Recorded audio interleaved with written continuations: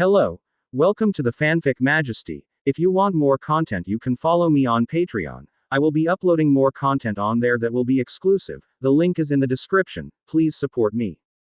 3 Legacy. Chapter 24. Invasion. Konoha outskirts. About a half a mile outside of Konoha, there was an Anbu team doing patrol. It was a regular mission and they seemed calm, as patrol mission very rarely presented any trouble at all. Although they seemed calm on the outside, all of the Anbu personnel was warned about the incoming invasion, and as such they were all in high alert. They just didn't show it. Suddenly an Anbu of said team stopped and looked around. "Sense anything?" Another Anbu asked. "No, Captain." The Anbu that stopped replied, while replied another thing to his team leader using the Anbu sign language. "Possible shinobi group," the Anbu said, and the leader nodded. The Anbu quickly and stealthily approached the encampment and say 8 sand shinobi fathered in a circle. In the middle of the circle was kanji spread through it and stopping just near each of the sand shinobi's feet.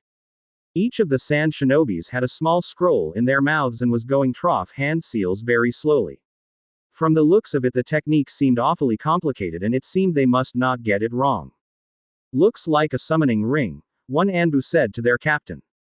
"Yes, we can't allow them to summon anything. Get in your positions," the captain ordered. "I can't allow that," a voice suddenly said behind them. They all turned around and saw a man. He had auburn hair, dark eyes, he wore a simple black jacket and pants with mesh armor underneath. He carried a small canister strapped to his hip. It was none other than the Yondaime Kage himself. Suddenly, what appeared to be sand started flowing out of his canister, and quickly and swiftly it wrapped around all 4 Anbu, crushing them to death. "Let's get this over with," the Kage commanded. Stadium.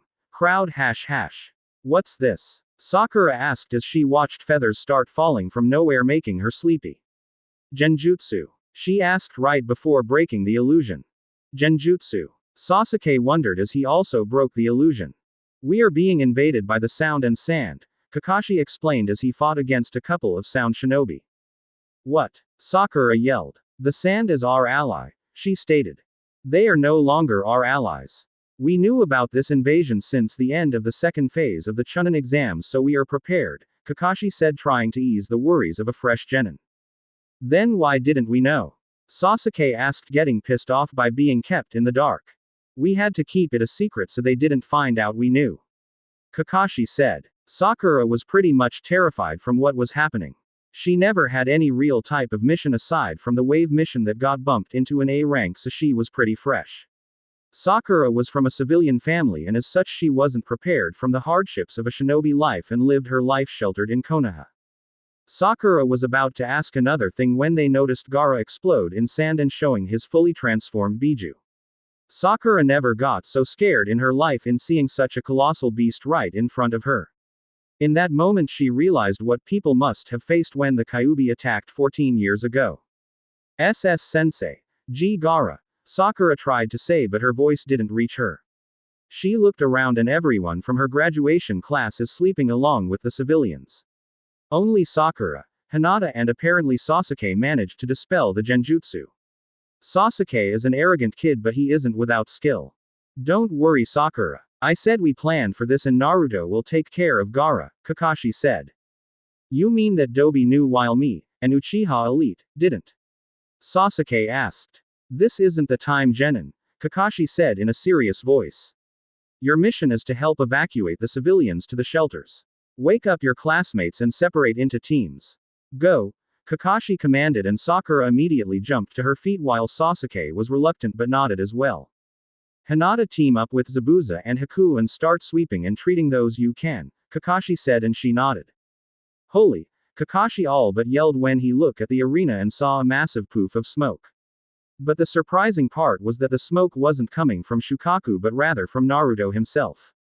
Cage box. When Orochimaru gave the signal to start the invasion, the entire cage box erupted in smoke, blocking the sight of the cages and making the guards take defensive maneuvers to ensure the safety of their leader. Every one of them jumped from the cage box into the nearby roof. What neither of them expected was for the cage's guards to suddenly become force people, each one of them taking a corner of the roof. Each one of the guards was from the sound. All of them went through the same hand seals at the same time. They all shouted, "Ninpu!" Shishenjin, ninja art. 4 flames formation, and a purple barrier like the one in the arena emerged and trapped the Kages inside. Inside the barrier was the Hokage, the Raikage, the Kage, and surprisingly there was also Jiraiya who managed to follow his sensei to the roof and also got trapped inside. What's the meaning of this? The Raikage asked, not pleased with what was happening. Each of the Kages was keeping a secure distance from each other. I'm sorry for not warning you, Raikage Dono, but I didn't know which side you would take. The Hokage spoke and made the Raikage glare at him. Explain. The Raikage almost shouted. Let's me make the honors, Raikage, the Kage said before removing his clothes and revealing a smirking Orochimaru.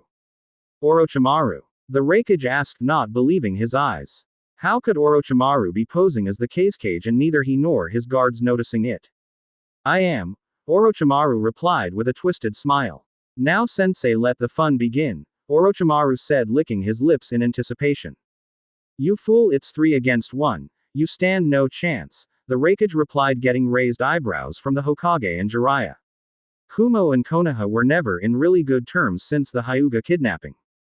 3. The Hokage asked hopefully. Yes, I will fight with you.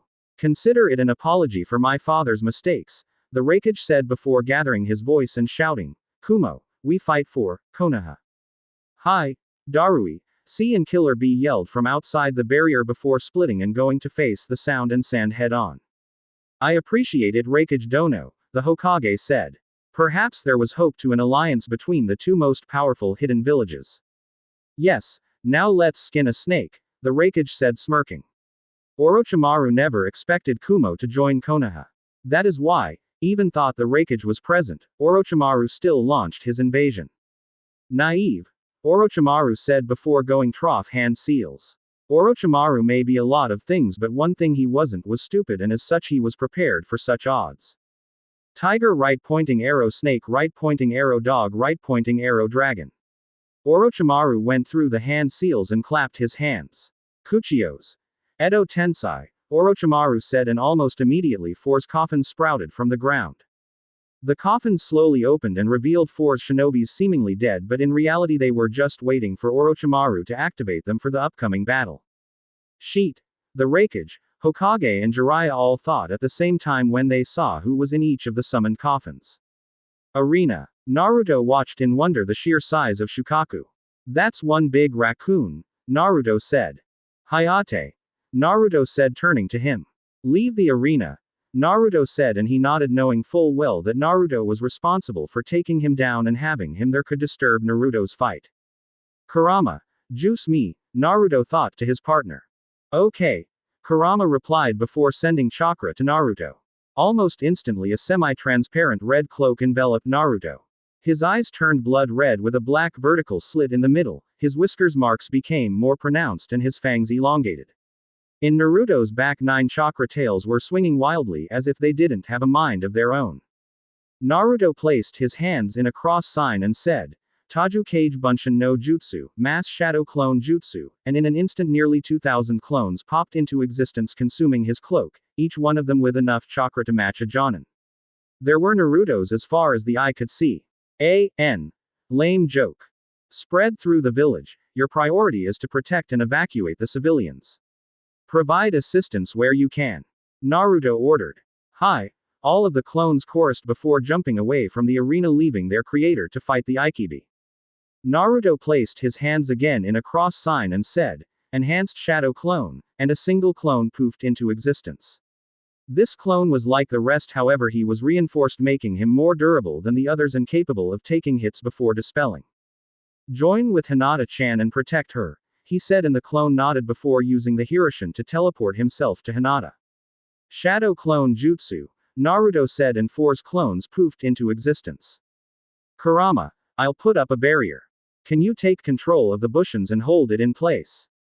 Naruto asked. Keeping 2,000 shadow clones active, powering an S-rank barrier and still be able to fight a Biju required too much concentration that Naruto wasn't capable of yet.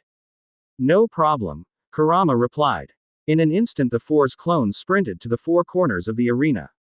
They went through hand seals at the same time and said, Ninpu, Shishenjin, ninja art.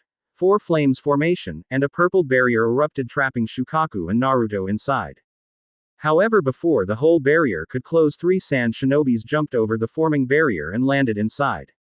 They were Sabaku no Tamari, Sabaku no Kankuro, and their Jonin sensei Baki.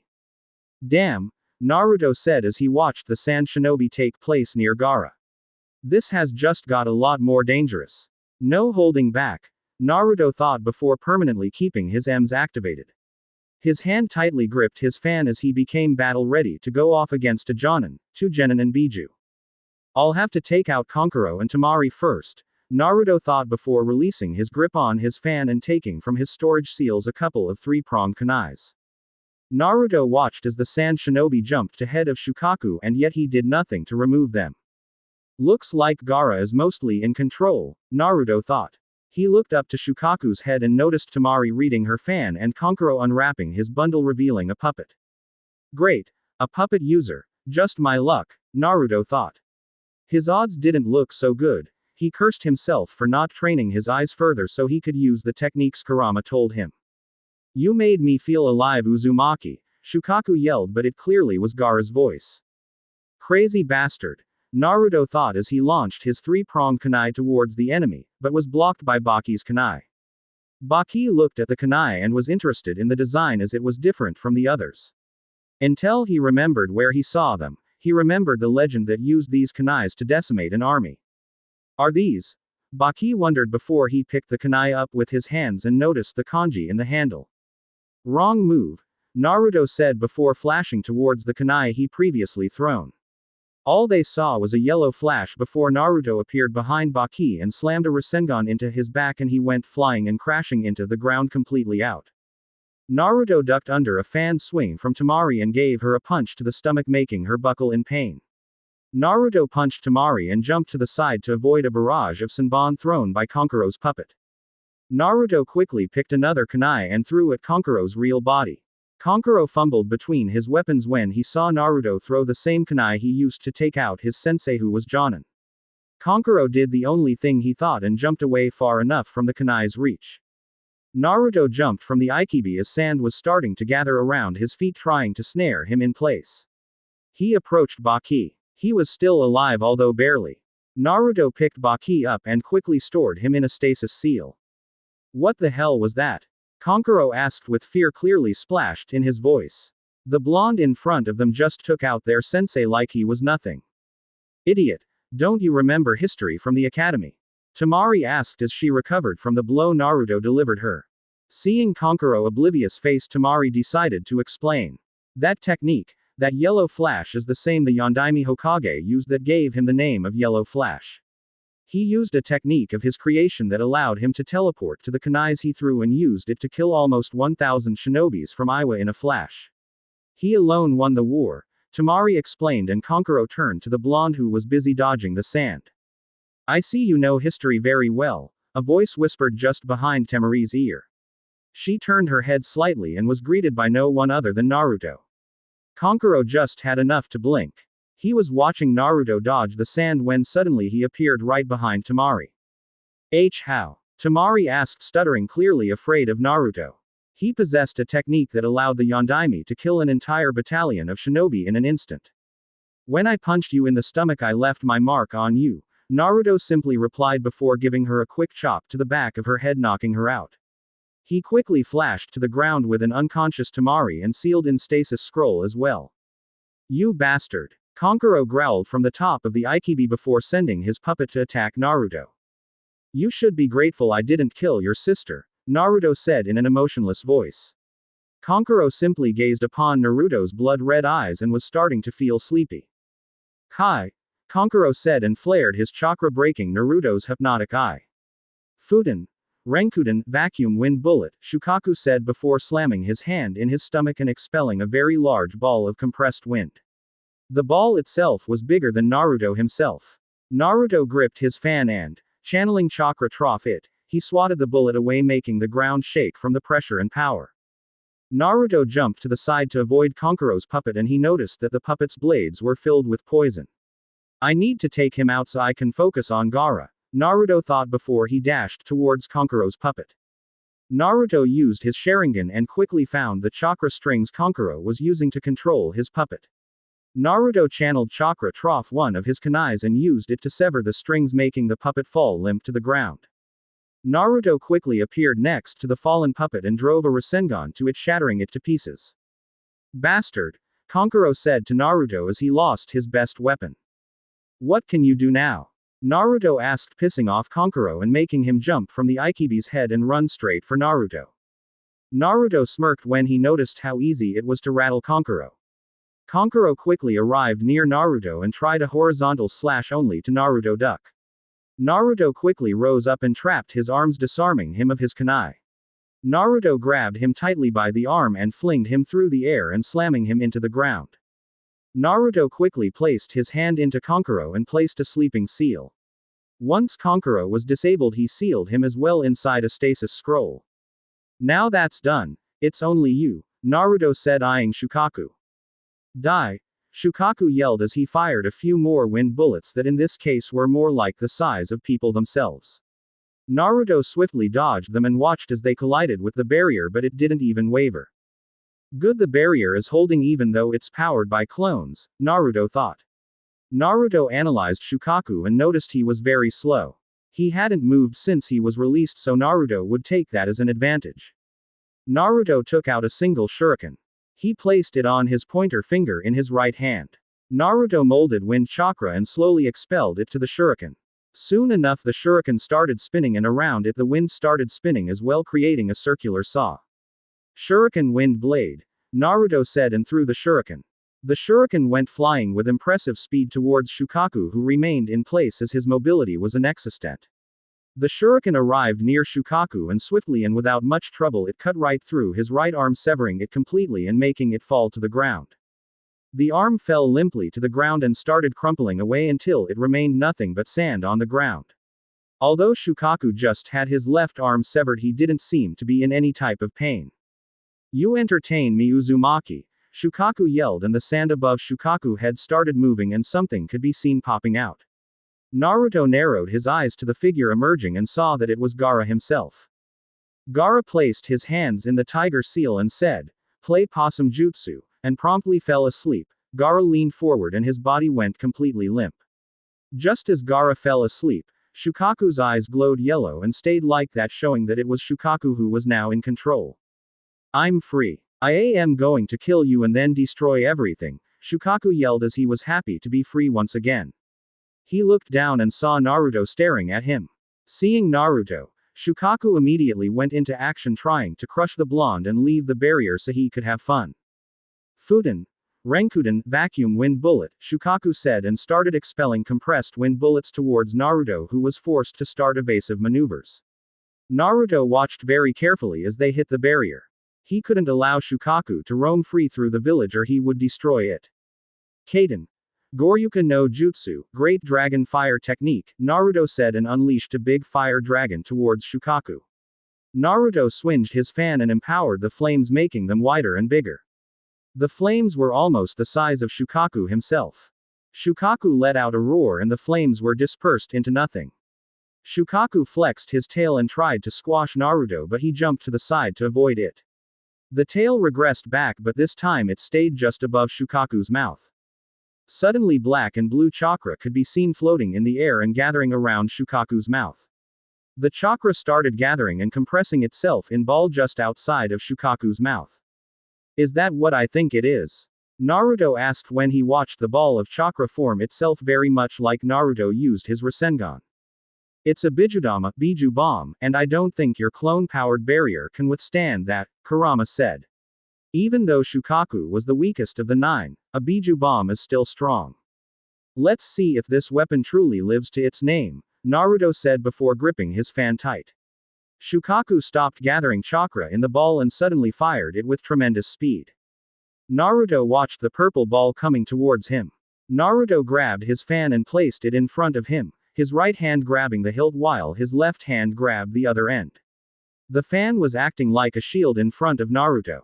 Geishi, reflection, Naruto said just before the bomb hit the fan. The Biju bomb collided with the fan and at first nothing happened, but suddenly the bomb exploded, but instead of blowing Naruto, it was completely reflected towards Shukaku. The amount of pressure being put in the fan made Naruto kneel and ground beneath crack, but he was able to withstand the bomb and the force of the explosion was sent towards Shukaku. Naruto placed the fan in his back and cleaned a bit of sweat that was dripping from the side of his face. That went well, Naruto thought. Now you believe what I said about the fan, Kurama said in a sarcastic voice.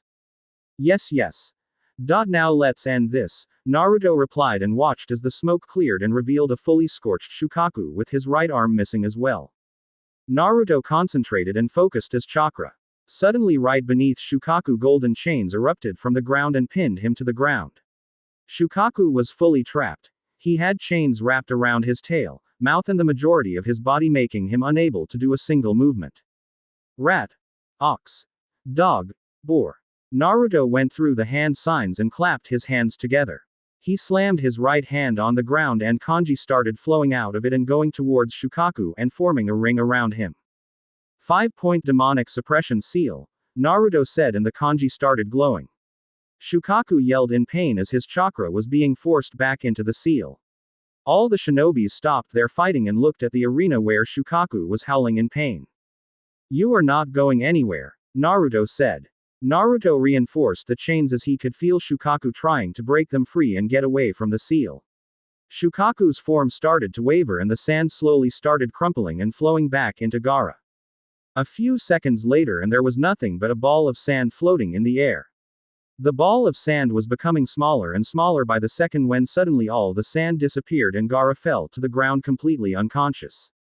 Naruto approached Gaara and saw his new seal in Gaara's neck. It formed a complete circle around Gaara's main seal. Naruto looked carefully at him and noticed a few irregularities. The main seal had no suppressive seals in it and no safe hatch. At this point Gaara's seal was nothing more than an advanced storage seal. This is why Gaara is so unstable, Naruto thought before approaching him and also placing in a stasis scroll putting him with his team. Naruto took a few deep breaths and dropped the barrier while shifting his eyes towards the roof where the Kages battle was taking place. With Hinata. Hinata had just received orders from Kakashi and went to join forces with Zabuza so they could bring the pain to the invading forces. Hinata quickly located Zabuza and Haku and jumped towards them. We have orders, Zabuza, Hinata said as she watched Zabuza behead a sound shinobi with his Kubikiribocho. Which are? Zabuza asked. We are to group up and start sweeping the streets while evacuating and providing protection to the civilians. When the civilians are evacuated we are to launch a counter-attack, Hinata explained. Let's go then, Zabuza said as he placed his blade to his back. They were about to leave when they saw a yellow flash. They narrowed their eyes and saw Naruto just arrived near them. Naruto-kun, Hinata asked, surprised to see him. What are you doing here? She asked. I'm a reinforced clone. Boss sent me to team up with all of you and provide protection to you as well, Naruto explained, and they all nodded. They all withdrew their weapons. Naruto picked a couple of 3-pronged kunais, Haku took out Senbon and Hinata picked her daggers. They quickly left the arena and made their way towards the middle of the village, indicating the evacuation paths to the civilians. They were about to leave when a group of 10 sound shinobis jumped in front of them. Naruto quickly sensed their chakra levels and they were ordinary chunins. What do we have where? The obvious sound leader asked. A jonin and a couple of kids, he said while the rest of the crew laughed. Obviously these sound shinobi weren't watching the chunin exams or they would have seen just what these kids could do. It's time for the flash to resurface, Naruto said and got confused looks from Zabuza and Haku. He smirked and threw one of his special kunais towards the enemy. They all laughed when the kunai didn't hit anyone and simple landed harmlessly on the ground in the middle of them. Don't blink, Naruto said to his team and disappeared in a yellow flash. All Zabuza was able to see was a yellow flash. Naruto disappeared from view and when Zabuza saw him once again all of the sound shinobi fell to the ground dead, their throats slashed. That was, Zabuza said but trailed off as he pieced together who Naruto really was. You are the son of the Kiroi Senku, Yellow Flash, aren't you? Zabuza asked but the answer seemed pretty obvious. Yes, my father was Namikaze Minato, Konoha's Kiroi Senku and the Yondaime Hokage and also Uchiha Madara's son, Naruto explained and got disbelief looks from Zabuza and Haku who had her eyes widened. I'm done trying to figure you out. Zabuza said laughing. Tell me, How long can you use that technique?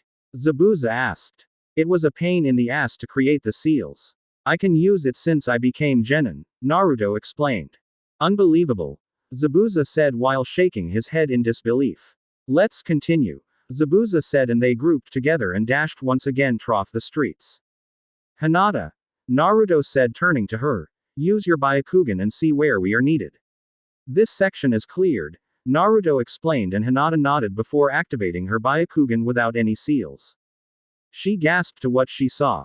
The academy is under siege, she said, and got disbelief looks from Naruto. The academy? He asked incredulously. What about the barrier? He asked. There is no barrier. There's Sound and Sand Shinobi trying to force entry, but Iruka-sensei and couple other Chunins are holding them off, she explained. Let's hurry then. I can't teleport all of you with the Hiroshin since I'm only a clone and we will take too long if we walk. Naruto said and got confused looks from the rest of the team.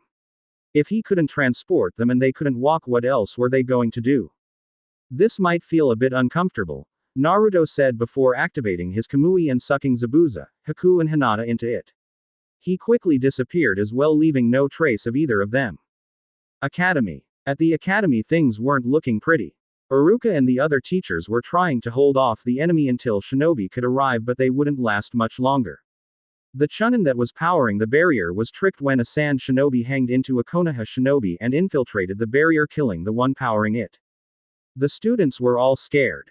The enemy managed to collapse the tunnels leading to the bunkers, and since the barrier was down, the only keeping them alive were the teachers that were battling fiercely to protect the lives of their students by preventing the enemy from entering the academy. Iruka, this doesn't look good, one of the teachers said. He was clearly tired. He was sweating from every place and was breathing very hard. Even thought he wasn't fatally injured, he was filled with small cuts and bruises from their fight. We can't do much. We must hold it until reinforcements arrive, Iruka said. Iruka was also running low on chakra. Even though he was quite skilled for a Chunin, a couple of Chunins couldn't fend off 15 Sand Chunins indefinitely. Just give up. You can't win, the obvious team leader said as he watched the teachers breathing heavily. They already managed to kill a couple of teachers, but these two were proving rather difficult. They were managing to keep them at bay by launching long-range jutsus and weapons. Iruka, behind you, the other teacher yelled. Looks like the exhaustion was finally catching up to them as a Sand Chunin managed to sneak up on Iruka. Iruka turned his head to see who was behind him when he noticed a kunai going for his throat. Iruka resigned to his fate as he couldn't do anything more to dodge, his chakra reserves were empty and he was tired and running out of weapons. He had his eyes closed and was expecting the pain when he heard, Reikiri. Iruka opened his eyes to see a hand enveloped in lightning piercing right through the Sand Shinobi's chest. The shinobi hit the ground dead, he didn't even scream. He was dead the moment Naruto pierced him. Naruto, Iruka said, stuttering. Don't worry, Iruka-sensei. We will take care of the rest, Naruto said before space seemed to bend and from his eyes popped the rest of his team, Zabuza, Haku and Hinata. What the hell was that brat? Zabuza asked, feeling a bit disorientated. A space-time ninjutsu similar to my Hiroshin. Take care of them while I gather everyone inside the academy and put up a barrier, Naruto said, and the rest of his team dashed to the remaining 14 shinobis. In less than 5 minutes every single one of them was dead. Between Hinata's gentle fist, Haku Senbon and Zabuza's sword, no one stood a chance. My god, Iruka said, stuttering as he watched Hinata fight and sweep the enemy as if they were nothing more than ants. Hinata seemed to be dancing and flowing through the attacks of the enemy. Her Byakugan allowed her to pinpoint and track each enemy. She only needed to touch the enemy once. She honored the traditional style named as the gentle fist. One simple touch and the enemy would fall to the ground dead. Hinata had many to accomplish this. She could open the gate of death, making their heart explode. She could crack the chakra core, destroying the chakra network, killing the enemy, or if she didn't have access to such places, she would use her Juken with lightning and infusing it through the enemy's network, frying it and killing the enemy. She truly was a goddess of death. Iruka-sensei, what happened to the barrier? Naruto asked, breaking Iruka of his thoughts. The barrier seals he created weren't supposed to come crashing very easily. It would require a powerful attack to destroy it. One Sand Shinobi hanged into a Konoha one and infiltrated the academy. He also managed to collapse the evacuation tunnels, Iruka explained. I understand. It's very dangerous to evacuate so many students through the middle of the streets, so I'll put another barrier up, Naruto explained, and Iruka sighed in relief. It looked like his students were going to pull through. Zabuza, hold them off while I replace the barrier, Naruto said, and he nodded before his team took defensive stances, watching for any hostile shinobi while Naruto was doing his work. Naruto noticed all the seal tags in the all were destroyed and he needed to create new ones. He quickly took out a few empty tags from his storage seals and started writing seals.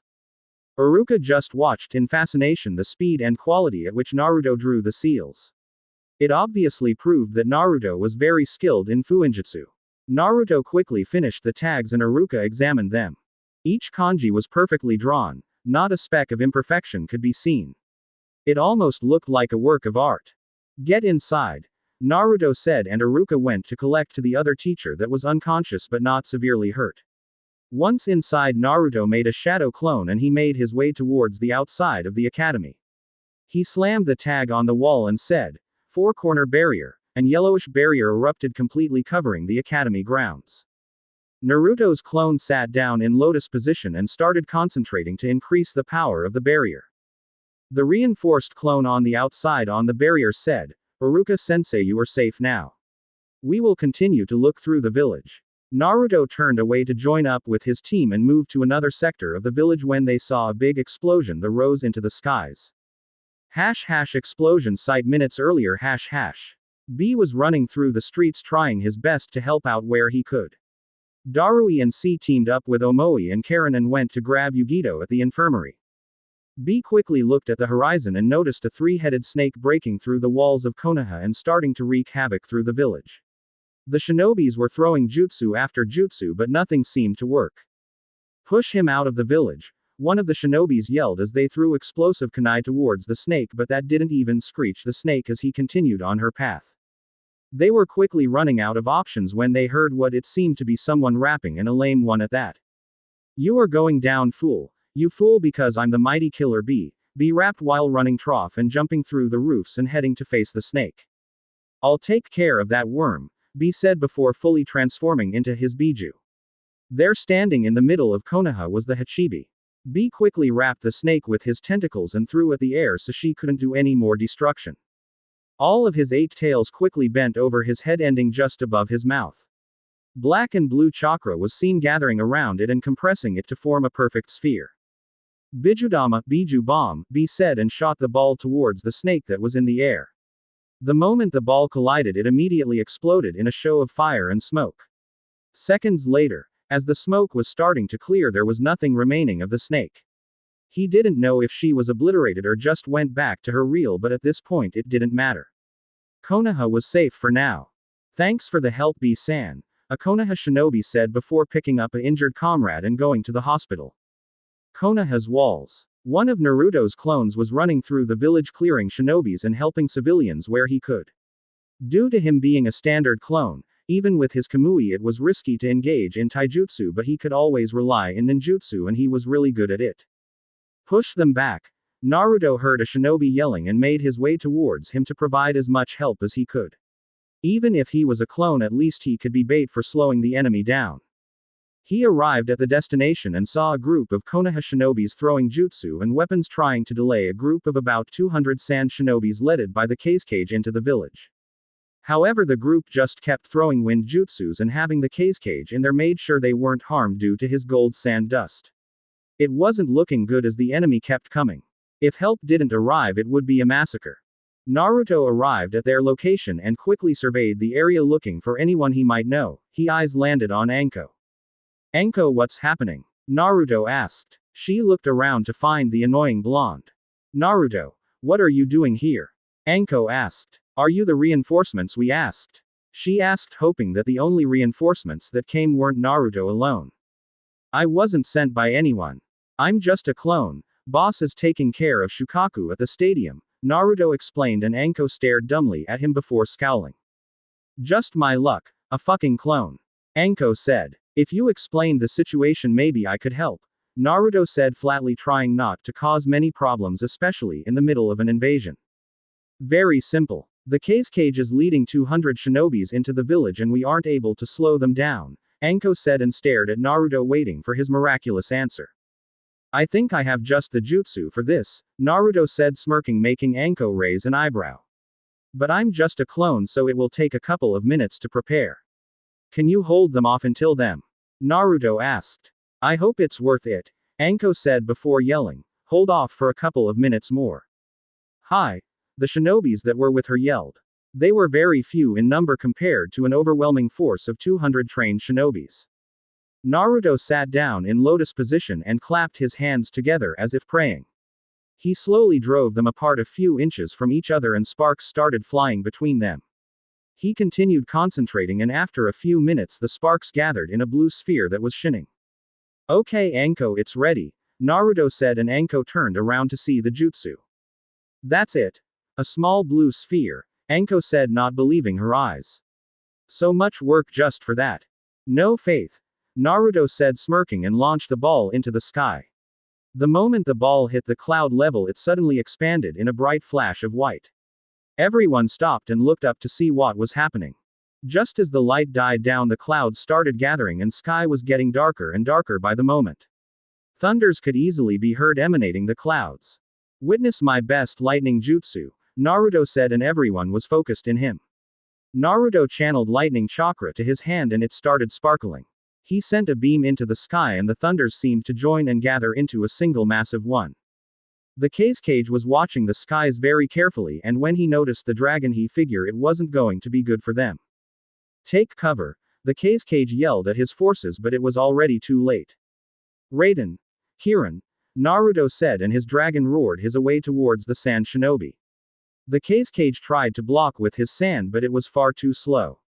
He didn't even have time to blink as the dragon disappeared in a flash and the ground where they stood exploded. Everything was ripped apart. Trees, stones, even the earth itself was destroyed, and where once stood the mighty Kage and his 200 shinobis was now nothing more than a 100-meter wide crater. Anko and the other shinobis didn't manage to see what exactly happened. All they saw was a flash of light and the ground exploding. The dust cleared and there was no one remaining alive. The ones that survived the initial explosion were simply electrocuted and left in ashes due to the power of the thunder. Holy shit, Gaki! Anko yelled, shaking his shoulders, and her eyes widened to the size of dinner plates. The reaction of the rest of the shinobis was pretty much the same. They were all busting their asses to keep the enemy away, and Naruto arrives, fires a very powerful lightning jutsu, and it's all over, just like that. I told you to have faith, Naruto said, panting. Even though the jutsu didn't take much chakra, the concentration necessary to use the jutsu was very high for a simple clone. I'm dispelling now, Naruto said, and Anko nodded dumbly. So what now? One of the shinobis asked. With the Kages. Edo Tensai, a forbidden technique that summons a soul from the pure world to the world of the living, impure world, in order to do the biting of the summoner. Besides moral ramifications, this technique is considered forbidden because it costs a human life to anchor the soul to the world. This technique was invented the Senju Tobirama, the Nadaime Hokage, although the reasons to why he did are still unknown. The moment the four's coffins opened, the shinobi inside were instantly recognized. They were all legends and powerful in their own way. In the first coffin was a tall man with tanned skin, dark eyes and waist-length black hair typically styled in a center-parted fringe that framed his face. His attire took the form of the standard shinobi dress of his era, consisting of dark red traditional armor, similar to that of samurai, worn over a simple black suit. This armor was constructed from numerous metal plates, formed into multiple protective guards along his body, in particular, chest, shoulders, thighs and forearms. Each collar of his shoulder guards bore the Senju symbol emblazoned on them. This man was none other than Senju Hashirama, the Shodaime Hokage himself and the original shinobi no Kami, god of shinobi. In the second coffin was a woman. She had long, bright red hair and large, pupilless eyes. She wore an elaborate, high-collared kimono with the Uzushiogakure symbol on the back of the obi, which was tied around her waist. Her hair was arranged in buns with hair pins in them and 3 clips in the front. She also wore a dark shade of red lipstick and had a violet-colored diamond mark on her forehead. She also wore tags with kanji written on them in her hair decals. She also carried a huge red scroll on her back, similar to Jiraiya. She was Uzumaki Mito, Konoha's Benihime, Red Princess, and the wife of Senju Hashirama. In the third coffin was a tall man, fair-skinned man with white, shaggy hair, dark-colored eyes and 3 red markings on his face, one under each of his eyes, and one on his chin. In most cases, he wore the wartime attire, armor emblazoned with the Senju symbol worn over a simple black suit, with a distinctive white fur collar. This armor was constructed from numerous blue metal plates, formed into multiple protective guards along his body, in particular, chest, waist, shoulders and upper arms. This clothing was accompanied by sandals and a hapuri engraved with the Konoha emblem, in the place of the more traditional forehead protector. He was Senju Tobirama, Konoha's Suiro, water dragon, and the Nadaime Hokage of Konoha. In the last coffin was another woman. She had a slender, but feminine build, fair skin, blue eyes, crimson hair with strands that framed both sides of her. She was wearing the traditional black Anbu pants with white tape around the ankles. Around her chest she had Anbu chest plate above simple black suit. She had gloves in each arm that covered her entire arm almost reaching her shoulders. On her back, a 28 inches long black katana with red hilt. She was Uzumaki, former Senju, Kushina, Konoha's aka no Shi, Red Death, wife of the Yondaime Hokage but most importantly mother of Uzumaki Naruto. This isn't good, the Hokage muttered under his breath and the Raikage and Jiraiya couldn't help but to agree. After all, standing in front of them were 4's Kage-level shinobis not to mention Orochimaru himself, and the fact that being an Edo Tensei provides the shinobi with limitless chakra and immortality didn't help much. Where am I? Kushina asked as she surveyed her surroundings. The last thing she remembered was saying goodbye to her son. Edo Tensei? Tobirama asked out loud, snapping Kushina from her thoughts. That man brought us back with my forbidden technique. Ironic, Tobirama said. Edo Tensei? Kushina thought as she watched who she was going to fight against. It was a bulky man with blonde hair, so she assumed he would Akumo Nin, Jiraiya and Sarutobi Hiruzen. Hiruzen seemed older than what she remembered, so it must have been some time. Hiruzen? Kushina called out, getting his attention. How long has it been? She asked. 14 years, he replied solemnly. How is Naruto doing? She asked. She felt bad for leaving Naruto alone and leaving him with such burden, but there wasn't any other choice at the time. Even though the civilians made his life a nightmare, he still turned out an splendid shinobi. You would be proud of him, the Hokage said with a small smile. He even found love, the Hokage said. That's good. Grandmother always said that to support the hate of being a Jinchuriki I should fill myself with love, right? She asked, turning towards Senju Mito, who was quiet observing the reed head. Kushina-chan? She asked, not believing her eyes. Her little girl grew so much since the last time she saw her. It was a shame she was already dead and apparently she left a son behind. Good to see you again, grandmother, she said, smiling. Ah, take that, Tobirama. My line continued on. While you were always brooding around, Hashirama yelled, pointing towards his brother. Tisk. Tobirama replied, crossing his arms. Orochimaru remained quiet while they were interacting and found it very interesting that Kushina called Mito her grandmother. Care to explain why you called Mito your grandmother, Kushina-chan? Orochimaru asked. Why should I answer to you, pedophile? Kushina replied. Orochimaru got pissed and forced his control on her Edo Tensei, forcing her to answer all of his questions. My true name is Senju Kushina. I'm the daughter of Senju Tsunade and Kato Dan, she replied in a monotone. If Orochimaru was surprised, he didn't show it, but he always thought that Tsunade's daughter had died. Tsunade only had one daughter and she died, Orochimaru replied. He was getting very interested.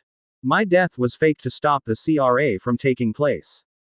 With me dead and Tsunade leaving the village, we were both safe, Kushina replied, and Orochimaru smirked. Naruto was the perfect vessel, the strength of the Senju body with the power of the Sharingan. Delicious, he shall be mine, Orochimaru thought. It really was a bad decision on your part, brother, Hashirama said to his brother regarding the CRA law that was created by the Nadaime Hokage. It was always for the betterment of the village, Tobirama replied. I don't doubt that, but you are too distant and cold. You are always brooding around like the Uchihas. You need a strong woman to straighten you up, Hashirama said, and Tobirama remained impassive. Maybe you should set him up with someone, Mito-chan, Hashirama said, turning to his beloved wife Senju Mito. She didn't age a day he last saw her, and her beauty remained unparalleled, to him at least. We are all dead, Hashirama-kun, Mito replied with a deadpan expression. My bad. Hashirama replied, chuckling and scratching the back of his head in embarrassment. The Hokage, Raikage and Jiraiya were all watching the interaction with fascination. It saddened the old Hokage's heart to see his former teachers and some of the greatest shinobi of the leaf brought back from the dead to serve under a despicable man. I should have killed him when I had the chance, the Hokage thought with shame. All the evil Orochimaru had brought could have been stopped if he had been strong back then. Enough talk. Kill them all, Orochimaru commanded, and they all took their stances. Hashirama and Tobirama crouched and took their taijutsu stance. Mito picked the scroll up and Kushina took out her sword. The Konoha defenders braced themselves for what was coming. How do you want to do this? The Raikage asked. 5 shinobis against 3 hardly seemed fair to anyone. 5 against 3 doesn't add up very well, Jiraiya said. Don't count me in. I'll just watch for now, Orochimaru said, smirking. I'll take my former's teachers, Jiraiya, you take Mito since she fights with seals, and the Raikage will take Kushina, the Hokage explained, and they both nodded. Raikage dono, don't underestimate Kushina, she almost as fast as you, the Hokage explained, and he rose an eyebrow. He knew that Kushina was a very powerful kunoichi, but fast he will have to see. Hokage's battle. A.N. I'll refer to Hashirama and Tobirama as Hokages and the third as Hiruzen. Get ready, Hiruzen. We can't control our bodies, but we will try and help as we go, Hashirama said. It's a shame to see you in this condition. As Sarutobi Hiruzen, Sandaime Hokage of Konohagakure, I shall defeat you both, the Hokage said as he removed his Hokage's robes, revealing the armor underneath. A full-body black suit with mesh armor underneath and steel plates in the arms. The Hokages suddenly started running, heading towards Hiruzen. Hashirama arrived first and tried a spin kick, making Hiruzen crouch to avoid it. Hashirama continued his attacks with a few punches, but Hiruzen blocked them all. Hiruzen crouched and tried to sweep his legs, making Hashirama jump up and back. As Hashirama was pushed back, Tobirama jumped into the fray. Tobirama quickly arrived near Hiruzen and jumped over him. Tobirama quickly turned and threw a set of punches, trying to catch Hiruzen off guard. Tobirama jumped up and tried a drop kick that Hiruzen caught. Hiruzen spinned and threw Tobirama into the air. Even in his old age, Hiruzen was still considered the most powerful man in the village, and this was the proof of it. Managing to hold your own in taijutsu against 2 Hokages at his old age was no easy feat. My turn now, Hiruzen said, and the Hokages braced themselves for his attack. Hiruzen went through a couple of hand seals and said, Kaden Karyu Enden, Fire Dragon Bullet, and sent a torrent of fire that engulfed the Hokages. The flames were covering completely the Hokages, but they remained still. A benefit of the Edo Tensei is his immortal body. Hiruzen, seeing that his technique wasn't having effect, he poured more chakra into it, turning the flames with white hot. Tobirama, seeing the spike in Hiruzen's chakra, flashed trough hand seals. Sweden. Sujinheki, water wall, Tobirama said, and started expelling water through his mouth that formed a wall around both Hokages, canceling the fire attack. Sweden. Sushoha, exploding water wave, Tobirama said, but instead of using his chakra to create the water like normal users, he simply gathered the moist in the atmosphere and used it to power his attack. The water started swirling around him until he unleashed a massive tsunami heading towards Hiruzen. Doden. Doryuaheki, earth wall, Hiruzen said before spitting out dirt from his mouth. The moment the dirt hit the floor, it sprouted into the air, forming a wall to shield him from the impeding tsunami. As the water calmed down, Hiruzen went through another set of hand seals. Doden. Doryuden, earth dragon bullet, and a dragon's head rose from the ground and started shooting multiple globs of earth towards the Hokages. Kaden. Karyuden no Jutsu, Fire Dragon Bomb, Hiruzen said, and combined the earth bullets with fire, turning them into almost lava. The Yoden lava style bloodline allows the user to merge earth and fire chakra to create Yoden chakra and thus use lava attacks. However, anyone can combine the elements externally, however, the power is significantly lower. The Hokages started evasive maneuvers to evade the bullets as they were running towards Hiruzen. Hashirama quickly arrived near Hiruzen and both engaged in taijutsu battle. As the shinobi code dictates, use every advantage possible, and Hashirama set to do so. He dipped his feet in water and threw it into Hiruzen's eyes, blinding him momentarily. Hashirama took advantage of his blindness and unleashed a combo of punches and kicks, trying to end Hiruzen permanently. They couldn't control themselves, so they couldn't stop from using low blows. Tobirama jumped into the fight as well. However, Hiruzen didn't go down as easily as they thought. Using the momentum at which he received the punches and kicks, he discreetly placed explosive tags on both Hokages. He quickly regained his sense again and broke the taijutsu fight by planting a feet into Hashirama's chest and sending him flying. Kai! Hiruzen said with his right hand in the tiger seal, and both explosive tags detonated, blowing up Hashirama's leg and Tobirama's arm. Now this would have been enough to kill any shinobi, but the Edo Tensei allowed the body to regenerate. Hiruzen watched in amazement as the leg and arm that were destroyed reformed themselves as if nothing happened. Mokuden. Jukai Koden, deep forest creation, Hashirama said, and trees started emerging from the ground, ripping through everything. The tiles, the earth wall, nothing stopped the onslaught of the trees. Hiruzen was forced to take evasive maneuvers, but in the end the trees caught him and snared him by the ankles and arms. Hiruzen forced himself to move under his confinement and bit his thumb, drawing blood. He stretched and placed his hands near a branch of a tree. Kuchio's no jutsu, summoning technique, Hiruzen said, and smoke erupted from where he placed his hand. As the smoke cleared, it showed a figure. His body and tail was covered by white fur which protrudes from his sleeves and pants. He has long white hair that reached into his back and long sideburns and a goatee. He wears a black suit with mesh armor underneath, over which he wears a sleeveless kimono shirt with white fur trimmings and markings reminiscent of tiger stripes on it, which is held closed by a sash. He was Enma, the Monkey King and boss summon of the Monkey Clan. Orochimaru. I warned you, Enma said, watching Hiruzen trapped in the trees. Let's end him now. Transform into the adamantine staff, Hiruzen said. Hi, Enma said, and jumped into a branch and said. Henge. Kongunyoi, transformation. Adamantine staff. Enma was engulfed in smoke, and when it cleared, Enma was no longer a monkey but a staff. The staff quickly crushed the trees and freed Hiruzen from his prison before resting in his hands as he took a defensive stance. Jiraiya vs. Senju Mito. Jiraiya gulped as he watched Mito remove the scroll from her back. After all, Mito was an Uzumaki, and their sealing techniques weren't to be underestimated in the least. Uzumaki Mito did defeat the Kyuubi when Madara attacked at the Valley of the End and sealed him inside of her without dying. Senju Mito was one of the few combat sealers.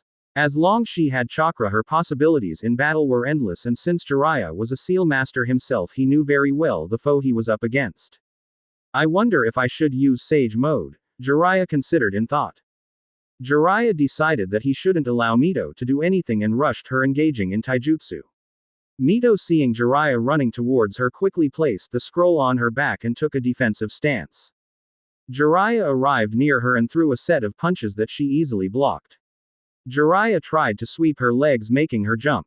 While in the air, Jiraiya tried to punch her, but she grabbed his arm and, supporting herself, she spinned mid-air and delivered a spin kick to Jiraiya. Jiraiya stumbled back but quickly regained his position. He nursed his neck before going towards her once again. He quickly arrived near and threw a right hook. Her attention was focused on his right arm, opening her defenses for Jiraiya's left hand to slip through and hit her, sending her flying to the ground. She got up as if nothing had happened, and they both rushed each other once again. The moment they arrived near each other, Mito jumped over him. She placed her right hand on Jiraiya's back, applying a seal and jumping away from him. Jiraiya didn't know what happened, and as such discarded this skirmish as unimportant until he saw Mito place her right hand in tiger sign. Fuinjutsu. Electric seal activate, Mito said, and the seal on Jiraiya's back glowed and started sending electric shocks through Jiraiya's body, making him buckle in pain until he exploded in a poof of smoke. I figured the moment you touched me you applied some seal, Jiraiya said, rising from the ground. Ninpu. Kabari Senbon, hair needles, Jiraiya said, and his hair extended before starting to fire hundreds of hair needles towards Mito, who remained in place. Mito spread her hands from each other. From her sleeves emerged 2 tags, one for each hand. Barrier technique. Shock absorption seal, and a golden barrier appeared in front of her, easily blocking all of the Senbons. The moment they hit the barrier, it didn't even waver or buckle from the pressure. Jiraiya, seeing his attacks was useless, stopped launching Senbon and decided to try another approach. Kaden. Dai Enden, giant fire blast, Jiraiya said before flashing through hand seals and sending a wall of fire towards Mito, who remained impassive to any attack Jiraiya threw. Mito took out sealing tags, however these seemed slightly different. Barrier technique. Chakra absorption seal, Mito said, and what seemed to be a black hole erupted between her arms and engulfed the fire attacks, leaving no trace of it. She can absorb chakra as well. Damn, Jiraiya muttered out loud.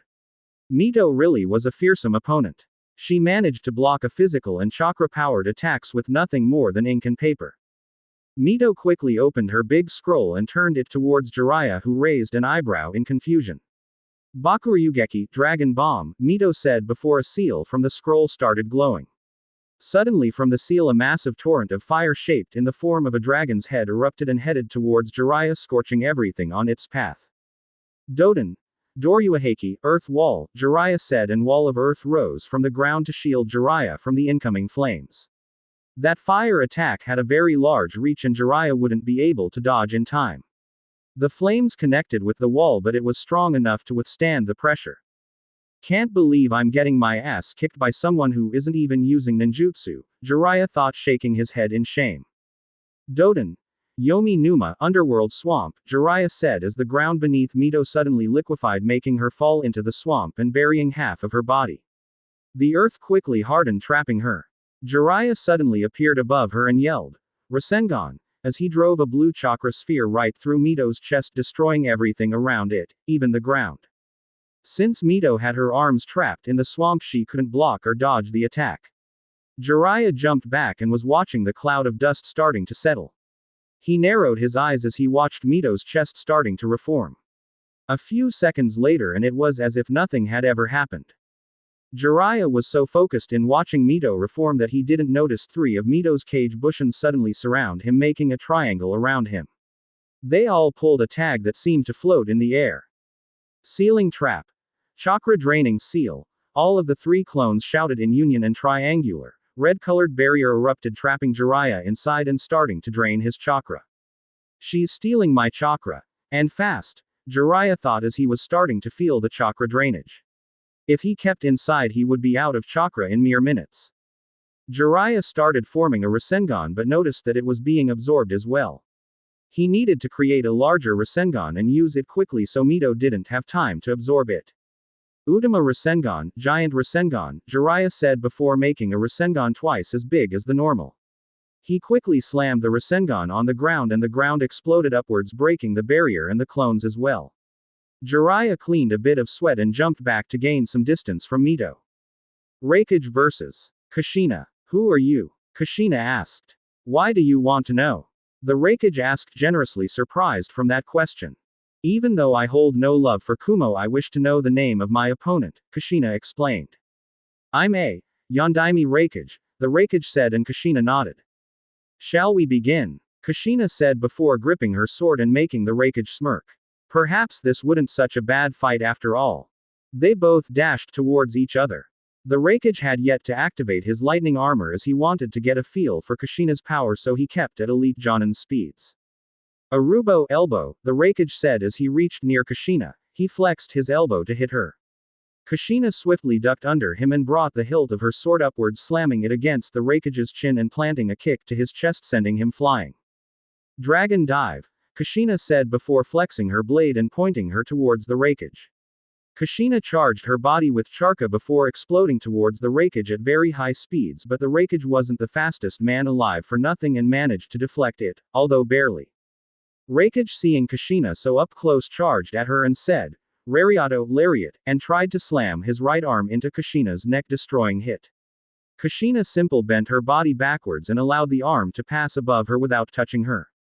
The moment the Raikage's arm had safely passed above Kushina, she quickly rose up once again.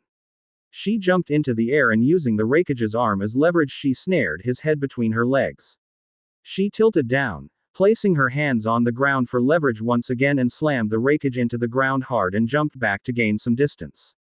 Enough of this child's play, the Raikage said before his chakra spiked and his body was enveloped in a blue cloak that was sparkling with electricity everywhere. This was the Raikage's most powerful technique, the Raiden no Yoroi lightning armor. A technique that, by channeling lightning chakra through the synapses and the external body, it improves the user's reaction time, overall speed and defenses. Kushina, seeing her opponent using the fabled Raiden no Yoroi, knew she needed something that allowed her to keep up with what will be his new speed. Her husband managed to avoid A's fastest strike by using his Hiroshin, but she didn't have that at her disposal. Kushina began focusing and channeling wind chakra through her external body. Futon no Yoroi, wind armor, Kushina said. By surrounding her body with wind chakra, she can cut down the wind resistance, increasing her overall speed. However, this technique doesn't protect her from anything like the Raikages. The Raikage disappeared in a blink of an eye and appeared just above Kushina. Gorochin Doropu, guillotine drop, the Raikage said, and tried to perform a drop kick on Kushina. However, Kushina, due to her wind armor, managed to jump away and avoid the kick that shattered the ground. Wind slash, Kushina said, and she reappeared in an instant where the Raikage destroyed the ground. Channeling wind chakra through her blade, she performed a horizontal swing, and the Raikage just had enough time to tilt his head as the blade passed right above his head, cutting a few strands of hair. The Raikage quickly recovered and jumped away. As he landed, he noticed a few drops of blood fall to the ground. He placed his hand on his head and he looked at it. He noticed a bit of blood. Even with my lightning armor, she managed to cut me, the Raikage thought. It was bad luck in the end. The only thing that can beat lightning is wind. The Raikage was looking carefully at Kushina before she poofed in smoke. He looked around just in time to see Kushina appearing next to him, trying a horizontal slash across his chest. The Raikage, using his lightning reflexes, caught the blade with his bare hands and slammed a kick into Kushina's chest, and she was sent tumbling to the ground. The Raikage had enough of this. He had to end the battle fast so he could go and help the others' battles.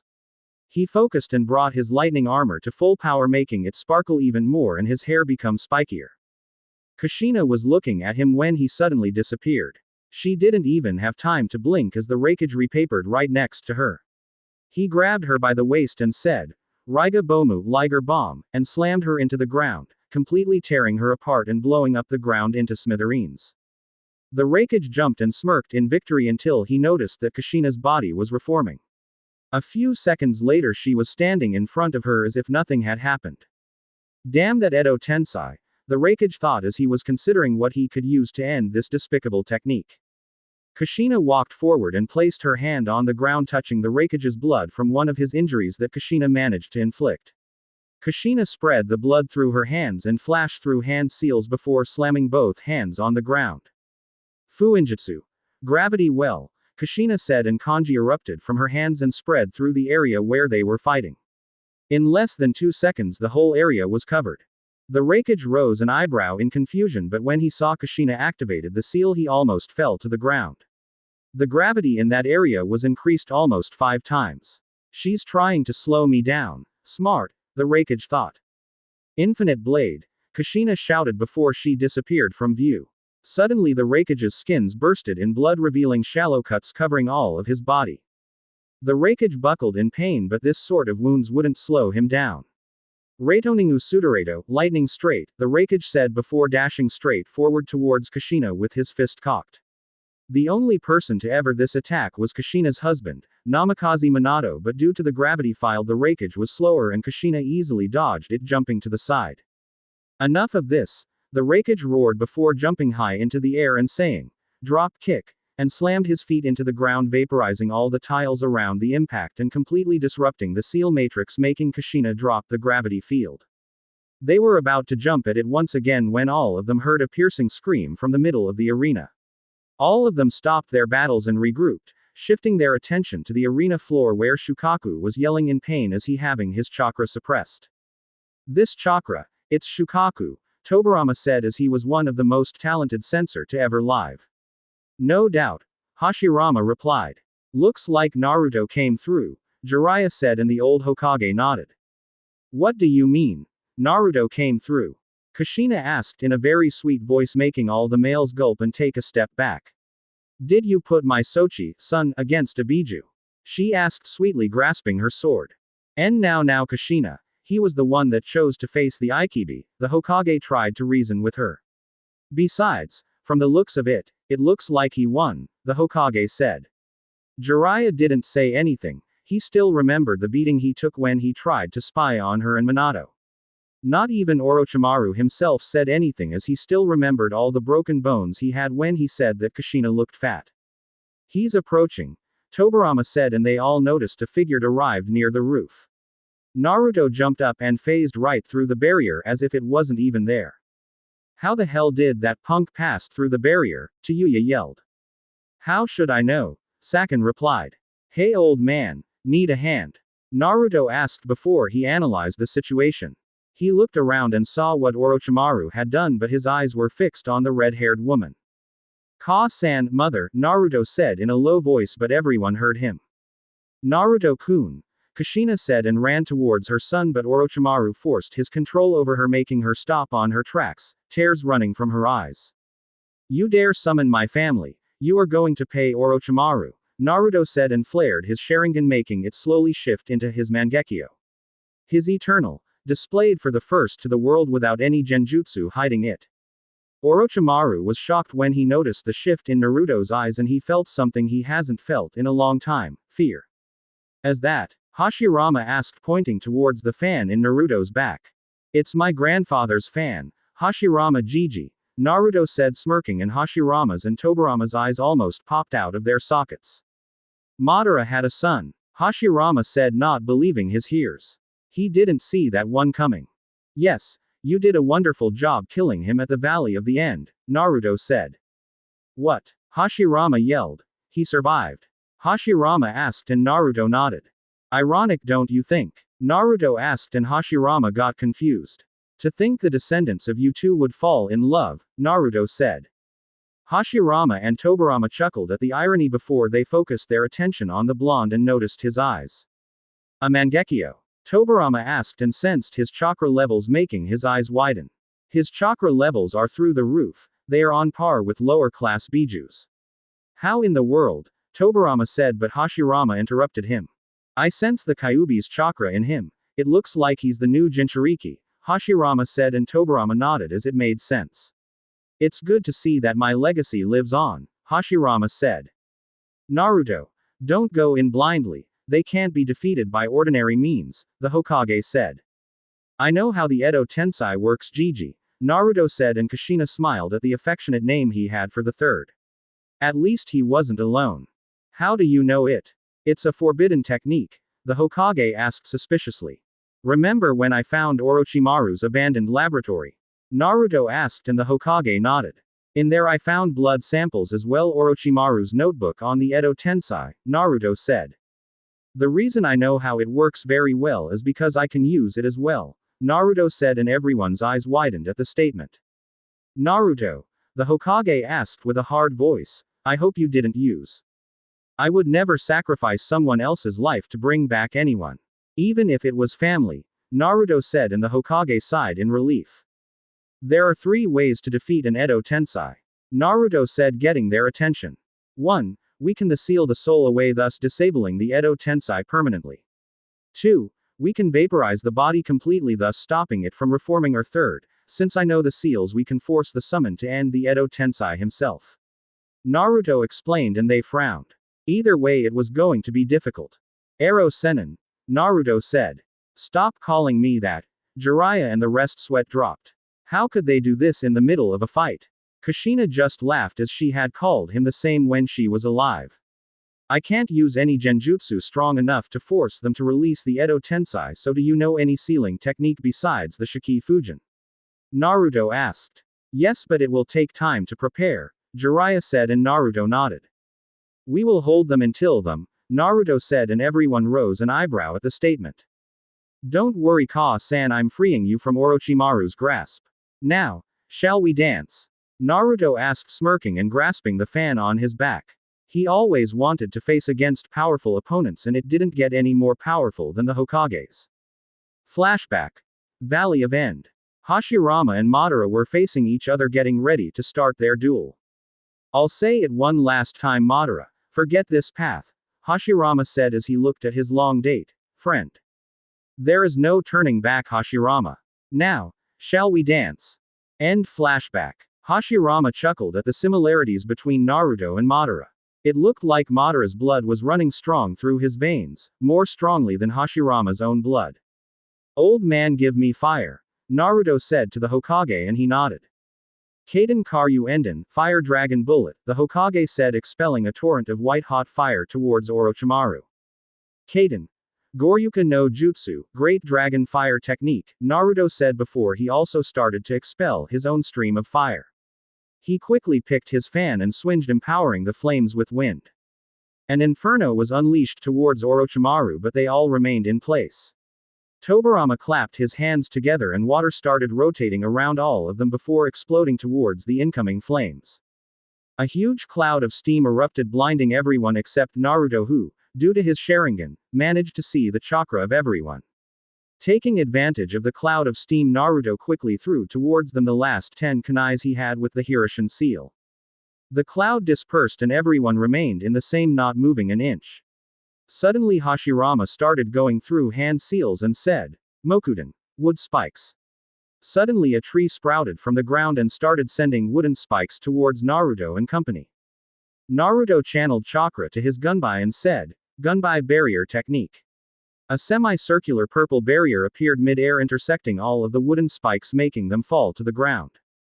They were all distracted on defending that they didn't notice Kushina blur right through them, heading towards Jiraiya. "Jiraiya, behind you," the Hokage yelled as Kushina appeared next to Jiraiya, trying to cleave his head off. The Raikage powered his Raiden no Yoroi and dashed at the top of his speed towards Kushina. He wasn't going to arrive in time when they all saw a yellow flash appearing next to Jiraiya and slamming a Rasengan into Kushina.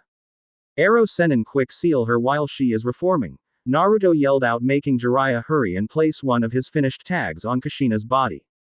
"You did well, Naruto-kun. I'm sorry we left you all alone, but we loved you very much. I'm proud of you," Kushina said as her Edo Tensei was starting to crack, indicating her soul was about to be released.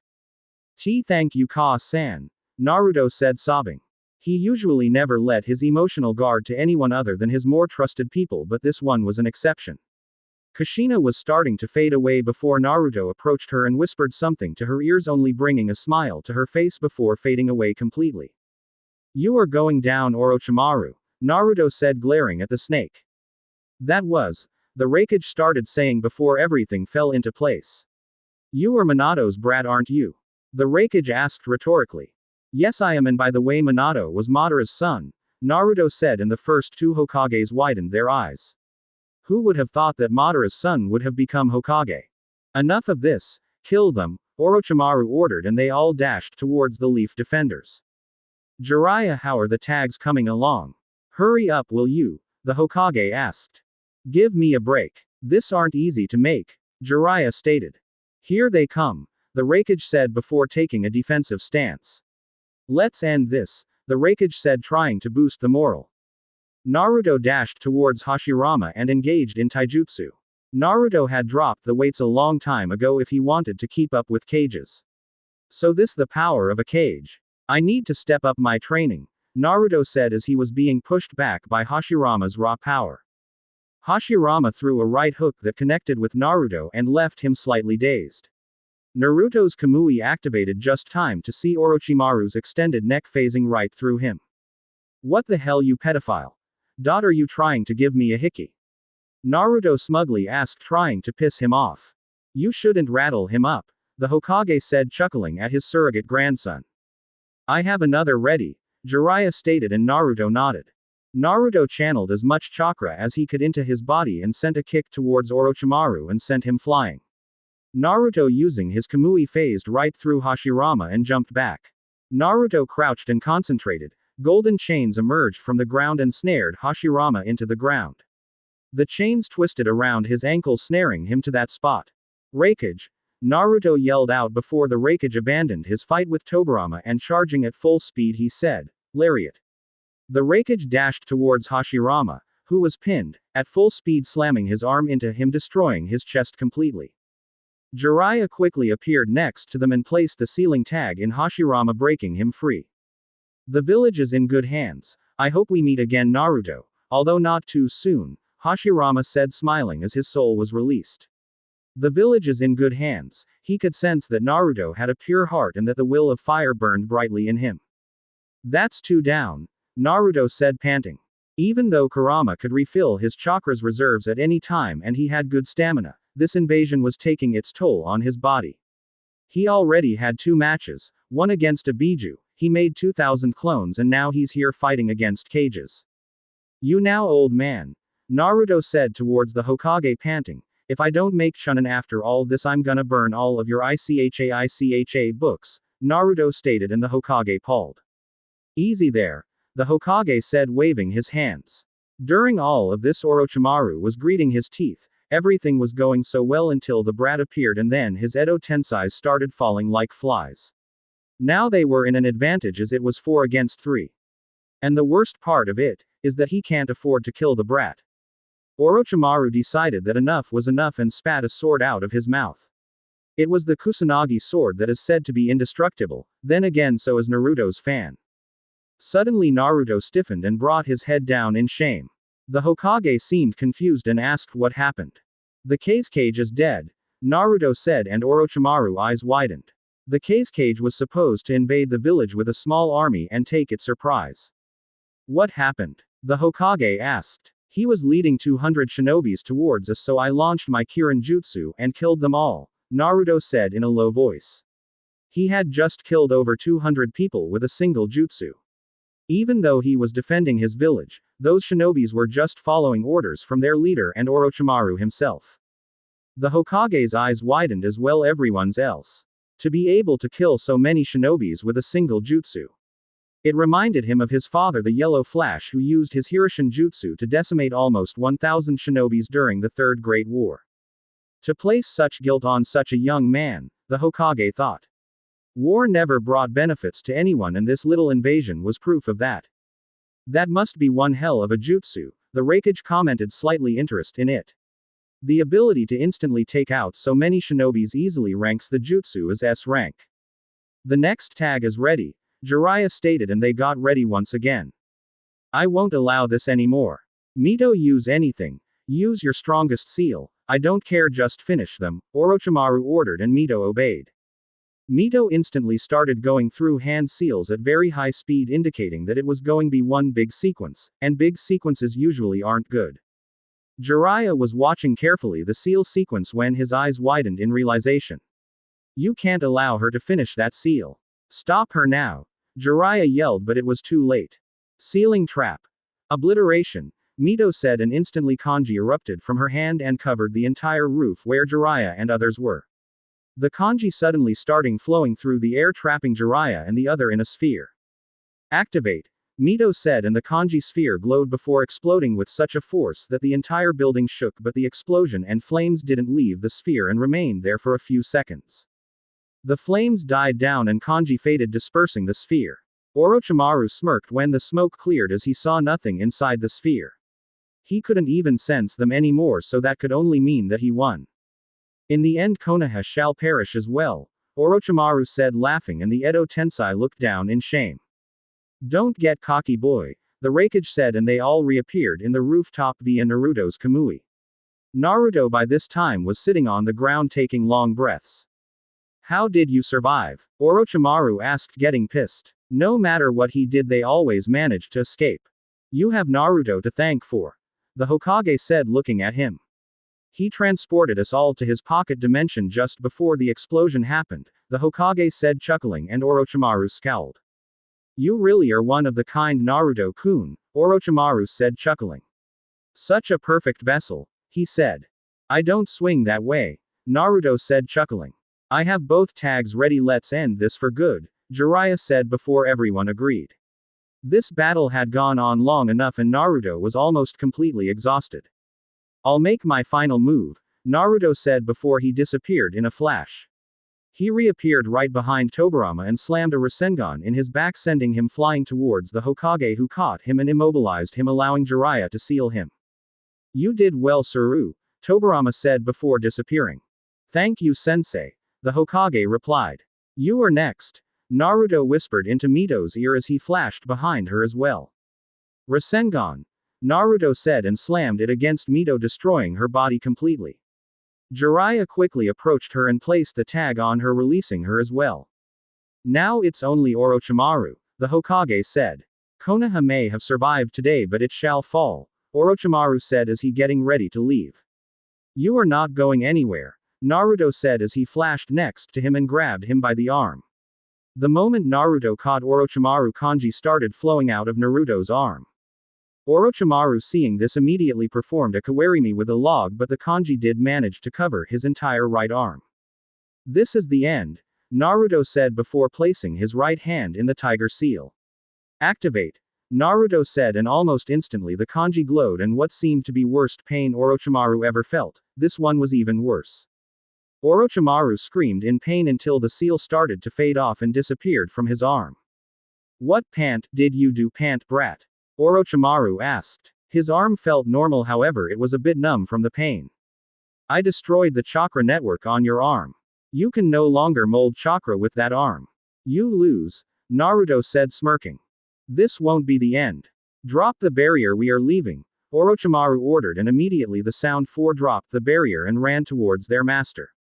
They grabbed him and tried to jump away. You aren't going anywhere, Naruto said before he summoned his golden chains and tried to capture them, but one of the Sounds Four launched what seemed to a spider's web, giving them enough time to shunshin away. Damn it, they got away, Naruto said, punching the ground. Don't worry Naruto-kun, we will get him eventually, the Hokage said. All of them were taking deep breaths as they overlooked Konoha. It seemed that the village didn't take much damage and the Hokage was glad for it. Naruto suddenly clutched his head in pain. Old man, the invasion is over and my clones are dispelling, so I'll be fainting now. See you tomorrow, Naruto said as his eyes rolled behind his head and he fell to the ground only to have the Hokage grabbing him. Rest now Naruto. You did much more than I could ever hope for, the Hokage said as he picked Naruto and secured him in his back. That's some kid, the Raikage said. Yes he is, Jiraiya said, proud of the shinobi his godson became. Chapter 25 Aftermath. Konoha had proved once again why it was considered the strongest of the elemental nations. Konoha was pitted against two other villages, one of them being one of the top 5, and yet Konoha came victorious. However, in war, no victory is without sacrifice, and as such Konoha lost a few shinobis whose names would forever be engraved in the memorial stone. Naruto was slowly regaining consciousness and opened his eyes only to be blinded and brought his hand to cover them. He slowly adjusted to the light and looked up to see a white ceiling. He took the scent of the place and it smelled like disinfectant. Great, I'm in the hospital, Naruto mumbled to himself and tried to rise but felt a weight in his chest. He looked down and saw a mop of dark blue hair that belonged to Hinata. She was curled against him with her head on his chest, drooling. It was a funny sight to see. He chuckled and softly shook Hinata, trying to awake her. She began to stir and opened those white eyes that Naruto loved so much. She rubbed them to shake off her sleepiness and took her surroundings to find Naruto's deep blue eyes staring at her. Comfortable? Naruto asked with an amused smile. Very much, thank you, Hinata replied and tried to bury her face closer to his chest. How long have you been here? Naruto asked. I didn't want to sleep alone at the house, so I infiltrated the hospital after hours so I could cuddle with you, Hinata said, slightly blushing, and Naruto chuckled. How is everyone doing? Naruto asked, sitting up and stretching his arms. Everyone we know is fine, but the village did suffer its casualties. Hinata explained, looking down. I understand, Naruto said. He gently grabbed her chin, making her lock eyes with her. Cheer up, Naruto said and slightly kissed her on lips. The quick kiss became a hot make-out session with Naruto leaning against the wall and Hinata straddling him and holding him by his neck. Oh yeah, this is golden. Ryu tries to cheer up his lover by kissing her deeply, his hands feeling her soft skin. Moments later his hands start roaming down, eliciting a small moan of bliss from Hiromi, Jiraiya said out loud as he was scribbling furiously on his notepad. This kid will be even better than his father, Jiraiya continued on writing as a small trick of blood fell from his nose. What are you doing, Jiraiya-sama? Jiraiya looked up to see Hinata with a very sweet smile on her face. Jiraiya paled at that particular smile and he could swear he saw a visage of the Shinigami behind her. Have mercy, Jiraiya said, pleading. Not today, Jiraiya-sama, not today, Hinata said before her Byakugan flared. Secret technique. 1,000 years of pain, Hinata said, and empowering her fingers with chakra she slammed them right in Jiraiya's butt, sending him flying into Naruto's room and crashing into the wall. Naruto was wondering what this commotion was until he saw his pervert of a godfather flying into his room. Jiraiya crashed into the wall and fell to the ground crying anime tears with his ass smoking. Hinata approached the pervert who recoiled in fear as she approached. She quickly found out his notebook and threw at the air and burned it to ashes with a small Kaiden jutsu. This particular Kaiden jutsu was taught to her by Kurenai, who burned every Ika she found. NNNNNOOOOOOOO, Jiraiya yelled crying as he watched his precious work turn to ashes. Naruto just chuckled at the antics of his godfather, who was now getting back to his feet while nursing his precious butt. How are you doing, Gaki? Jiraiya asked. I'm good. I just had chakra exhaustion. I'm good as new, Naruto replied. Good, good. Jiraiya replied as he saw the ashes of his notebook fly off the window and sunk his head. Naruto looked around, and when he didn't see it, he decided to ask Jiraiya. Ero Sennin. Naruto said, gaining a thick mark from Jiraiya, have you seen my fan? Naruto asked. I have it right here, Jiraiya said and took out a scroll from his back and unsealed his fan. Jiraiya picked it up and Naruto raised an eyebrow. Jiraiya saw the surprised face on Naruto and asked what was wrong. I'm just surprised you can lift the weapon so easily. You do realize that that thing eats a lot of chakra, Naruto said, and Jiraiya sensed his chakra to noticed almost 20% missing. This thing just ate a fifth of my chakra just by picking it up. How can you use it? Jiraiya asked, confused, as he placed the fan near his bed. That fan was created by the Rakuto Sennin, and only a descendant from him can use his weapons without the massive chakra drain, Naruto explained, and Jiraiya nodded. There are only 2 people left on this world that can use these weapons, me and my grandmother, Naruto said. Speaking of which, Sarutobi-sensei told me to take you both to his office when you woke up, Jiraiya said, and Naruto nodded. Jiraiya called a nurse over so she could do a quick checkup on Naruto and allowing him to leave. He's completely back to normal, you can go, the nurse said, and Naruto jumped off the bed. He quickly got dressed, picked his fan and placed it on his back, and they all left towards the Hokage tower. Naruto, Jiraiya called, and Naruto focused in attention on him. Can't you Hiroshina us to the tower? Jiraiya asked, and Naruto sweat dropped. His father's S-rank space-time technique that he used to decimate a battalion was reduced to transportation. I can, but I won't. I want to stretch my legs, Naruto said, and Jiraiya pouted. They were calmly walking through the streets without a care in the world. Naruto got so caught up in his thoughts he didn't notice the road ahead of him and crashed into a civilian, knocking him to the ground and making Naruto recoil a bit. When the civilian noticed who he crashed into, quickly rose up and bowed to Naruto before he could even apologize. My apologies, Uchiha-sama, the civilian said, and everyone raised an eyebrow. Uchiha-sama? Naruto asked, and the civilian flinched. Hi. The civilian replied, slightly fearful. Figures, Naruto thought. My name is Uzumaki Naruto, for now anyway, and you don't have to bow to me. I hold no grudge against any of you, Naruto said, and the civilian sighed in relief. He didn't want to piss of the grandson of Uchiha Madara himself, even more after what he heard Naruto did during the invasion. Thank you, Naruto-san, the civilian said and left. That was interesting, Jiraiya said, and Hinata nodded. Indeed, maybe they will stop shouting demon everywhere I go. That's always a plus, Naruto said, and looked at the other civilians walking in the streets, but the looks Naruto used to receive weren't there anymore. In the beginning they held hatred, after he showed them the Kyuubi they held fear, but now they seemed to hold respect and admiration. Hokage Tower. They all arrived at the Hokage Tower and went through the doors to see the old Hokage giggling like a madman with blood trickling from his nose while he had a few Kage Bushins working on his paperwork. The Hokage giggled once more and Naruto's sweat dropped, only to see Hinata disappear in a blur and snatching the Hokage's book and destroying it with the same Kaiden jutsu. Are all men perverts? Hinata asked out loud and got a sigh from the Hokage. How are you feeling, Naruto-kun? The Hokage asked. Naruto outdid himself against the Kages. It isn't every day we see a 14-year-old boy hold his own against Kage-level shinobis. I'm good as new, Naruto replied. Now let's get into business, the Hokage said as his clones dispelled and he took his seat behind his desk. Oh, by the Gigi, Naruto said, getting the Hokage's attention. Did you take the scroll I had with me because I had Gaara and his team sealed in there? Naruto said. Yes, don't worry, they are all in lockdown pending negotiations with the Sand, the Hokage explained. And what is the sand saying? Jiraiya asked. It's up to the council now since the Kage died in the invasion and they took a very heavy blow. They came at us with a full battalion of almost 1,000 shinobis and they can't risk war against us, so they will comply with our demands, the Hokage explained. What did you ask? Naruto asked. Financial compensation for the damage dealt to the village, and we are keeping Gaara as another Jinchuriki and their team should they choose to stay as well, the Hokage said, and Naruto raised an eyebrow. I know you may not like it, but the Bijus dictate the power shifts in the villages. Until now we only had the Kyuubi, now we have two if Gaara decides to turn friendly to our side, the Hokage said.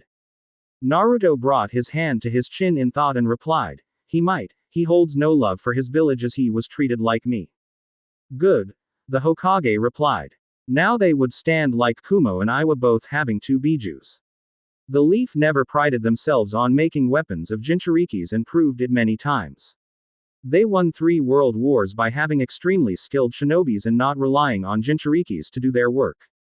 But before that we should fix Gaara's seal, Naruto said, and Jiraiya rose an eyebrow in confusion. After I placed my demonic suppression seal on Gaara I noticed some irregularities. The seal that holds Shukaku was designed for inmate objects, it's nothing more than an advanced storage seal, that is why Gaara is so unstable. It is probably also affecting Shukaku, Naruto explained, and Jiraiya nodded.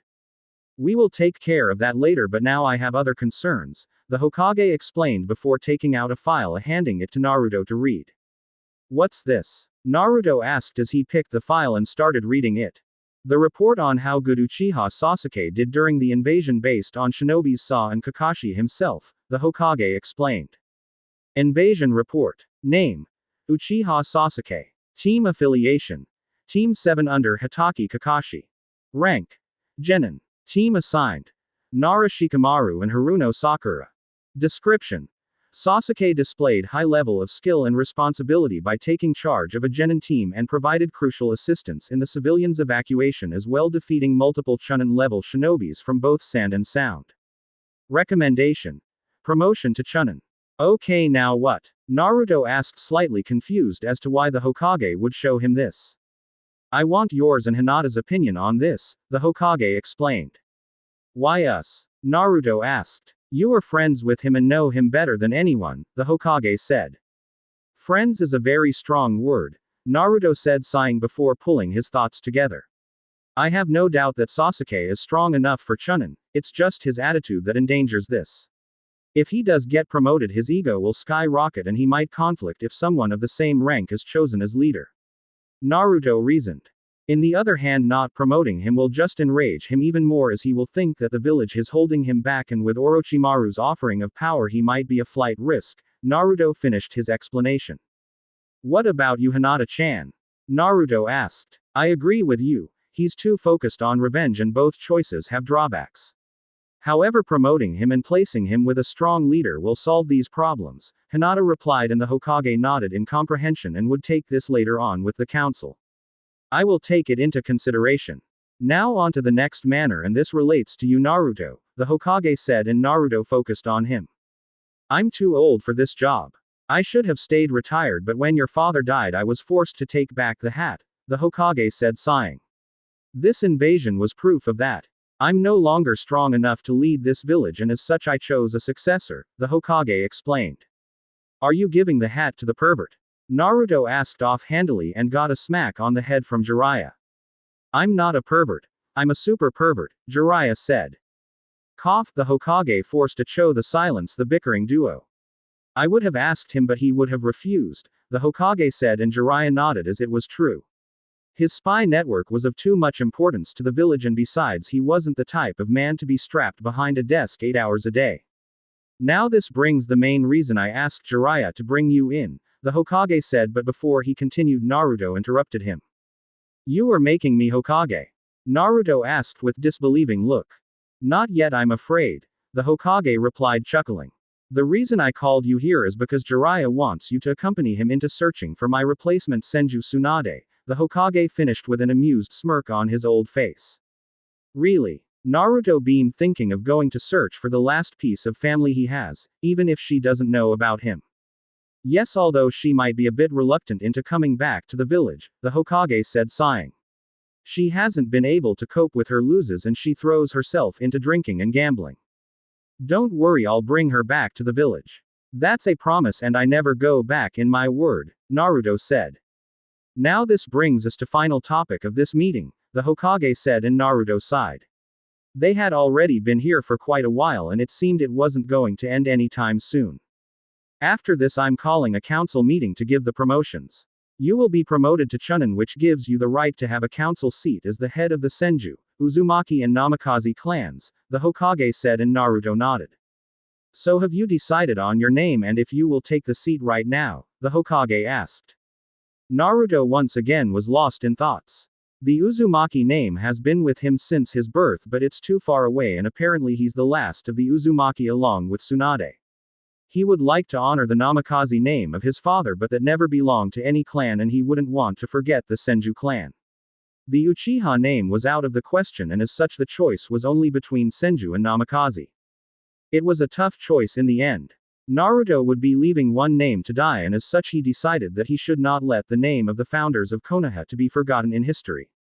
I'll take the Senju name. From now on I'm Senju Naruto.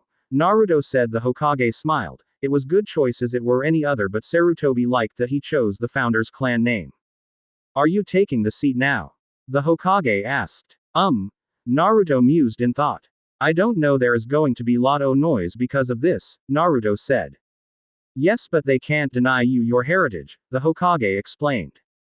I'll take it. Now let's go make some noise, Naruto said, smirking at the thought of all those yelling civilians. The Hokage just sweat dropped. The Hokage flared his chakra and an Anbu dropped from the ceiling and knelt in front of him waiting orders. Summon the council and call Uchiha Sasuke and Nara Shikamaru, the Hokage said. Hi. The Anbu replied and disappeared in smoke. Let's go face the music, Senju Naruto, the Hokage said, chuckling, and they all left the office and went towards the council room. Council room. It took about half an hour before all the clan heads could come. They were all seated in the traditional place. The Hokage, Jiraiya, Naruto and Hinata walked through the double doors and saw that the council was already assembled. The Hokage sat down and noticed the room. To his left were the clan heads. There was the empty seat closest to him, followed by Inuzuka Sume, head of Inuzuka clan, Hyuga Hiyashi, head of the Hyuga clan, Aburame Shibi, head of the Aburame clan, Nara Shukaku, head of the Nara clan, Yamanaka Inoichi, head of the Yamanaka clan, and finally Akamichi Choza, head of the Akamichi clan. To his right there were his advisors, Shimura Danzo, Mitokado Homura and Udatane Kaharu. Next to them was the civilian side of the council. It consisted of the most important civilians in the village that ran the most shops and provided food, clothes and other materials and services for shinobi use. My name is Uzumaki Naruto, grandson of the legendary Uchiha Madara. Sasuke remembered those words as he watched Naruto walk into the room. His long hair and the fan on his back made Sasuke seethe his teeth as he was permanently reminded of his utterly defeat. The council is in session, the Hokage said before looking at the genins in front of him. We are here today to award promotions to these extraordinary genin for their skill and work during the invasion, the Hokage started. Nara Shikamaru stepped forward. The Hokage called out and Shikamaru stepped forward as requested. For great planning during your match and work during the invasion, we promote you to Chunin. Congratulations and keep up the good work, the Hokage said and threw him a flak jacket. Troublesome, Shikamaru said before putting his jacket on and stepping back. Hyuga Hinata, the Hokage called out and Hinata stepped forward. For great skill in taijutsu and ninjutsu and for remaining calm at the face of stronger opponents, we promote you to Chunin. Congratulations, the Hokage said with a smile. Thank you, Hokage-sama, Hinata replied. Uchiha Sasuke, the Hokage called out and he stepped forward with his traditional cocky smirk. You are a special case. After many deliberations and taking into account the work you did during the invasion, you were promoted to Chunin. At this, Sasuke's smirk got even wider. But any sign of insubordination or failure in conduct and you are stripped of the rank, understood? The Hokage said in a serious voice, leaking a bit of ki. Of course, Hokage-sama, Sasuke replied, still with his smile. And finally, the Hokage said, shifting his attention towards Naruto. For great skill in defeating not only Shukaku but for providing great assistance during the invasion in defeating the Kage and providing assistance to me against Orochimaru, I award the rank of Elite Chunin to Senju Naruto, the Hokage said, and an immense silence followed. Everyone was still wondering if they heard their Hokage correctly. What? Sasuke yelled out and pretty much resumed the thoughts of everyone in the room. How can he be a Senju? Sasuke said, spitting the Senju name. He has the Sharingan, Naruto stated. Everything I said is true. Naruto is the last remaining Senju in the village, the Hokage explained, and surprisingly enough no one yelled or said anything and they just stared at the Hokage waiting for an explanation. You all know that Senju Tsunade had a daughter, right? The Hokage asked and the clan heads nodded. Yes, but she died, Hiashi stated in a calm tone. That Naruto was becoming more surprising by the moment. Her death was faked by me to protect her from the CRA, the Hokage said, and they all gasped. To think the Hokage would go to such lengths to protect someone from CRA. Her death was faked and Uzumaki Kushina was born, the Hokage said, and Shukaku eyes widened in realization. Troublesome, he said without thinking, making the Hokage focus on him. Trust Nara to figure the rest, the Hokage thought. Would you like to do the honors? The Hokage asked. Troublesome, Shukaku said before pulling his thoughts together. You all remembered that red-haired loudmouth, right? Shukaku asked and everyone nodded. After all, Konoha's Red Death wasn't easily forgotten. We all know who she was always around, right? Shukaku asked almost rhetorically. Yes, that hussy was always around, Minato-kun, the pink banshee said. The moment she said hussy, Naruto's chakra spiked to the level that everyone gulped in a dry throat due to his presence alone. However, he didn't release any ki, and as such the civilian were all oblivious to that. If Naruto is a member of the Senju clan, the only possible outcome would be if he's Kushina's son, and looking at him, blonde hair, blue eyes, I'm confident assuming that Minato was the father, Shukaku said, and everyone's eyes widened. Who's Minato? Sasuke asked, who was oblivious. You wanted to know who my father was, right? Naruto asked to Sasuke, who nodded. My father was Namikaze Minato, Yondaime Hokage and Uchiha Madara's son, Naruto said, and everyone's jaw hit the ground. Who would in their sanity believe that Madara's son would become Hokage? It's ironic, the son of the greatest traitor became our biggest hero, Naruto stated out loud. And the funny part of all this is that Madara hated the Senju and his son ended up marrying one, Shukaku said, and everyone chuckled. So that means that you are the great-grandson of Senju Hashirama, the Shodaime Hokage, great-grandnephew of Senju Tobirama, the Nadaime Hokage, grandson of Uchiha Madara and son of Namikaze Minato, the Yondaime Hokage, Sume said, whistling. That was one powerful lineage right there. And you people treated him like garbage, Sume growled at the civilian side, who held their heads down in shame. But that's not all, the Hokage said, gathering their attention to him. I'm resigning, and as such I've chosen my successor, the Hokage said, and many were shocked by this blunt statement. After this meeting, Jiraiya along with Naruto will be retrieving Senju Tsunade, Naruto's grandmother, for the position of Godaime Hokage, the Hokage said, and people were happy with his choice. Tsunade was considered a princess in the village and was a Sannin with the power of a Kage, so she was a fine choice. A very strong lineage indeed, Hiashi commented, but everyone could heard the tone which was said. A fine choice, perhaps my teachings weren't a total loss, Hiashi thought discreetly, looking at Hinata. Even if they were low in numbers, the Senju clan was still one of the most powerful and renowned clan in the entire world. Enough!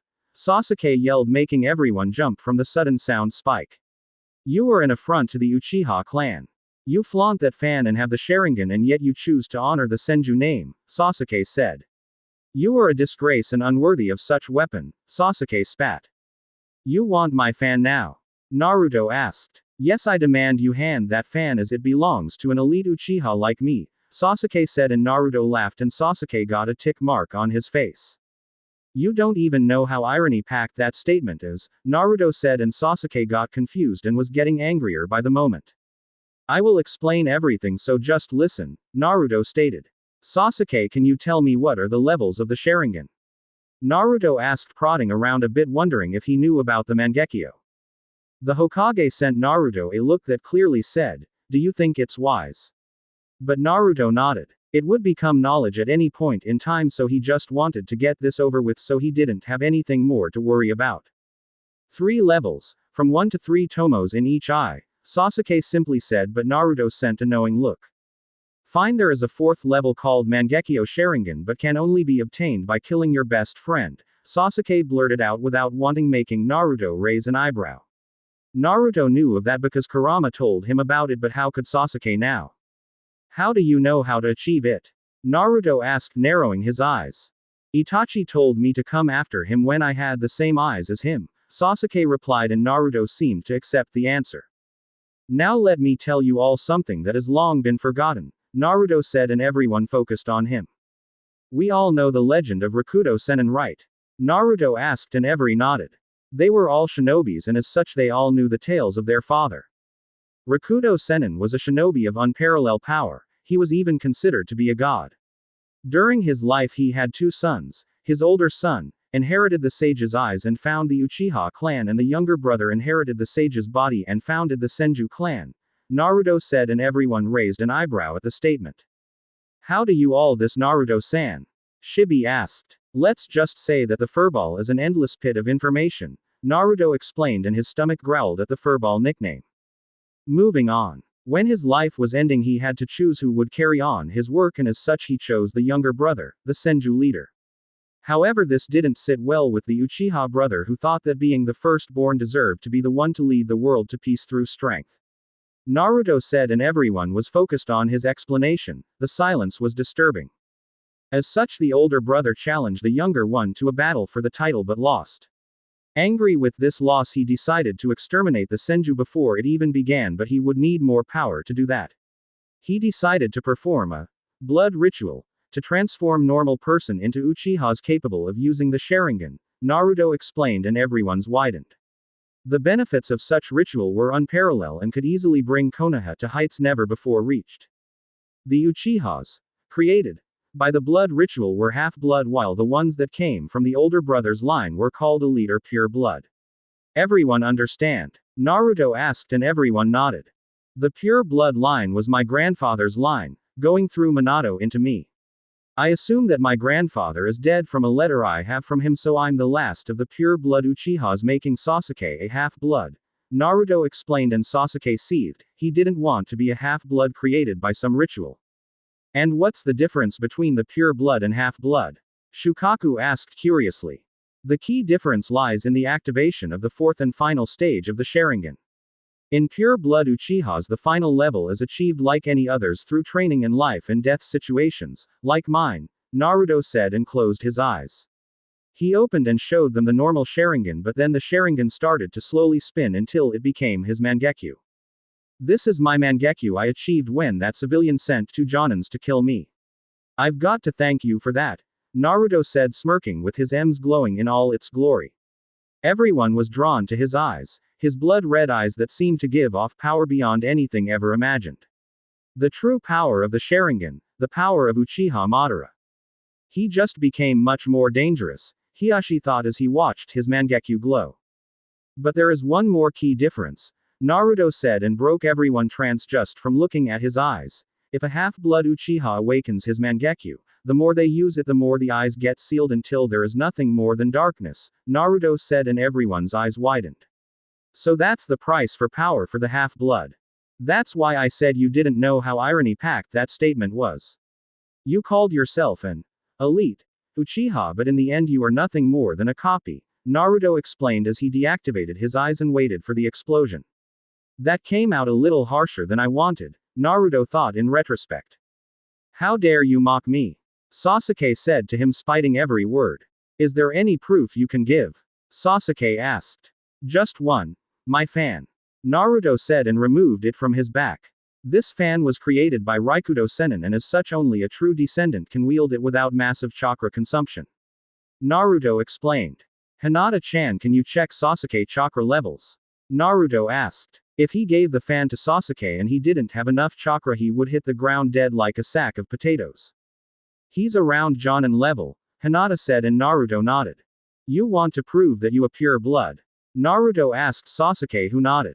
Then pick my fan without fainting, Naruto said, and offered the fan to Sasuke.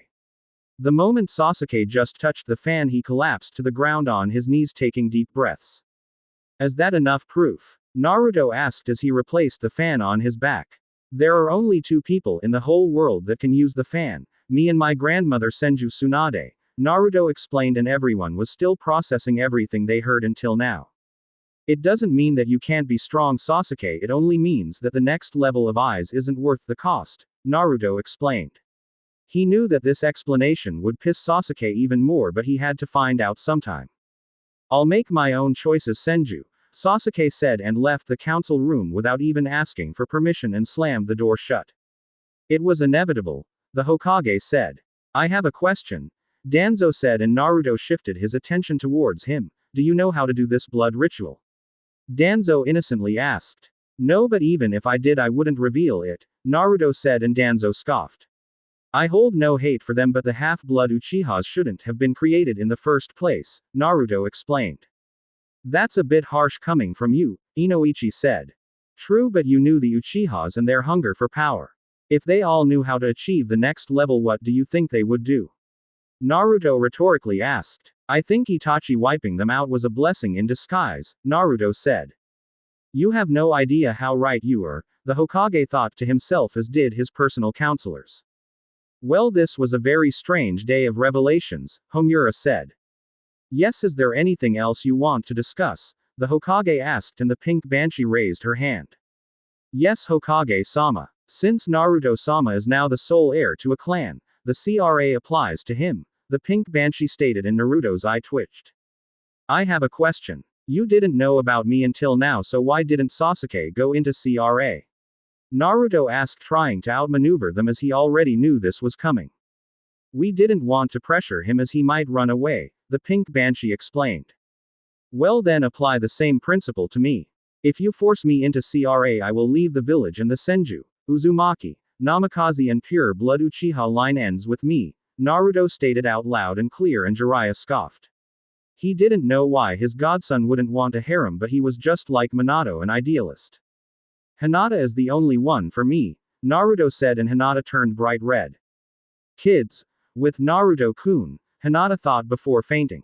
Naruto quickly rushed to her and caught just before she hit the deck. She hasn't fainted in years, Naruto said, chuckling. So are we clear about the CRA? Naruto asked with a serious voice. But you can't refuse its law, the pink banshee tried to explain, but she couldn't but feel a bit scared of him. I took down a Biju alone. I suppose it's civilians like you that are going to force me? Naruto rhetorically asked. He didn't want to flaunt his power, but in this case he was forced. The pink banshee flinched at his tone and said nothing more. She was trying to set him up with Sakura, but it appears it's too late. The shinobi side never really appreciated the CRA, especially the females. Just the thought of being turned into a baby factory made them want to puke.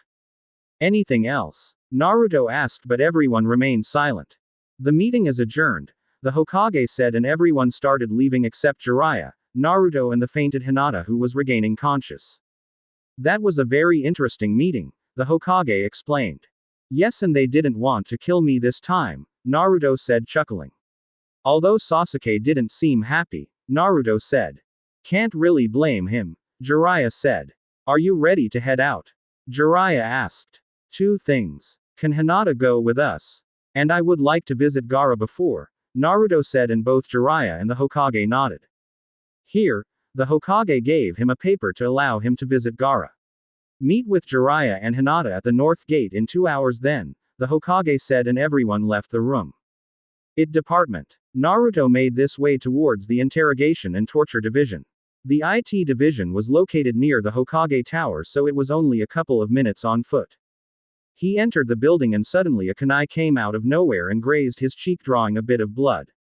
Naruto turned around, no see Anko trying to lick his blood, but apparently the wound was already closed. What kind of greeting is this? Naruto asked, shaking his head. You are no fun. Anko pouted. So what are you doing where, Mr. Uchiha? Anko asked, and Naruto sighed. My name is Senju Naruto and I'm here to see Gaara, Naruto explained, and Anko's eyes widened to the Senju name. Here, Naruto said, and delivered her the Hokage's permission to visit the inmates. After you, Senju-sama, Anko said, licking her lips and bowing deeply. Crazy snake lady, Naruto muttered in thought. Naruto made his way down the stairs and came into a heavy metallic door with an Anbu stationed outside. Naruto quickly showed him his permission and was allowed inside where the holding cells were. This section didn't have many cells when compared to Konoha's prison because the IT department was only temporary. Naruto arrived to the last cell and looked inside. In there were Baki, Temari and Kankuro all wearing chakra seals and restricting clothes. Gaara however was chained to the middle of the room with a kanji circle around him. Come to gloat? Temari asked, her voice broken and weak. Not my style, Naruto replied. She didn't understand how a 14-year-old defeated not only her sensei who was a jonin but also her brother. In fact, I came to talk to Gaara and explain a few things, Naruto said, and Gaara looked up, locking eyes with Naruto. How is the seal? Naruto asked. How are you so strong? Gaara asked instead of replying Naruto's original question. Enter Naruto OST 1 Sadness and Sorrow. The pain of being alone is really terrible, right? Naruto asked, and Gaara's eyes widened. I don't know why, but I understand your feelings so well that it hurts me, Naruto said, and everyone was silent. But I have precious people now, and I would never allow anyone to hurt them, Naruto said. Why do that for strangers? Gaara asked with shaky voice. Because they took away my solitude and loneliness, Naruto said. They saved me from my hell, and because of that they are precious to me and I would do anything for them, Naruto explained. Love, is that why is strong? Gaara mused in thought. Hinata-chan, Hokage Gigi, Iruka-sensei, Kakashi-sensei and more. Naruto said, smiling. I don't have anyone like that. You were lucky, Gaara said sadly. You just have to look around. And not very far, Naruto said, pointing towards his brothers and sensei. When I placed the barrier, they jumped in even knowing that you might lose control and kill them as well, Naruto explained. Really? Gaara shakily asked. Of course Gaara, we are your brothers, we would anything for you, Kankuro said, patting him in the back. Thank you, Gaara said, smiling for the first time in a long time. End Naruto OST 1 Sadness and Sorrow. Before we begin again, I need to tell you that. Naruto bit his lips but continued. I was the one that killed your father, Naruto said. Killing someone else's father is hardly a good thing when starting a friendship. Good, Gaara said, and Naruto faltered for a moment before regaining his senses. Good? Naruto asked in disbelief. Yes, he turned me into a weapon and then tried to kill me on several occasions by sending assassins. Besides, he was never a father to any one of us, Gaara explained, and Naruto sighed in relief. Now I have good news and bad news, Naruto said, and the sand team focused on them. The demands we made towards the sand were financial reimbursement and the Ikibi, Naruto said, and everyone's eyes widened. Which means that you, Gaara, won't be allowed to leave the village, Naruto said, and Gaara remained silent. However, you might be able to join our ranks and be a Jinchuriki like me, Naruto explained, and Gaara nodded. He never really enjoyed his time in the sand, so maybe Konoha would be a nice change of pace. What about us? Temari asked. She didn't know what they were planning from them, and it could be execution. As an offer of good faith towards the sand, we are offering you a choice. You can remain here in the leaf as shinobis, or you can return to your home village, Naruto explained, and they started thinking. We stay with our little brother, Temari and Kankuro, and Naruto chuckled and turned to Baki, who remained silent through this whole meeting. I can't remain here. I have people there, Baki shakily said, and Naruto nodded. I understand, Naruto said, and got up. I'm going now to get the 5th Hokage since the old man is retiring. When I come back I will take you all to ramen, my treat, Naruto said. Ramen? Gaara asked. They apparently didn't have those types of food in there. Ramen is food for the gods, you will love it. See you in a few days, Naruto said, and left the IT department, heading towards the gate where Jiraiya and Hinata were waiting. Naruto. You are a strange person, Gaara thought. Sand Village Council Room. It has been a couple of days since the failed invasion, and the scarce survivors of the invading force arrived at Tsunade to inform them of a terrible mistake and ever worse failure. News that the Kage was killed in combat forced the council to be summoned, and the demands from the Leaf answered. Of the 1,000 shinobis they sent, only a couple dozen survived to tell the tale. It was a massacre to the Sand Shinobi to lose so much and gain nothing in return.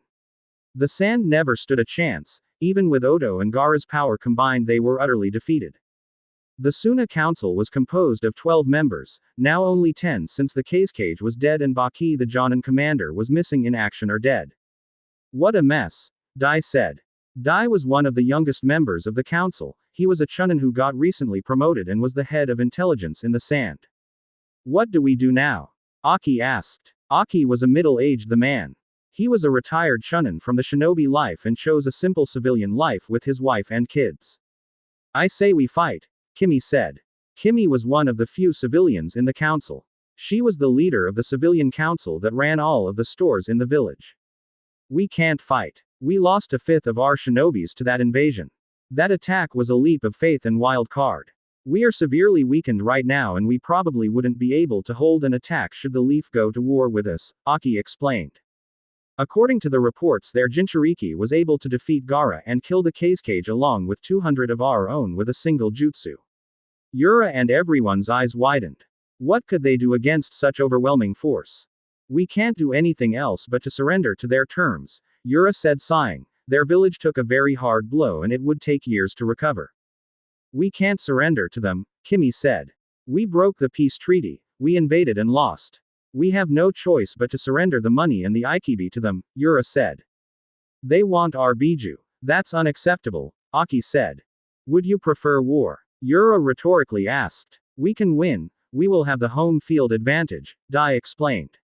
And their Jinchuriki uses the same jutsu and obliterates the village. Konoha isn't considered the strongest of the five for no apparent reason.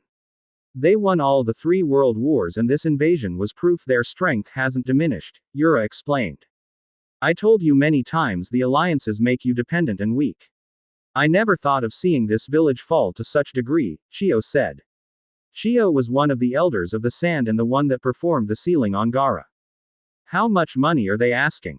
Kimi asked. For property damage and lives lost they ask for 50 billion, Yura said. That will almost destroy our economy. We must renegotiate with them, Kimi said. These terms are non-negotiable.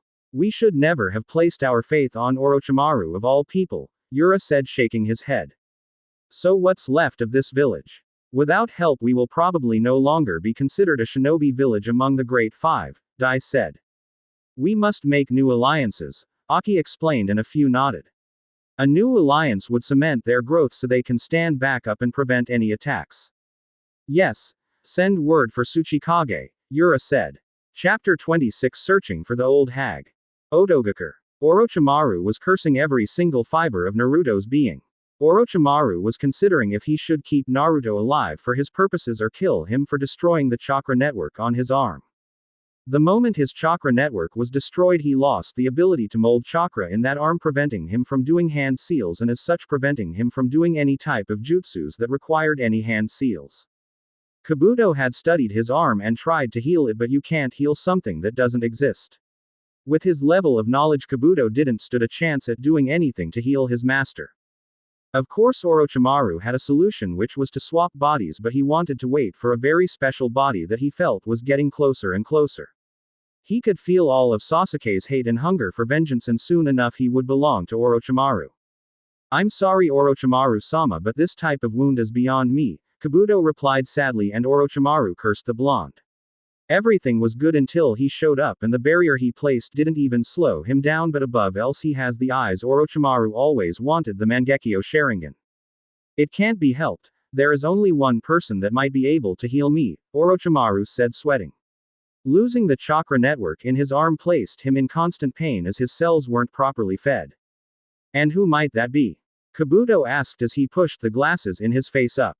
My former teammate Senju Tsunade, Orochimaru replied with a glint in his eyes. He knew exactly what it would take to convince her. Contact our spies, we are leaving now, Orochimaru ordered. Konoha's Dango stand. A few days had passed since Naruto, Hinata and Jiraiya left in search for Naruto's grandmother, Senju Tsunade, so she could return to the village to become the Sarutobi's successor as Godime Hokage. The constructions around the village were progressing very well as they didn't receive much damage. The most important buildings were protected by Naruto's barrier seals, allowing the hospital and other buildings to remain working non-stop. In the middle of Konoha, more precisely in the Dango stand that Anko spends most of her time in, were two cloaked persons inside drinking a bit of tea and eating dango since it was a dango stand. Both of them had long, high-collared black cloaks with red clouds in them, on top of their heads, straw hats with a small bell hanging by a small red wire. These two unknown members actually belonged to an organization called Akatsuki that were after the bijus like the one in Naruto, but no one knew that. Have you heard the news? One civilian asked, and both Akatsuki members focused on the conversation. Believe it or not, listening to civilians talk is a very good way to scout for information.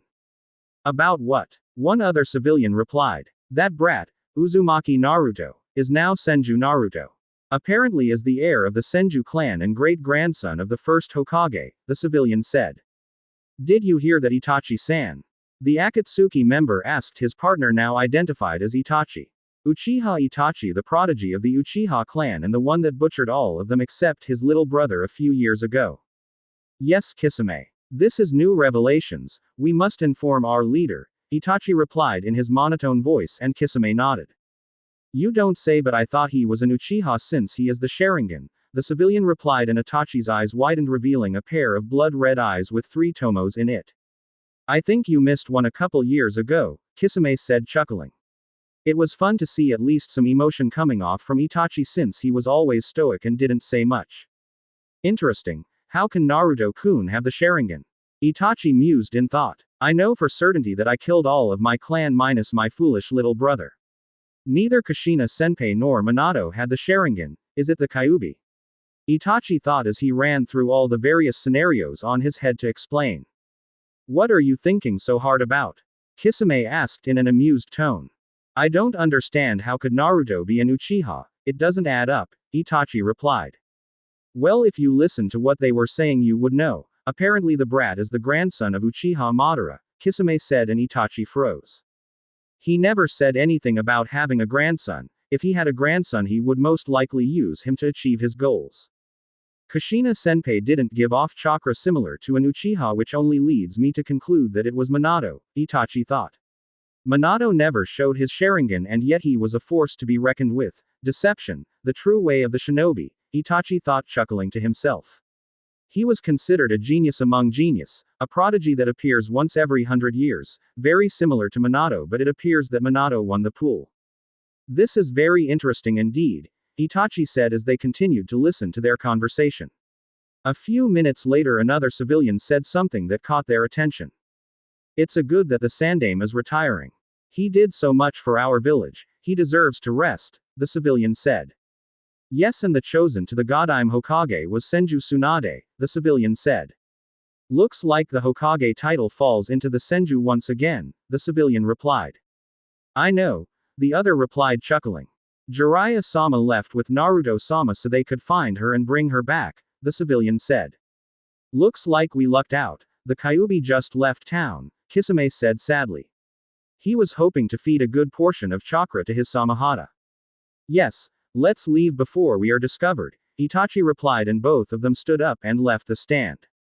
Both members were walking through the village, making their way out of the village when they came across with two familiar faces, to Itachi at least. You aren't from the village, right? Asuma asked, weary of the unidentified males in front of them. Why are you here? Asuma asked. Long time no see, Asuma-san, Kurenai-san, Itachi said in his monotone voice.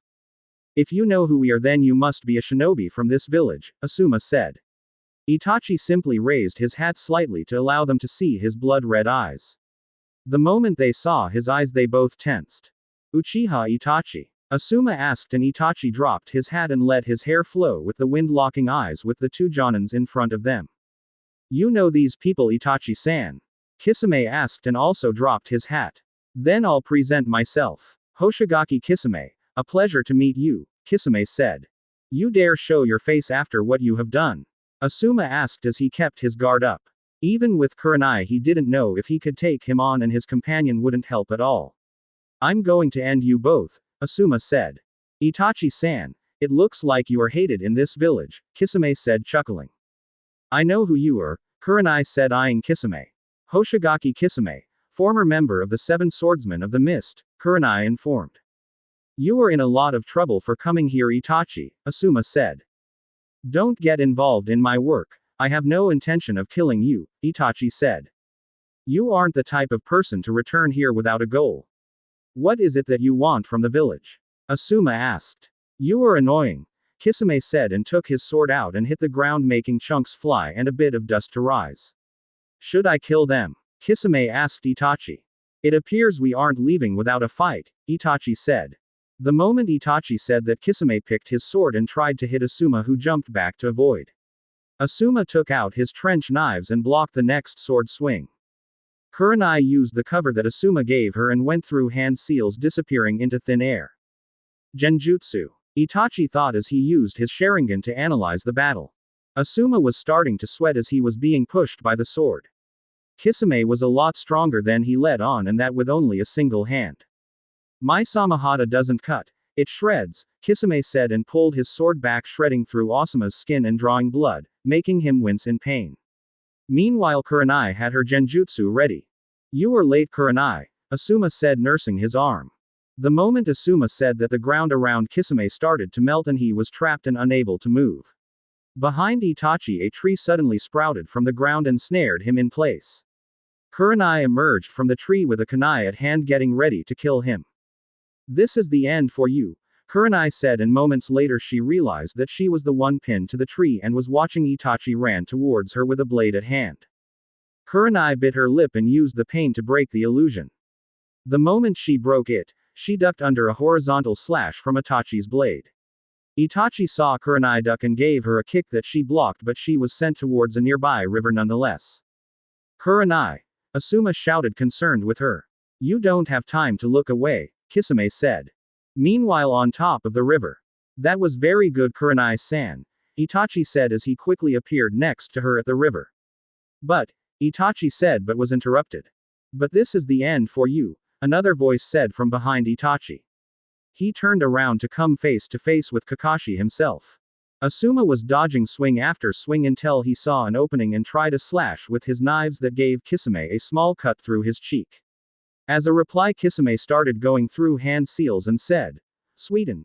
Suiryuden no Jutsu, water dragon, Kisame said, and from the river a water dragon erupted and went towards Asuma. Out of nowhere came another dragon of equal strength that clashed with the one from Kisame, destroying each other. The same jutsu? Kisame asked, surprised. Why are you here? Asuma asked. I thought you might need a hand, Kakashi replied. Suddenly Itachi's hand flew out of his jacket with shurikens ready to throw. Kakashi jumped back and said, Sweden, Sujinheki, water wall. A water wall rose up around Kakashi, blocking 4 water drills. Apparently the shurikens were a distraction from Itachi. He's fast. I barely saw the hand seals, Kakashi thought as he analyzed the powerful opponent in front of him. Very good. You are skilled with that eye of yours, Itachi. Right before a shadow clone from Itachi come behind Kakashi and stabbed him with a kunai, Kakashi bursted into water, revealing it to a simple water clone. Water clone? Kisame asked, amazed. He knows so much jutsus from my village, Kisame thought. Itachi was looking for Kakashi when something caught his attention. He looked down only to see Kakashi giving Kurenai a kunai. But, the moment Kurenai was about to attack one of the Itachis in the river, Kakashi tackled her just before the clone exploded. Kakashi. Kurenai. Asuma yelled as he also jumped into the river. The water was coming down from the explosion and showed a lightly scorched Kakashi and an unharmed Kurenai and Asuma. Be careful with him. He became an Anbu captain at 13 years old. Kakashi explained. I didn't expect him to be so strong, Asuma said, surprised. No, he has yet to show his true strength, Kakashi explained. You are really skilled with your Sharingan even though you aren't an Uchiha, Itachi said. He's right, I tire easily, Kakashi thought. Sharingan, the true power of the Sharingan. I'm about to show you why the Uchiha clan was feared and unparalleled in power, Itachi said just before his eyes opened very slowly. This is bad. If his powers are what Naruto told me about, then we are in big trouble, Kakashi thought. Guys, close your eyes. No matter what happens, don't open them, Kakashi yelled, stressing every word. Only a Sharingan user can fight him, Kakashi explained. It's true that a Sharingan user can resist it, but you can't counter this technique with it, Itachi explained just before he locked eyes with Kakashi. Tsukuyomi. Tsukuyomi World. The moment Itachi pronounced that single word, Kakashi was drawn into another world. The sky was red and the clouds and sun were black. Kakashi was pinned to a cross, trying his best to break the illusion.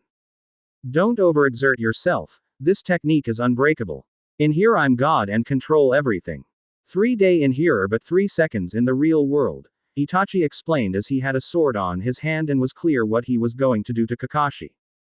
Suddenly Itachi stabbed Kakashi in the gut and he yelled in pain. Itachi suddenly multiplied and all of them had swords and started stabbing Kakashi as well. 71 hours 59 minutes and 59 seconds remaining, Itachi said as Kakashi was healed and he started stabbing again. Real world. 3 seconds later. What happened? Asuma asked as he felt Kakashi wince in pain but didn't know what happened. His mind held on. Kisame asked, surprised to see Kakashi still standing but taking hard breaths. It seemed a miracle that he yet managed to stand. But Itachi-san, it's dangerous to use those eyes, Kisame said. By the looks of it, Naruto was right, Kakashi thought. Are you after Sasuke? Kakashi asked, his voice strained by the genjutsu he just suffered. No, Itachi replied. We are looking for the Yondaime's legacy, Itachi relied in his traditional monotone voice. You are from the Akatsuki, aren't you? Kakashi asked, surprising everyone in there. Kisame, we are taking Kakashi with us, Itachi suddenly said, and Kisame dashed towards him only to intercept by a fierce kick from Konoha's green beast made a guy. Who are you? Kisame asked as he regained his footing. Konoha's green beast made a guy replied with his teeth sparkling as he took his Goken stance. Look at you. Perhaps you meant to say fool, Kisame taunted, but Itachi cut him off saying, don't underestimate him. Suddenly Kakashi fell to the water and started sinking only to be caught by Guy. Open your eyes, Guy said to Asuma and Kurenai. But Kakashi. Kurenai said but was cut off. Just don't look at his eyes, focus on his legs and arms and fight from there, Guy explained as they both opened their eyes, but it seemed that they were always drawn to lock eyes with Itachi. Easier said than done, Asuma said. Kisame, we are leaving, we didn't come here to start a war, Itachi said, and they both disappeared in a blur. They are gone, I'm taking Kakashi to the hospital, Guy said and disappeared as well. With Sasuke. Sasuke was currently in the Uchiha compound in one of the many training grounds, taking out his frustrations on some unlucky wooden dummy. He was frustrated from everything he learned during the council meeting. That Naruto just seemed to have everything. Sharingan, Sasuke remembered as he drove a fist through the wooden dummy, destroying the right arm. Uchiha Madara. Sasuke remembered and gave an open palm strike and severed the dummy's head. Senju. Sasuke remembered and gave it a spin kick and destroyed both legs, leaving only the torso left. Pure blood. Sasuke seethed and charged a Chidori and completely obliterated the dummy, leaving nothing but bits and chunks on the ground. The once mighty wooden dummy was no more. Sasuke took a couple of deep breaths, trying his best to calm himself. He went towards his house to take a bath to clean the sweat from the training session, until he remembered something. When you awake your Sharingan, go to the main house and look beneath the 7th tatami mat from the far right. That is where our clan used to meet. In there you will find your answers, Sasuke remembered. One of the last things Itachi ever said to him just after he massacred the clan, leaving only him behind. Sasuke quickly made his way towards the main hall. Since his clan demise, he only used his house and the other buildings were just gathering dust. He quickly arrived at the main house and made his way towards the meeting hall. He counted 7 tatamis from the far right. He removed the 7th and beneath it was a small staircase that seemed to go in deep beneath the main building. He quickly made his down, but it was pitch black. He scanned his surroundings and used a small fire jutsu to light the torches. He suddenly came face to face with a big stone wall and, by the looks of it, it seemed very sturdy and heavy, but Sasuke noticed the Sharingan design in the middle of it and quickly activated his. What seemed to be an empty wall now had writing in it. He quickly performed the hand seals instructed in the wall and stone moved to the side, allowing entrance to the chambers. Apparently only someone with the Sharingan was allowed entrance to such place. Sasuke entered the new room and as he expected was empty and dark, but the Sharingan enabled him to see better at night, so he found the torches and lit them. The moment the torches flared to life, Sasuke saw a big room with a tablet in the middle. Behind the tablet a wall with the Uchiha fan in it. Sasuke used his Sharingan and looked very carefully at the tablet.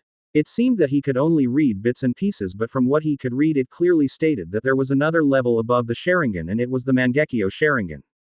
Maybe the more advanced the eyes, the more I can read, Sasuke pondered in thought as he was using the Sharingan to read what was written in the tablet. Everything the tablet said was exactly like Itachi had said about his eyes. Sasuke knew he needed to achieve the next level of eyes so he could go up against his brother and defeat him. Interesting enough, the tablet said nothing about the half-blood and pure-blood Uchihas, so Sasuke wondered just how old this tablet was. I will need every bit of power I can get to defeat him. With Naruto, Hinata and Jiraiya. A few days had passed since they left Konoha. As they were going towards the town, Jiraiya had received info from his spy network. According to his spies, Tsunade was last seen in a small town in the land of fire called Tanzaku. One interesting fact is, don't for a moment think that Jiraiya won't be a pervert around you, even when you sleep. This particular fact was a surprise to Naruto and Hinata, since both of them got a room for them and Jiraiya was left with one to him. Jiraiya, being the pervert that he is, thought that Naruto might be getting some action with his girlfriend and as such used his infiltration jutsu and infiltrated Naruto's room with his notepad ready to write. Not a good idea to try and spy on someone who has the Sharingan and Byakugan that can spot anyone using chakra. As such, he was once again in the receiving end of Hinata's Juken techniques and Naruto defense seals zapping the poor pervert. They were approaching the town Jiraiya heard about. They have been walking a couple of hours now and they were starting to see the town on the horizon. This town was famous for having a huge castle in the middle. So Naruto, are you working on some new technique? Jiraiya asked, wanting any juicy details. If he had the same mind as his father's, then any technique would be worth learning. Actually, yes. I'm working on recreating the lightning armor since I saw the basics during the battle against Orochimaru. I can already channel lightning chakra through my synapses to further increase my reaction time, but the outer shell is a bit tricky. Naruto explained and Jiraiya was stunned. You do realize that is an S-rank jutsu, right? Jiraiya asked. I know. That's why I'm trying to recreate it. I think I'm rather good with lightning jutsus. I'll get it down eventually, Naruto said and Jiraiya nodded. His father was the same. When he got some jutsu idea on his head, it would stay there until solved. How about in the meantime you improve the Rasengan? Jiraiya said and Naruto got confused look. Improve? My father's notes didn't say anything about a better Rasengan, Naruto asked and Jiraiya nodded. Your father created the Rasengan intending to add his elemental affinity to it, but it might be a jump to do that yet. So why don't you try to make a bigger Rasengan by pumping more chakra into it? Jiraiya said and Naruto pondered. The Rasengan was by itself an A-rank jutsu. If he created a bigger one, it would go towards S rank, and adding elemental affinity, it would most likely be a one-shot kill. An Udama Rasengan, big Rasengan? Naruto asked for confirmation and Jiraiya nodded. So I just pump more chakra into it? Naruto asked and Jiraiya nodded again. How much more? Naruto asked. How about you try with twice the chakra and go from there? Jiraiya said and Naruto nodded. As they were walking, Naruto decided to try and do a big Rasengan. They were walking and Naruto was focusing chakra to his hand. He started spinning the first round of chakra and immediately created a layer to compress it and easily reached the normal Rasengan. He started pouring more chakra into it and the ball started glowing even more. Sensing no strain in containing it, he continued to add chakra and was easily reaching the double the normal Rasengan. He was about to tell Jiraiya he managed twice the amount when the Rasengan suddenly destabilized and exploded in his hand. The result of the explosion created a shockwave that sent everyone tumbling to the ground as they didn't expect the backslash from the jutsu. His Rasengan seemed just fine a few moments ago. Damn it, brat, Jiraiya said. How about you train it away from us? Hinata asked and she got up and dusted off her clothes. My bad, Naruto said, chuckling and rubbing the back of his head. We are almost at town. How about you keep the training for later? Jiraiya said. Away from us? Jiraiya stressed and Naruto's sweat dropped. It was a little shock wave after all. Fine, Naruto said, pouting as he couldn't train this new technique right away. He might be strong but he's still a brat, Jiraiya said, shaking his head. But he isn't strong enough to take on Kage level shinobi alone, though he has techniques to run away, Jiraiya thought as was thinking on what should he teach Naruto. They arrived at the gates and entered the city. Hinata and Naruto were marveled by all the activity going on and all the people having fun in the various stands available. They didn't leave the village much and only started after they became genin. Let's go to a hotel and sleep the night. We will start searching tomorrow, Jiraiya stated, and they both nodded. They were calmly walking through the town completely unaware of two presences after them. They were keeping their distance and suppressing their chakra levels so they wouldn't be detected. Looks like the information was accurate. He did leave the village with Jiraiya, but I don't know the girl, Kisame said as he watched the three of them check into a hotel. The girl's name is Hyuga Hinata and she was the Hyuga's heiress but was expelled from the clan, Itachi calmly explained. She doesn't seem like much, Kisame said as he watched her. She seemed too fragile like a doll. We are shinobi, don't underestimate her. She was promoted to Chunin along Naruto-kun. We don't have much info on her, so tread carefully even if she seems weak, Itachi explained. He was always the prudent one while Kisame tended to jump in, guns blazing. Fine, but even we can't take on Jiraiya, Kisame said. Indeed. Let's find some girls, Itachi said and Kisame's jaw dropped. You want to get laid? Kisame asked and Itachi got a tick mark. I heard about Jiraiya's obsession for women. It's our best choice to distract him long enough for us to get to Naruto-kun, Itachi explained and Kisame nodded. What about the girl? Kisame asked. She is irrelevant, although it appears that Naruto is very close to her. Notice how he walks close to her yet he's slightly ahead of her as if shielding her and he's ready to jump into action at any time. Itachi analyzed. He seems close to her so we might use it for our advantage, Itachi said and Kisame nodded. Let's go, Kisame said and they both disappeared in a blur. Chapter 27 Red Clouds and Old Hags. With Tsunade. Two women could be seen walking through the empty streets of the town.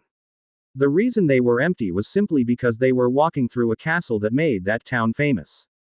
The first woman had a slender frame and a rather large bust. She had brown eyes and long pale golden hair that was strapped in two pigtails. On her forehead she had a purple diamond tattoo. She was wearing a grass green haori with the kanji for gamble written in black on the back, inside a red circle. Underneath she wears a gray, kimono-style blouse with no sleeves, held closed by a broad, dark bluish-gray obi that matches her pants. Her blouse is closed quite low, revealing her sizable cleavage. She wears open-toed sandals with high heels and red polish on both her fingernails and toenails. She also wears a soft pink lipstick.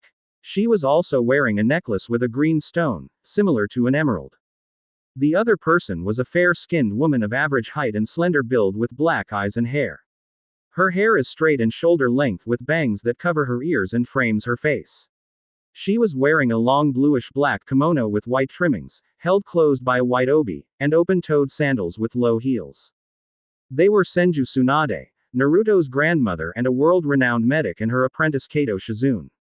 Suddenly the earth started shaking and the castle they were walking to visit exploded and came crashing down. As the dust started to clear, it showed that the castle was destroyed by a rather large snake with two people on top of his head. I found you, Orochimaru said from the top of the snake's head. Orochimaru, Tsunade said with her eyes widened. She hadn't seen her teammates in a very long time. It was approaching on 2 decades by now. Long no time no see Orochimaru, Tsunade said. She knew that Orochimaru was missing Nin and as such was treating him wearily, especially since she knew exactly what he could do. You were difficult to find, Orochimaru replied. What do you want with me? Tsunade asked, trying to get this over with. You didn't come to talk about the past, did you? Tsunade rhetorically asked. Actually, I wanted to ask a small favor, Orochimaru said. He doesn't look good.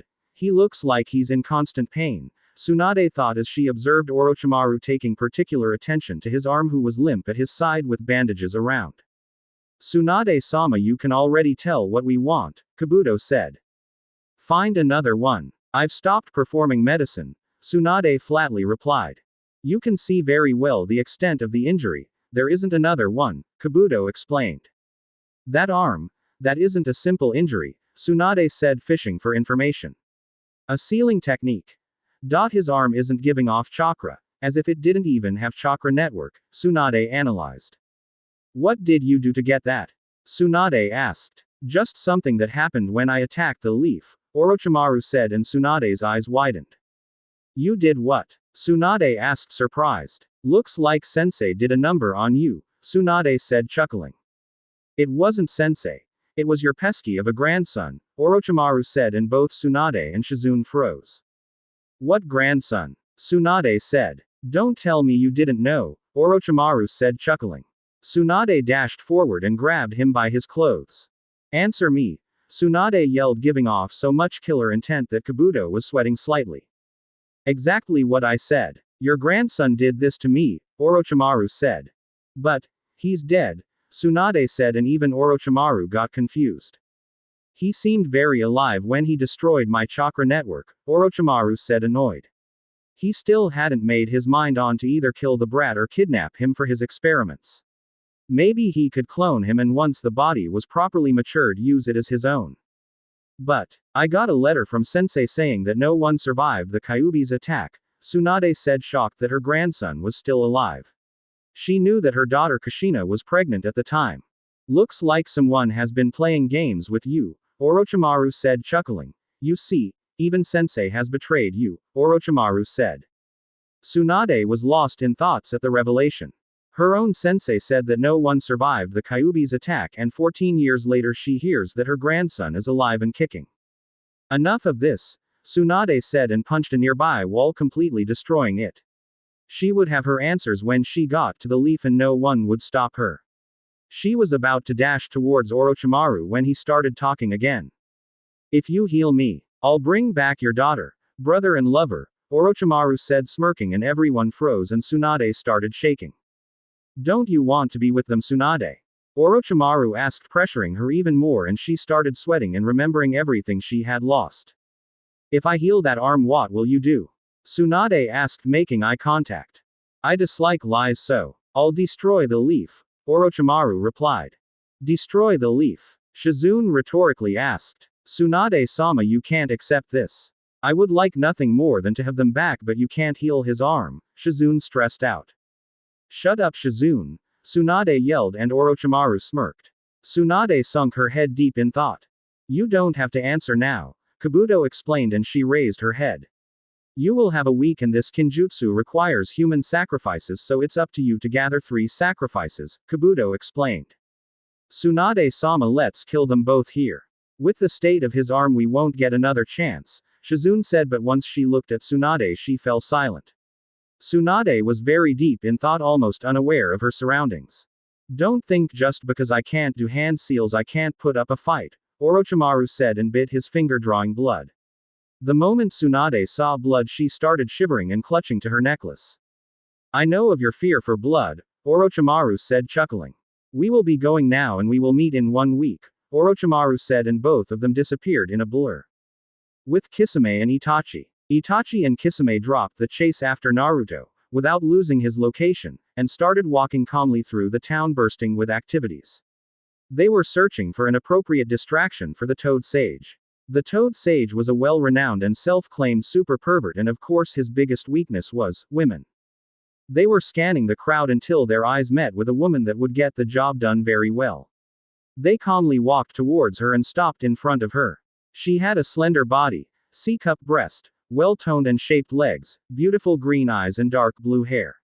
She was wearing a dark blue dress that ended just above her knees. All in all, she was someone any man would drool for, and Jiraiya would be no exception. Can I help you? The woman asked with a melodic voice as she watched the cloaked individuals stop in front of her. One of the cloaked men lifted his hat, and the last thing she saw was a pair of deep blood-red eyes, as if they were staring into her soul. With Jiraiya, Hinata, and Naruto. The team was currently walking through the village in the hopes of finding a good hotel so they could rest for the night, and the following day they would search for Tsunade. After a few minutes of walking they all noticed a hotel and decided to settle in. As they were walking towards the entrance of the hotel, Jiraiya spotted a woman. Now, this wouldn't be a surprise to anyone since all of them knew Jiraiya very well, but the fact that said woman smiled and waved at Jiraiya actually surprised Naruto and Hinata. Jiraiya had hearts on his eyes as he saw the beauty that was waiting for him. Jiraiya didn't even need to think twice as he said, "Check in here and work on chakra control," Jiraiya said, and ran as if his life depended on him towards the woman who was waiting for him with a small smile. Naruto just sweat dropped when he told him to work on chakra control. At least it wasn't that bad since Naruto's chakra control still could be better. Let's settle in, Naruto said and started walking into the hotel when he noticed that Hinata wasn't following him. Something wrong? Naruto asked as he watched Hinata look at the roof of one building. No, Naruto-kun. Let's go in, Hinata said, and they both stepped in and walked towards the attendant's desk where there was an elderly man waiting. We would like one room with 2 beds to spend the night, Naruto said, and the man nodded.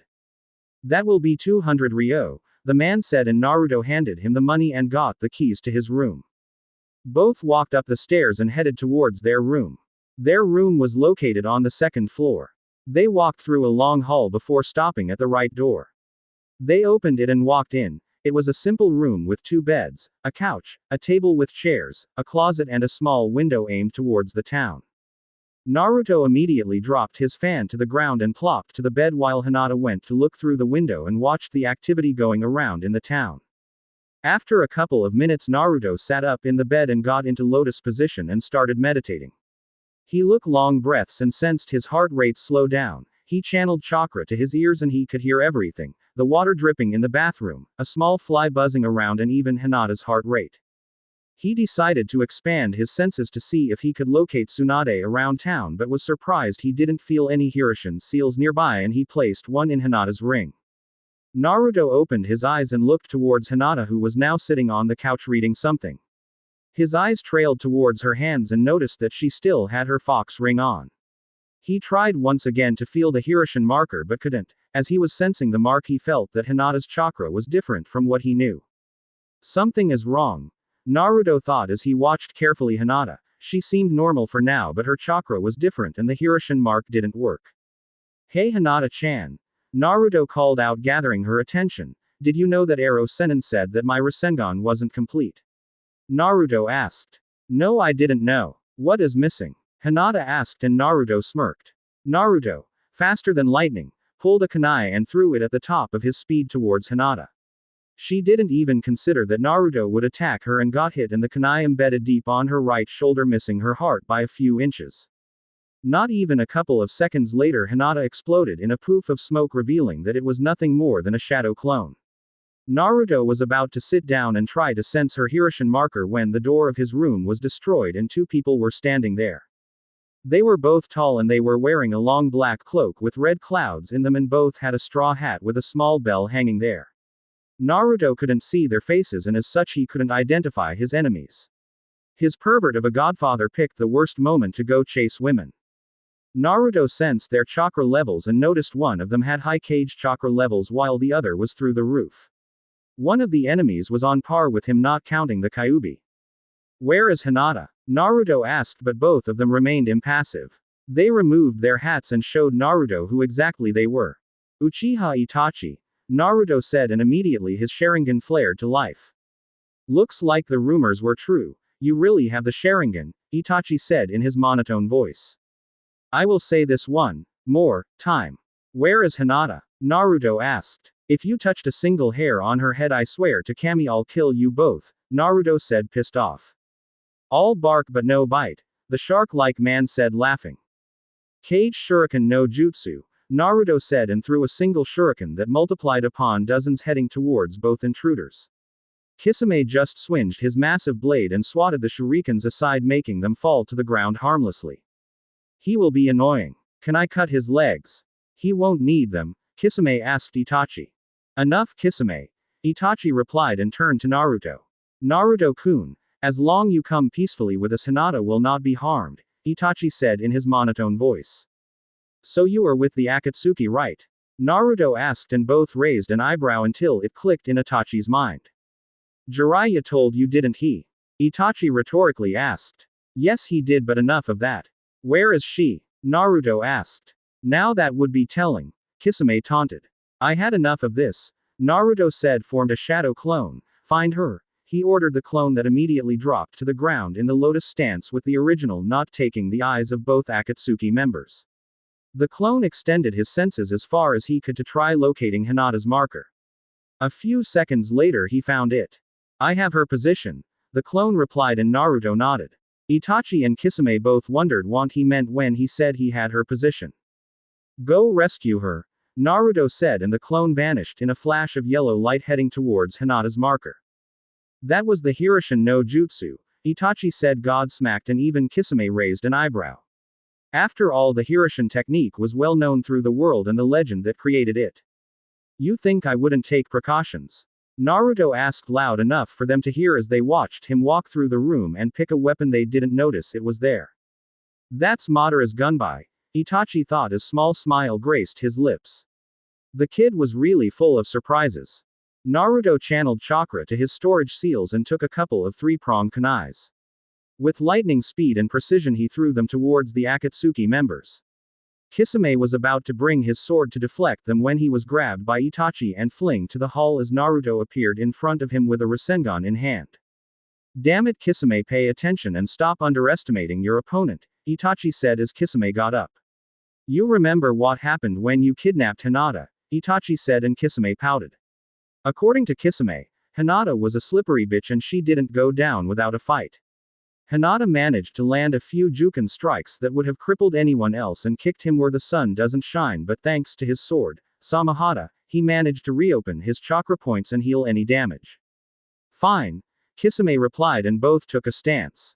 The brat might not be that good, but the Hiroshin technique wasn't to be underestimated, and apparently the brat knew the Rasengan was well. Itachi activated his Sharingan and both Sharingan users locked eyes as if measuring the power beneath them. Itachi was surprised when he saw Naruto's chakra aura around him. He seemed to radiate a power, but in a calm way. His chakra seemed powerful and violent, but yet Naruto was calm and collected. Be careful, Kisame. His chakra levels are on par with yours, Itachi said, and Kisame laughed. Finally a challenge. We might need to change the location if this escalates. Kisame said, snickering. He never knew someone that had as much chakra as him, and finding such opponent was always good. We can't prolong this fight or Jiraiya might sense his chakra, Itachi explained and locked eyes with Naruto. I'm sorry, Naruto-kun, but this is where it ends, Itachi said, and Naruto got confused to what Itachi was taking about. Itachi talked as if his next move would ensure his victory. Naruto watched as Itachi closed his eyes and concentrated. The moment he opened, the ordinary three-tomoed Sharingan was replaced by a three-pointed shuriken. Tsukuyomi, Itachi said the moment his eyes opened. You are using those eyes too much, Itachi-san, Kisame said as Itachi caught Naruto in his genjutsu. It was necessary. He knew how to use the Hiroshin and was going to prove himself difficult to catch, Itachi explained. Tsukuyomi world. Naruto's world shifted into another completely different. Naruto was now in an open field, but the sky was red and clouds and sun deep black. Suddenly Itachi appeared in front of him, staring intently at him as if studying him. So this is the Tsukuyomi, Naruto said as he studied the illusion. This is the ultimate genjutsu of the Mangekyo Sharingan. In here I am God. I control everything, even time itself. 3 days in here are but 3 seconds in the real world. Itachi explained as Naruto was suddenly trapped in a wooden cross and Itachi appeared in front of him with a sword. You seem very proficient in this genjutsu, Naruto said and turned to lock eye with Itachi. How is your eyesight these days? Naruto innocently asked and Itachi froze. He couldn't have. It's impossible. Not even the tablet says that the Mangekyo blinds the user, Itachi thought as he eyed Naruto very carefully and wearily.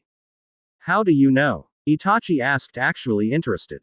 I know a lot, Itachi, and I know you will eventually end up blind, Naruto cryptically said, taunting Itachi, but he didn't bite. Itachi studied Naruto very carefully, particularly his Sharingan. His chakra pathways beneath Naruto's eyes seemed very well developed, indicating he had the Sharingan for years now. You really are Madara's grandson. I've noticed that you awakened your eyes a few years ago, Itachi said, and Naruto nodded. I was 5 at the time, Naruto explained, and Itachi raised an eyebrow. You are skilled, a shame we must take you. Now let's begin, Itachi said and was about to stab Naruto when he got interrupted. How about we don't get started? Naruto said, and Itachi was surprised by his statement. Suddenly Naruto's eyes started spinning until it turned into a complete new pattern. A Mangekyo? Itachi asked, surprised. He would never in a million years expect Naruto to have advanced his Sharingan to the next level. Suddenly the whole world froze and Itachi was rooted in place. Piece by piece the Tsukuyomi world started shattering until it remained nothing but pieces on the floor, like a mirror breaking. Moments later Naruto was back in the real world still staring at Itachi. Real world. Kisame was about to ask what happened when Itachi fell to his knees clutching his head in pain and bleeding from his eyes. You broke my Tsukuyomi, Itachi asked, but it was more a statement as he noticed that Naruto wasn't even affected by the genjutsu and he broke it like nothing. Jinchurikis are immune to illusions. You should now that, Naruto said, taunting Itachi, and Kisame reacted by swinging his sword and trying to smack Naruto, but to his surprise his sword phased right through Naruto. When the sword left his body, Naruto turned and tried to slam a Rasengan into his chest, but to Naruto's surprise the Rasengan was absorbed into the sword. That was like Madara's technique. Is it because he is his grandson? Itachi thought as he watched Kisame's sword phase right through Naruto. What the hell? Naruto asked when he noticed his Rasengan being literally eaten by his sword. My sword absorbs chakra. Ninjutsu is useless against me, Kisame said laughing and tried another swing making Naruto jump back. Then taijutsu is the only thing left, Naruto thought and looked back at Itachi who was still recovering from Naruto breaking his illusion. Ninjutsu is useless as long he has his sword, Naruto mused in thought. Naruto decided to employ his strongest form of taijutsu. He channeled lightning chakra through his arms and legs to increment his strength and was using his Kamui to outmaneuver Kisame. Naruto jumped in the air and tried a spin kick making Kisame tilt back slightly. Naruto allowed this opening and gave him an upward kick on his arm, removing the Samahata from his grasp. Naruto picked the sword by the hilt but was surprised when the sword's hilt expanded and shredded his hand's skin, making him drop the sword on the ground and clutch to his bleeding hand. Taking this advantage, Naruto was forced to duck under a kick. Kisame saw Naruto duck and placing his hands on the ground for support used his other leg to kick his shoulder and throw him back. Naruto used this opportunity and slipped an explosive tag in Kisame's chest without him noticing. Naruto was pushed back by the kick. He flipped mid-air and landed on the ground harmlessly. Kisame's was grinning like a madman until Naruto placed his right hand on the tiger sign and said, Kai, and the tag exploded killing Kisame. Now for you, Naruto said as he walking towards Itachi who was slowly regaining his footing from the pain he got. Naruto was about to attack him when he was kicked from behind and sent flying into the wall. Naruto shakily got up and wiped a bit of blood from his mouth. He had cracked a rib from that kick but Kurama was already healing him. Thank God he had the fan on his back, otherwise that kick would have done a lot more damage. Naruto got up to see who was the author of said kick and noticed Kisame was grinning at him. I know for sure you weren't a clone, Naruto said, surprised to see Kisame back to his feet like nothing had happened. As long as I have chakra my sword heals me for everything. I don't tire and I never fall, Kisame said grinning. They are both dangerous opponents. If Itachi can use the Tsukuyomi then he might be able to use those other two, Naruto thought. Kisame, be careful, he has the Mangekyo as well, Itachi explained, and Kisame took notice to Naruto's new eyes. He grinned, happy to see that he would have a good fight. Up until now they all were doing lame missions without any worthy adversaries. Naruto was about to dash towards them when he received information from his clone. With Naruto's clone, Naruto identified Hinata's marker and noticed she was about a mile from their current location. He pulled the marker and was teleported to Hinata's location. He arrived at some room with everything dark. He activated his Sharingan to scan his surroundings when he noticed Hinata tied to a chair all beat up with blood dripping from her lips. Naruto quickly made his way towards her and gently lifted her head to notice she was barely awake, but at least she was alive. Hinata. Hinata, Naruto asked, gently shaking her from her slumber. Naruto-kun. Hinata barely managed to ask. Her voice was slipping and she was in pain all over. Don't worry, you are safe now, Naruto said and warped her into his Sharingan dimension and placed her down on the floor since he didn't exactly have a bed on his dimension. Kuchio's no jutsu, summoning technique, Naruto said, and in a poof of smoke Kagura appeared. Kagura, hurry and help Hinata, Naruto quickly said, not even giving her time to realize where she was. Kagura immediately dropped next to Hinata and started doing a routine exam on her body. She was a bit bruised but she didn't seem to have any external wounds. Where are we? Kagura asked. She looked at her surroundings and she was sitting on some metal cube. She looked around and there was nothing at the horizon but more cubes. The sky was pitch black. No sun, no clouds, no sound, no wind, nothing but emptiness and darkness. We are in my pocket dimension created by my Sharingan. We are safe here, Naruto explained as Kagura was healing Hinata. She has multiple cracked ribs as well, her left leg and a dislocated shoulder, Kagura explained, and Naruto clenched his fists. They were going to pay. Naru. Hinata tried to say. Shish. Don't talk, Hinata. Rest now. You are safe, Naruto explained and gently kissed her forehead, and she went to sleep. Kagura, take care of her. I need to inform the boss, Naruto said. Naruto saw Kagura nodding and dispelled in smoke. Back to Naruto. You hurt Hinata-chan. You are going to pay, Naruto said, and they both braced themselves for what was coming. Their leader warned them about engaging a Jinchuriki, or even worse, a pissed-off Jinchuriki. Come Kurama, Naruto said to his partner. Yes, let's show them what happens when they hurt our mates, Kurama replied and started sending his chakra to Naruto. In the real world, Naruto was started to get enveloped in a blood-red chakra cloak. His eyes maintained his Mangekyo activated, but his whiskers became more defined and his fangs elongated.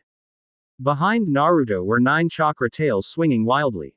You are going to pay, Naruto said, and in a shockwave he launched himself at the top of his speed towards Itachi. The shockwave blew up the hall of the hotel and destroyed part of the wall. They all jumped out. Itachi and Kisame were running out of town with a pissed Jinchuriki on their tail. Both of them shared the same thought. Sheet. With Jiraiya. Jiraiya was happily walking through town showing his date some fun and winning a few prizes for her. Jiraiya didn't know if today was a special day, but the stores were bursting with activity and providing multiple games for tourists. You see that? Jiraiya asked, and the woman giggled at his excitement. He did manage to break all the plates, but it was nothing special for a shinobi.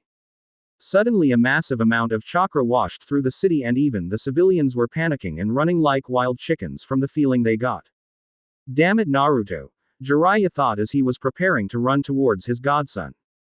Sorry, but I have to leave, Jiraiya said and jumped away from his company, quickly running towards his godson.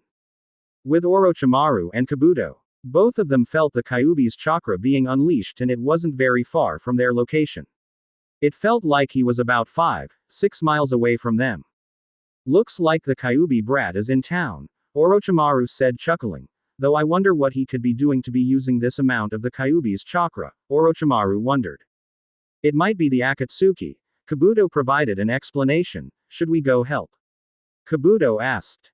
Naruto-kun can take care of himself, Orochimaru said, chuckling evilly. After all, I don't pick weak and ordinary vessels, Orochimaru explained. But Sasuke-kun isn't even close to the level of Naruto-kun, Kabuto said. How very true, Orochimaru agreed. However, Sasuke is driven by vengeance and he will be easier to convince, and he also has the Sharingan. I would prefer Naruto-kun above all others since he even has the Mangekyo, but he won't come easily, Orochimaru explained, and Kabuto nodded. With Tsunade and Shizune. Both women were at a bar with Tsunade drinking herself stupid with sake. After what she just heard from Orochimaru, it wasn't particularly hard to understand why she was doing this. Even though Tsunade was lightly drunk, both of them could easily feel the chakra that washed through the whole town. The chakra felt like power beyond anything, it felt like transcended human understanding. Tsunade-sama, do you feel that? Shizune asked, shivering. She knows very well what the Kyuubi did to Konoha 14 years ago. Tsunade asked, lifting her head from the table. Her cheeks were red from all the alcohol she had ingested. That's Kyuubi, Tsunade said, and she was performing a self-healing technique designed to quickly purge the sake from her system. Shizune, let's go, Tsunade said, picking up her jacket and running out of the bar, heading towards the chakra source. Hi, Shizune replied, following her sensei. Back with Naruto. Itachi and Kisame were running out of town with Naruto hot on their trails. They stopped near an empty field and decided to make their stand there. Kisame, we can't prolong this. Jiraiya definitely sensed the Kyuubi's chakra, Itachi stressed out, and Kisame nodded. What do you suggest? Kisame asked. He dropped the playful attitude and took a more serious one.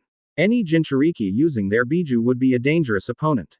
The Tsukuyomi is useless, and using it again would most likely knock me out, Itachi explained.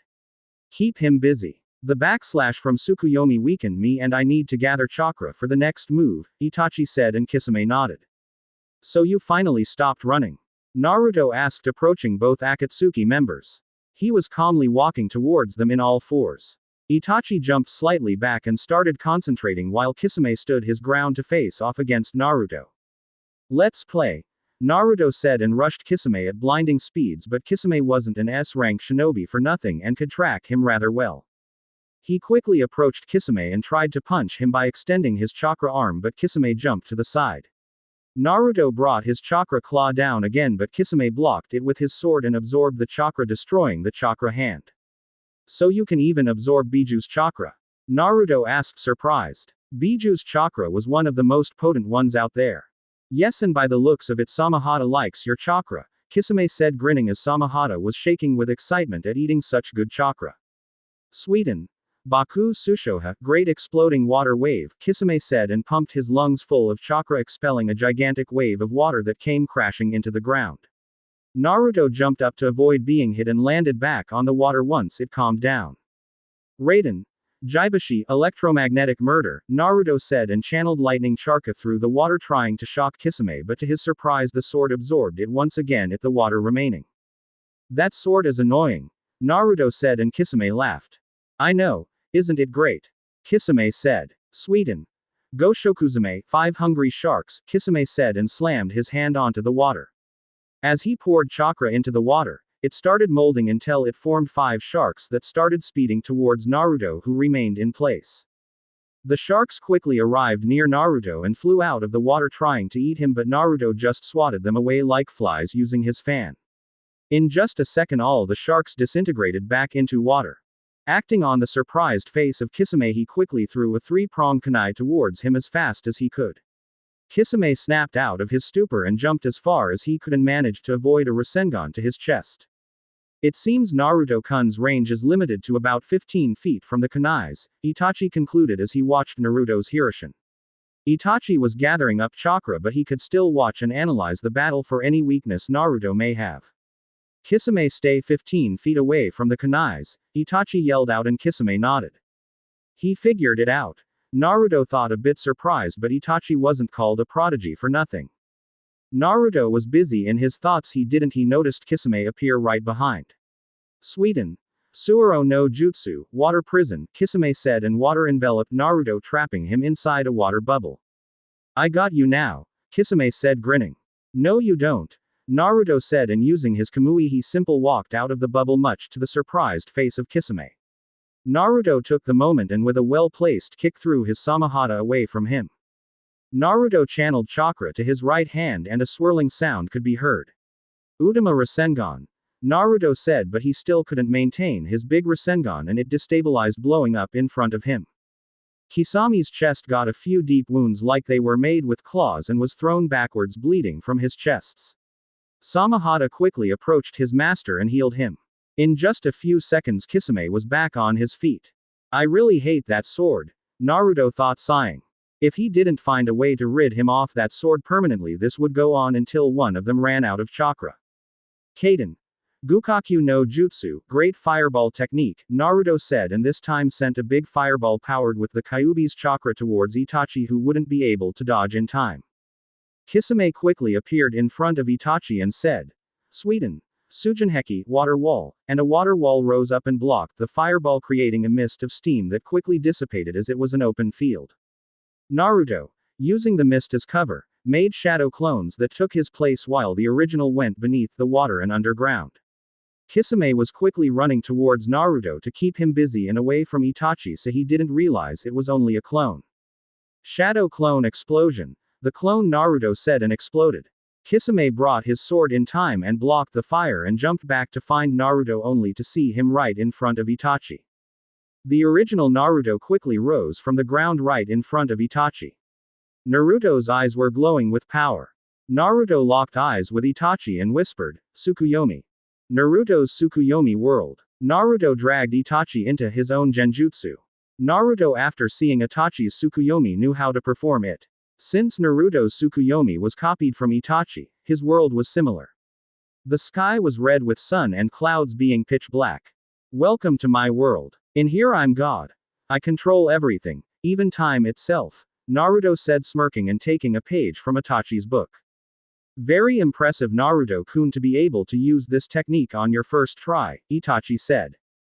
Thank you, Naruto said, and like Itachi he started stabbing Itachi with swords over and over, but Itachi didn't scream or wince once. But, Itachi said, and Naruto focused on him. You are still far away from mastering it, Itachi said, and the Tsukuyomi snapped like a twig and they were brought back to the real world. Real world Naruto was brought forcefully to the real world and arrived just in time to duck under a swing from Samahata. However, the sword still grazed him and yanked a chunk of his chakra, forcing Naruto into a three-tailed state.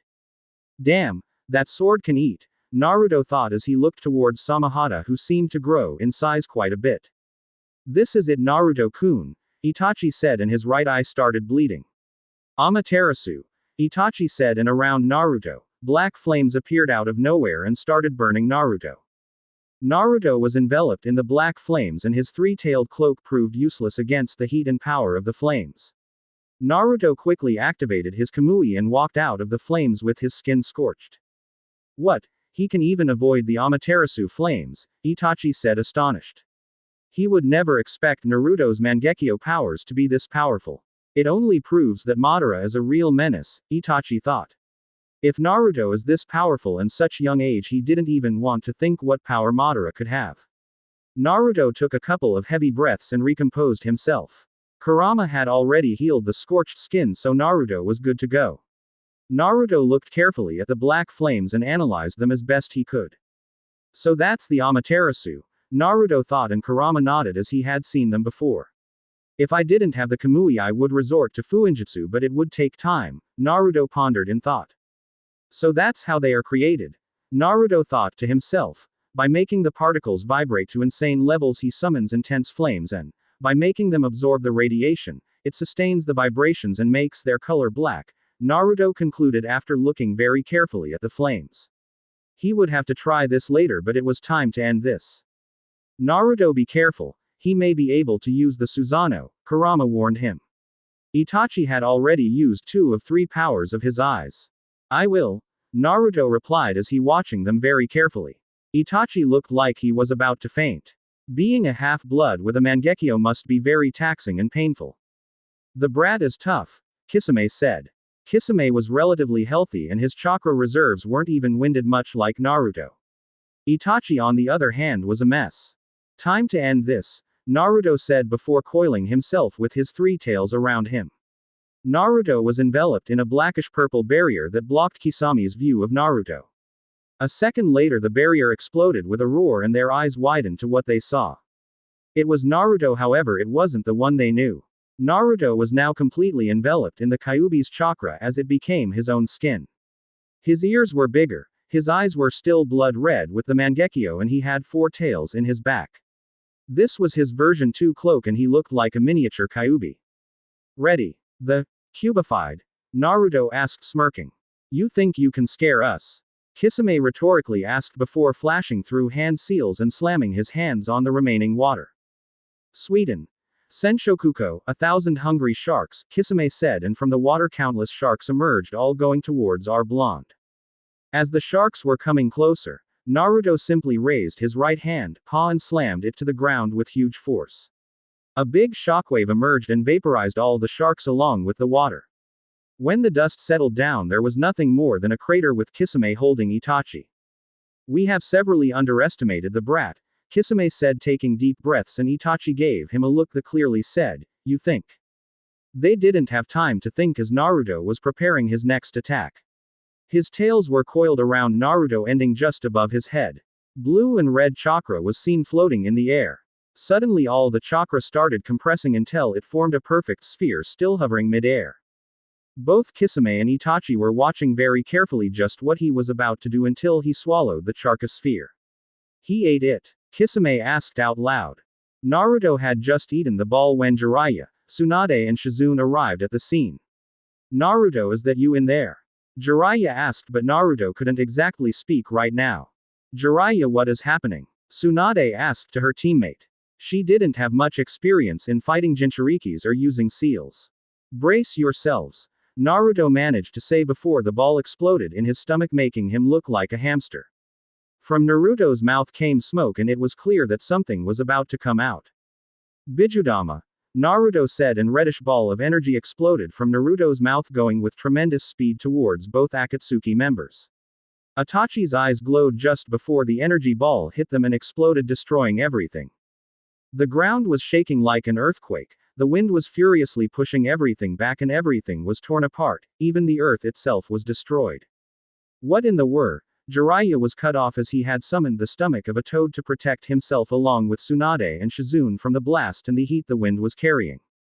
The blast was over and the dust was clearing, and right in front of Naruto there was nothing more than destruction.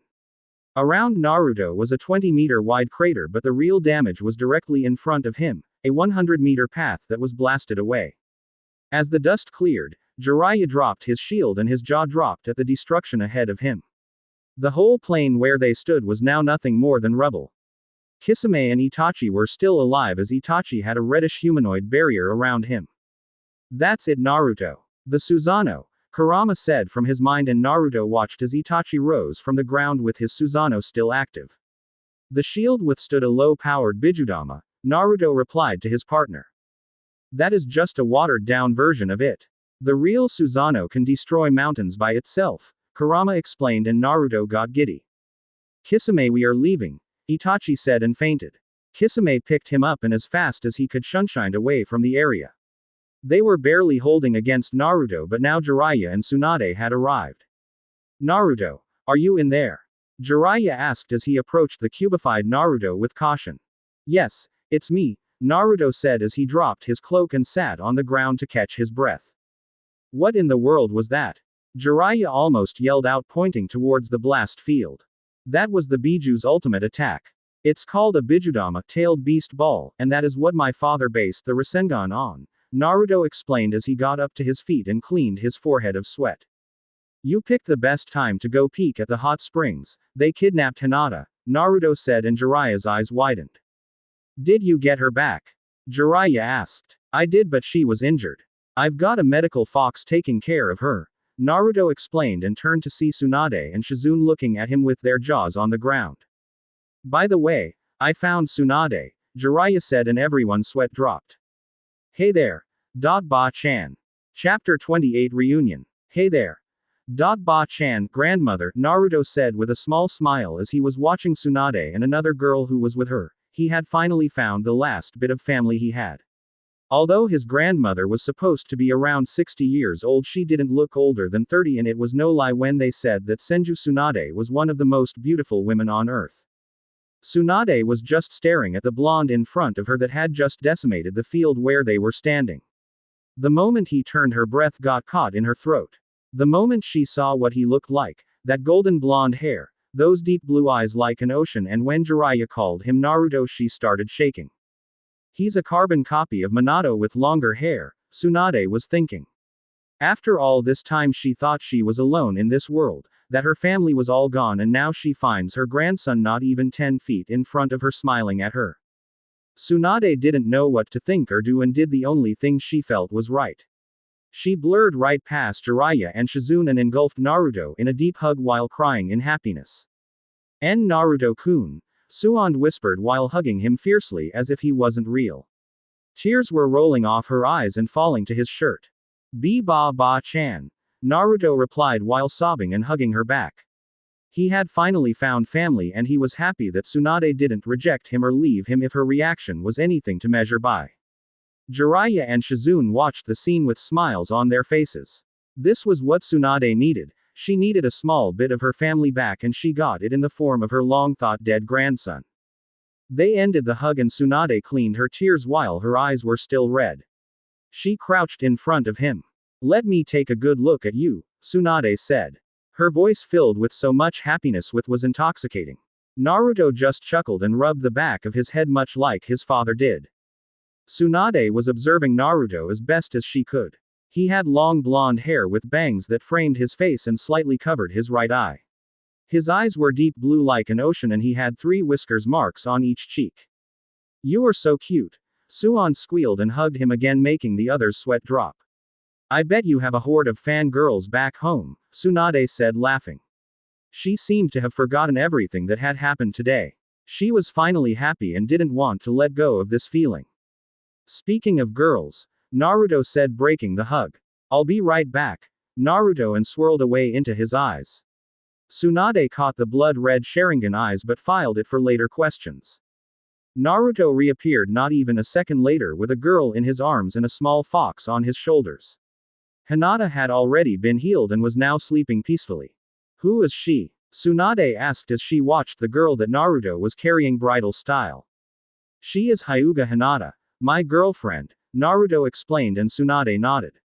He figured that a fine-looking brat like him would already been snatched by someone, but she would see if the girl was worthy it. She was kidnapped by Itachi and Kisame, but I managed to get her back and summon a healing fox, Naruto explained and turned towards Tsunade. Can you check her just to make sure? Naruto asked, and Tsunade bit her lips.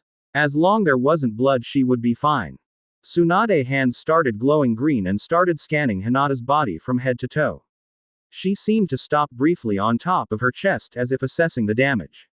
She had a couple of broken ribs and dislocated shoulder, but she is fine now.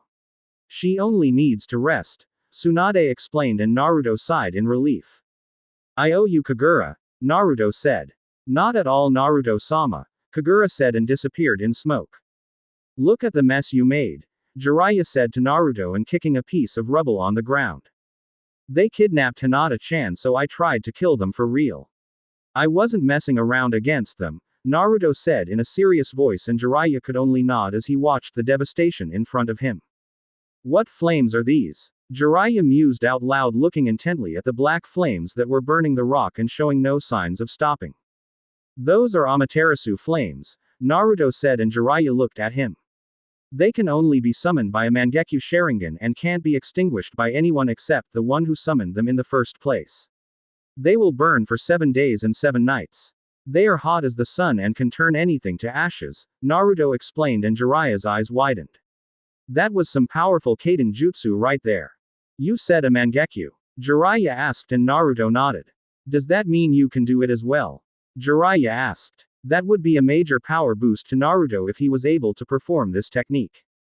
I know how it works, so I just need to try it, Naruto said, and Jiraiya nodded. And I also know how to the other one, the Tsukuyomi, Naruto said, and Jiraiya nodded again. Naruto was becoming more and more powerful by the day, and these 2 techniques he just gained would make him deadly against anyone. So I wasn't seeing things when you warped away with some technique, Tsunade said towards Naruto. How can you have the Sharingan? You are no Uchiha, Tsunade stated. Actually, I have Uchiha blood, Naruto said, and Tsunade raised an eyebrow. What do you know of my father's parents? Naruto asked. He is an orphan. He never knew his parents, Tsunade replied, and Naruto smiled. He never got tired of the people's faces when he told them about his grandfather. That is not true, Naruto said, grinning at her grandmother. He knew very well who his father was and lived with him for the first 5 years of his life, Naruto said, and Tsunade concentrated on him.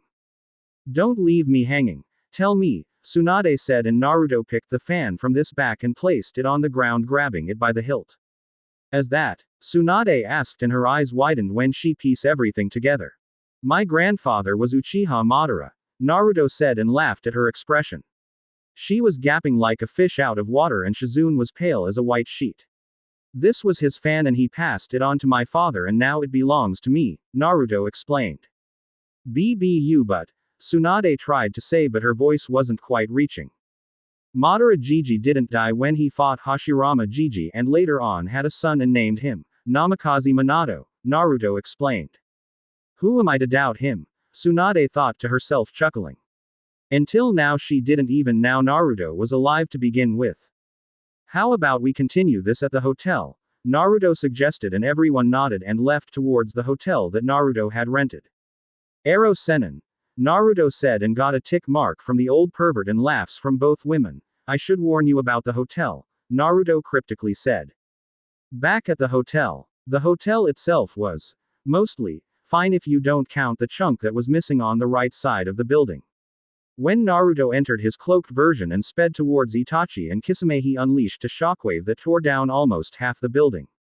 I hate shinobi, The owner of the hotel was yelling through the streets while trying to clean up as best as he could. Not that a broom would help much against big chunks of rock and concrete. The owner turned around only to find the one responsible for said disaster calmly walking towards him. "Youuu," the owner yelled towards the blonde pointing at him. "Look at this mess," the owner yelled. "Don't worry," Naruto said trying to calm the owner down. "My godfather here will gladly pay for everything," Naruto said and Jiraiya's eyes widened. "What?" Jiraiya yelled out grabbing Naruto by the collar of his shirt. "Why should I pay?" Jiraiya asked rhetorically. "You were the one that blew up the hotel," Jiraiya explained. "They found me and hurt Hinata because you decided to chase some tail," Naruto explained and Jiraiya scoffed. "Besides I've seen your money book and this won't even scratch the surface," Naruto said and Jiraiya got suspicious. "How do you know that?" Jiraiya asked. "Always look underneath the underneath. Besides, my eyes see more than chakra you know," Naruto said grinning. "So pay the man and let's find another place so Hinata-chan can rest properly," Naruto said and Jiraiya reluctantly agreed. He went to his pockets only to find his wallet missing and in the hands of Tsunade who was already negotiating with the hotel owner making Jiraiya cry anime tears. Life is so unfair, Jiraiya thought crying in his mind. Suddenly Naruto felt Hinata stir and looked down at her. It appeared all that noise around them woke up his sleeping beauty. She tiredly opened her eyes to find herself in the arms of Naruto. "Hey there sleepy head," Naruto said watching Hinata open her eyes and look at him. "How are you feeling?" Naruto asked. "I'm good," Hinata said and watched her surroundings. "I think I can walk," Hinata said and Naruto shook his head denying. "You just woke up. Besides I like carrying you," Naruto said and kissed her forehead making her snuggle closer to him. "Kawaii," Shizune yelled out. "That's adorable," Shizune said fawning over both of them like a fangirl. Jiraiya was scribbling furiously on his notebook not even noticing Tsunade. "If you use my grandson for your research I'll remove the thing that makes you a man," Tsunade shouted to the heavens and Jiraiya stiffened and quickly placed his notebook on his pockets. Have mercy," Jiraiya pleaded on his knees. "Sorry, all out of mercy," Tsunade said cracking her fingers and figuratively rolling up her sleeves. Scary, Naruto thought watching his grandmother beat his godfather to a bloody pulp. Jiraiya was screaming and asking for her to stop but she didn't even waver. "Oh lord, the pain," Jiraiya thought. Naruto decided it was time to save his godfather from Tsunade's wrath. "How about we go for dinner?" Naruto asked and Jiraiya sighed in relief when the onslaught stopped. "Sounds good," Tsunade replied and kicked Jiraiya one last time where the sun doesn't shine making wince in pain and gently nurse his manly parts. All the time he was cursing the blondes around him. Restaurant. The group found a small restaurant that had a few tables open since the others were all full due to the massive amount of tourists around town. They were all seated in a small table with Shizune, Tsunade and Jiraiya in one side and Naruto and Hinata in the other. The menu was a few sardines with rice while Tsunade and Jiraiya were drinking sake. "So brat, how is the life?" Tsunade asked while sipping bit of sake. She wanted to know about her grandson's life since she wasn't there for the beginning of his life. "It was rough in my early years but I'm good now," Naruto said and Tsunade raised an eyebrow. Rough. Tsunade wondered what he meant exactly. "Actually since the Chunin exams they stopped calling me demon and trying to kill," Naruto blurted out only for Tsunade's face to twist into one of anger. She forgot the Naruto was a Jinchuriki and she knew very well how most of them were treated in their village. "Did they hurt you?" Tsunade asked with so much fire in her eyes that the table slightly cracked from the pressure of her fists. "Don't worry, they are over it now," Naruto said calming her down. "I showed them I had the Sharingan and that I belonged to the Senju clan and now they almost worship me," Naruto said shaking his head. "How could they be so superficial? Naruto was a demon one day and the next he was the prince of Konoha. But I hold no grudge against them," Naruto said. "You do realize that once you make Chunin you will be able to take the clan seat and will be forced into CRA, right?" Tsunade asked. The CRA was the thing that drove her out of the village in the first place and when Kushina died she nothing to go back for. "I'm an elite Chunin by the way and I have already refused the CRA, Naruto said chuckling. "Elite Chunin? A brat like you, where's the vest?" Tsunade taunted him. I don't like wearing the vest, and didn't you see what I did to those Akatsuki members? They were both Kage-level shinobi, Naruto explained, grinning back. Oh please, that was all the Kyuubi's doing, Tsunade said, waving him off. I like her, Kurama said from Naruto's mind. You like anyone that praises you, Naruto replied, sweat dropping. Fine, be that way, Naruto said, pouting, and everyone laughed. How did you refuse the CRA? Tsunade asked. It's mandatory by law, Tsunade explained. Simple. I threatened to leave the village if they forced me into it, Naruto said, grinning, and Tsunade chuckled. By the way, Jiraiya, why are you here? Tsunade asked, and Jiraiya sighed, as the might be a difficult conversation. Sensei has asked us to find you and tell you that you've been chosen for Godime Hokage, Jiraiya asked, and Tsunade sighed. The moment Jiraiya said Sensei wanted her to become Hokage, she remembered what happened with Orochimaru. She agreed to meet with them in 1 week, and if she cured her arms he would destroy Konoha.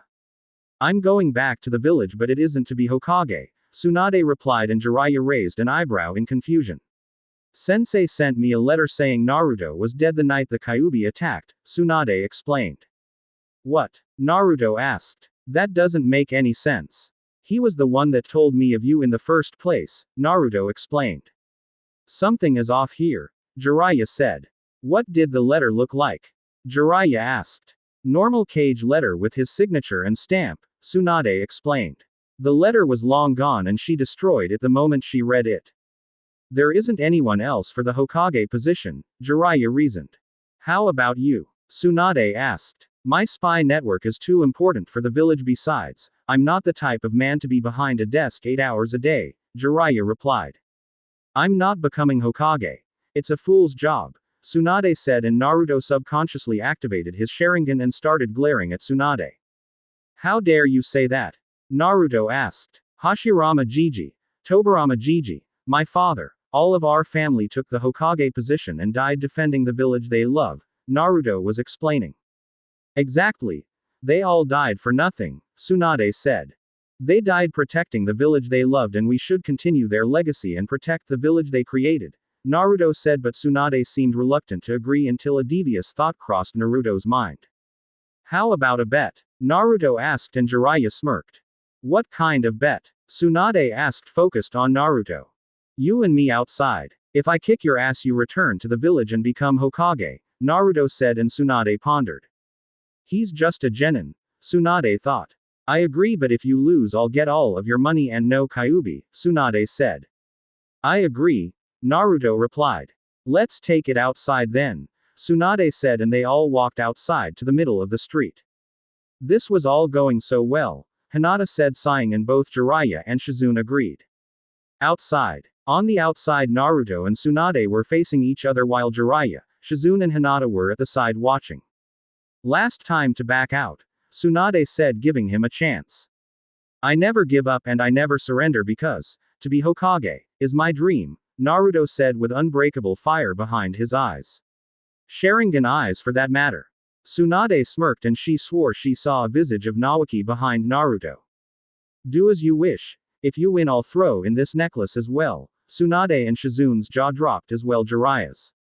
Hashirama's necklace Naruto mused. Let's go then, Naruto said as he took his stance. Tsunade, I should warn you. Jiraiya was saying but was cut off. Please Jiraiya, I can take care of a genin, Tsunade said, smirking.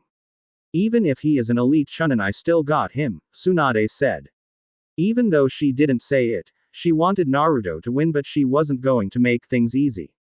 It's ironic, Hinata said, and got confused faces from everyone. The descendants of Hashirama and Madara are facing each other again, Hinata said, and they chuckled. Very true, Jiraiya replied, and all of them focused on the fight. Tsunade didn't have any stance. She was just standing there with her arms on her waist. Naruto was eyeing her carefully with his Sharingan blazing.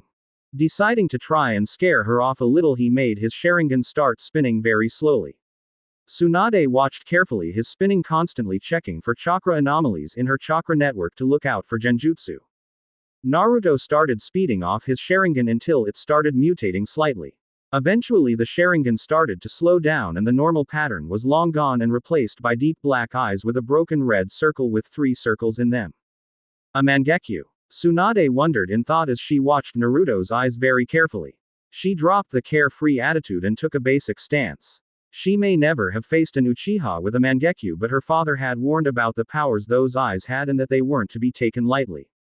Tsukuyomi, Naruto said, and Tsunade's eyes widened just before her world disappeared and was replaced by Naruto's Tsukuyomi world. What is this? Tsunade asked as she walked around Naruto's world. Welcome to my strongest genjutsu, Naruto said, popping out of nowhere and standing in front of Tsunade. In here I'm God and I control everything, even time itself. 3 days here are but 3 seconds on the real world, Naruto explained, and Tsunade realized in just what mess she was. This is the second time I tried this jutsu and my control still sucks, but it should be enough to hold you, Naruto said, and Tsunade got pinned to a cross and Naruto stood there in front of her with a sword. What are you going to do? Tsunade asked. She didn't want to believe Naruto would torture her. I'm going to make you laugh to death, Naruto said, chuckling evilly, and the sword was replaced by a feather. Naruto started using his feather on Tsunade's sensitive spots. Tsunade bit her lips and tried to hold it, but she couldn't. Tsunade bursted out laughing and crying as she couldn't hold the tears. Ha ha ha ha. Tsunade broke out laughing and crying. She could barely breathe. She wanted to bend over since her stomach hurt, but she couldn't as she was pinned to the stake. Muahhh. Naruto laughed evilly at the sight of Tsunade. Check out Barney's evil laugh to get an idea. www. YouTube watch. Versus equals CFG7S Snarex. Real world. 3 seconds later. On the outside, all of the viewers were oblivious to what was happening. They all heard Naruto call out his genjutsu, but they didn't know if Tsunade was caught as they were just staring at each other. Suddenly Tsunade fell to her knees, breathing heavily with her eyes puffy red, and one could see dried tears in her face. Damn brat, Tsunade said back in the real world as she crouched to regain her breathing. Naruto just grinned back at her. It was a just by miracle that Tsunade didn't pass out. What did he do? Jiraiya asked, curious. He made me laugh for 72 hours straight, Tsunade said, and everyone's sweat dropped. That was a peculiar use for a genjutsu. I'll get you for that, Tsunade said before she started dashing towards Naruto with her fist cocked. She's using chakra in her fist, Naruto thought as he watched her approaching with his Ms activated. He brought his fan from his back and placed it in front of him. He grabbed the hilt with one hand and the other end with the other hand. That's not going to help, Tsunade, and slammed her fist hard into the fan. The moment her fist collided the fan, it was like a large bell echoing through the streets. The entire ground shook, but Naruto held his ground. His fan didn't crack or waver. Tsunade was flabbergasted that the fan was still in one piece. She didn't even put a dent in that thing. It was true that she wasn't using her strength to the max, but that punch was enough to bring down a wall, and yet the fan was still in one piece. Naruto flexed his fan and unleashed a current of air, making Tsunade jump back and gain some distance.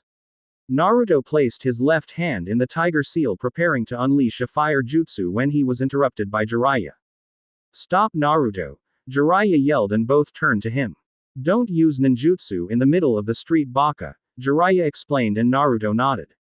Naruto took out a 3-pronged kunai and threw it at Tsunade, who watched it approach very carefully. The moment the kunai was about to pass next to her head, Tsunade caught it by the handle and started spinning it around her fingers. That wasn't a smart move, Naruto said, and Tsunade raised an eyebrow. And why not? Tsunade asked. Did you notice that kunai isn't ordinary? Naruto asked with a grin and made Tsunade stop spinning the kunai and look at it carefully, and she noticed that it was a 3-pronged kunai with kanji on the handle. He couldn't have, Tsunade thought just before she saw a bright yellow flash. She was about to turn around when she felt Naruto kicking her ass, making her jump in the air and nurse her rear. The hell are you doing? Tsunade asked, nursing her butt. I win, Ba-chan, Naruto said, grinning with his foxy smirk. Care to explain how that is? Tsunade asked. I said I would win if I kicked your ass, and I did just that, Naruto said, grinning, and started laughing at the faces of everyone when the realization hit them all. You tricked me, Tsunade said, shaking her head. She couldn't win a damn bet to save her life. Hinata just shook her head. She knew Naruto was very devious and sneaky, probably having a fox sealed inside of him increased his cunning as well. She should have seen that coming. I did no such thing, Naruto innocently replied. You agreed to the bet, so will you come back with us to the village and become our Hokage? Naruto asked. Tsunade sighed in defeat and surprisingly relief. She walked calmly to Naruto and kneeled in front of him. She undid her necklace and wrapped it around Naruto's neck, kissing his forehead. Become a great Hokage like your Ba-chan, Tsunade said, placing her hand above his necklace and his heart. Naruto just smiled and hugged her. I'm glad it all worked out for the best, Jiraiya said and turned to Tsunade. Do I get a kiss or perhaps a hug? Jiraiya asked, wiggling his eyebrows, and proceeded to be buried by Tsunade in her fists. Next day, after last night's battle, everyone got together and went to a hotel to spend the night. It was a pain in the ass for Tsunade to allow Naruto and Hinata to sleep together, but in the end she caved but warned them that they were too young for kids. They were all together eating breakfast silently when Tsunade remembered something. Naru-chan, why were you fighting those two yesterday anyway? Tsunade asked, and Naruto sighed before starting his explanation. Don't call me that, it sounds girly, Naruto whined, and Tsunade smirked. I like Naru-chan, it sounds better than Whiskers-kun, Hinata said, giggling, making Naruto glare at her. Naruto sighed before starting. According to Ero Sennin, there is an organization called Akatsuki made up by S-rank criminals and they are after the Bijus, Naruto explained, and Tsunade's eyes widened.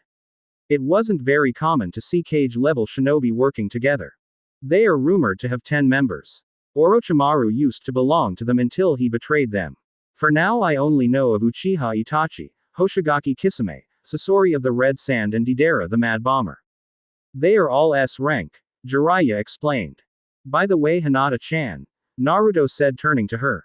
How did they catch you? Naruto asked. Flashback. Naruto and Hinata had just parted ways with Jiraiya since he went towards the woman that blinked his way. They were both going towards the hotel when Hinata felt a chakra presence nearby. She activated her Byakugan and scanned the nearby roofs, trying to pinpoint the signature. It turned out to be a big mistake. Since Hinata activated her Byakugan, her vision became almost 360 degrees, which meant she couldn't help but to not see a pair of blood-red Sharingan eyes.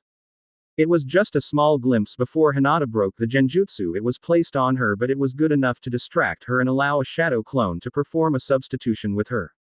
Hinata was now facing two people which had long black cloaks with red clouds in them, and they were both wearing straw hats.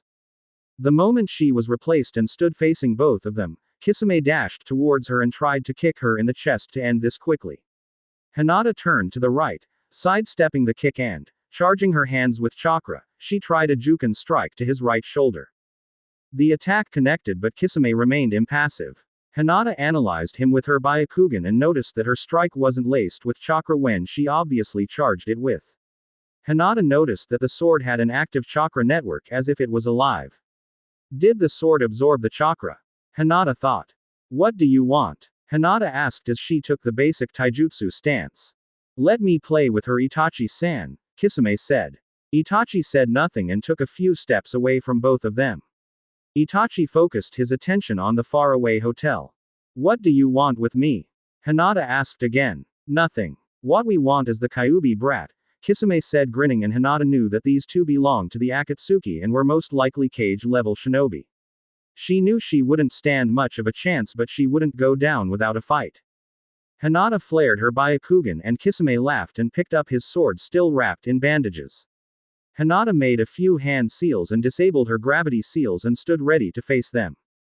Kisame started grinning like a madman and tried a sword slash on Hinata to knock her away. She ducked under the swing. Kisame, using the momentum of his sword, tilted his body and tried to kick her again. Hinata sidestepped the kick and jumped in the air.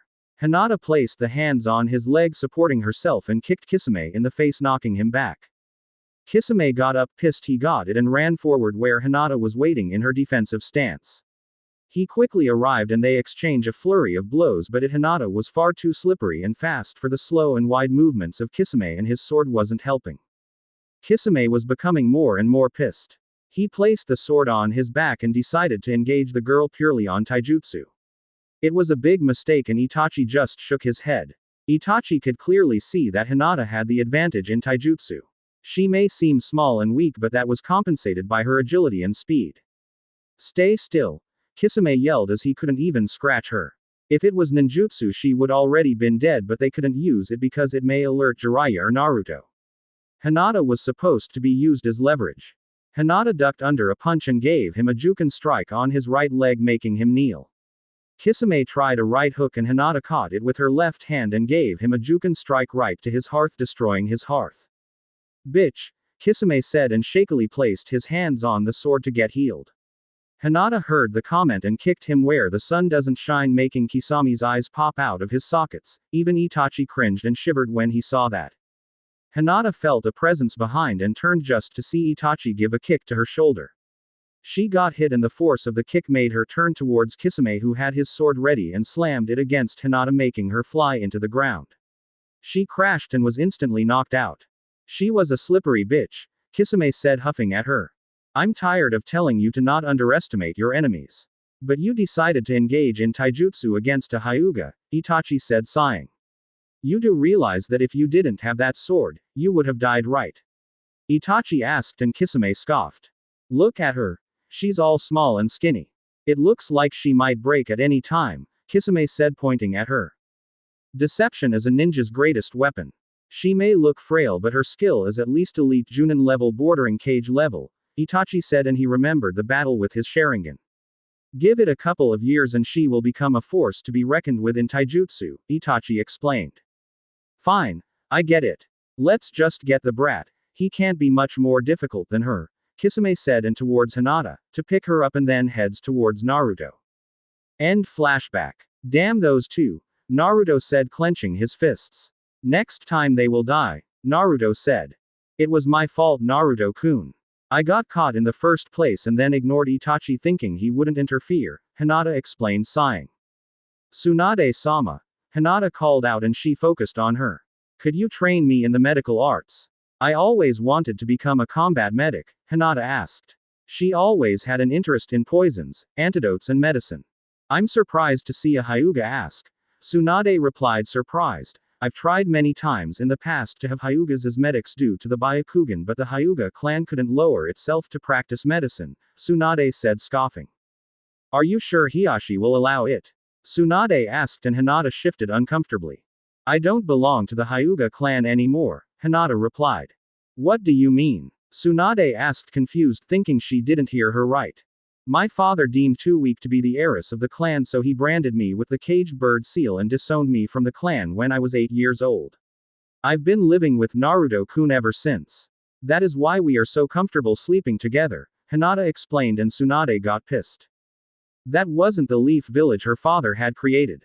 They treated Jinchuriki like garbage and left their own children to fend to themselves. She never liked the Hyugas, but this had just hit a new low. You don't have the seal, Tsunade said as she watched her forehead. Naruto-kun managed to remove it, Hinata replied, and Tsunade raised an eyebrow. So the brat was a seal master. He was just full of surprises. I will train you, Hinata, Tsunade said, and Hinata nodded, thanking her. I need to talk to you about something, Tsunade said, and they all stopped eating and focused on her. I'm supposed to meet with Orochimaru in 6 days, Tsunade said, and silence reigned at the table. I suppose he wants you to heal him for what I've done to him, Naruto said. It was the only logical outcome as to why Orochimaru would search for Tsunade now of all times. That's right. I agreed to meet with him in 6 days so we can end him there once and for all, Tsunade said, and Naruto got curious. Why did you agree to meet with him at a later date? Naruto asked, and Shizune looked carefully at Tsunade. He said that he would bring back Dan, Nawaki and Kushina if healed him, Tsunade said, and no one said anything. He had already brought back my mother when we fought against him during the invasion, Naruto said. Aye. Naruto started but stopped to think if it would be a good idea. I can allow you to see them one last time, Naruto said, and Tsunade froze. Naruto, you can't mean. Jiraiya started but Naruto interrupted. I can use the Edo Tensei without sacrifices, but the souls are only here temporarily. Once the time is up they go back to the pure world, Naruto explained and turned to Tsunade. Tsunade bit her lip deep in thought. She wanted nothing more to have them back but to see them leave again. I want to see them again, one last time, Tsunade said, and Naruto nodded. Let's finish breakfast and go outside and do it then, Naruto said, and everyone agreed. Outside restaurant. Empty field. Everyone left the restaurant and headed for an empty field where they could the ritual without being disturbed. Everyone took a few steps back and allowed Naruto to do his job. Naruto was lucky that Tsunade had a few strands of hair from all of them. She kept them as a reminder of them. Naruto took out a scroll and placed it on the ground. He channeled chakra into it and the kanji started spreading through the field, leaving 3 empty circles around the kanji. Shadow clone jutsu, Naruto said, and made 3 clones that went and sat on each of those circles. Shadow clones? Jiraiya asked. The Edo Tensei needs a vessel to anchor the souls to our realm. As long as the clone is chakra to sustain itself, I can use them as vessels, Naruto explained, and Jiraiya nodded. It made sense. Tiger right pointing arrow, snake right pointing arrow, dog right pointing arrow, dragon. Naruto went through the hands, seal's hand clapped his hands together. Kuchiyos. Edo Tensei, summoning technique. Impure world resurrection, Naruto said, and the clones started to become covered by leaves until they took the form of someone else. The first person was a man. He had long, pale blue hair that reached his back and dark green eyes. He wore the standard Konoha shinobi outfit of that time, complete with forehead protector and the pocketless flak jacket.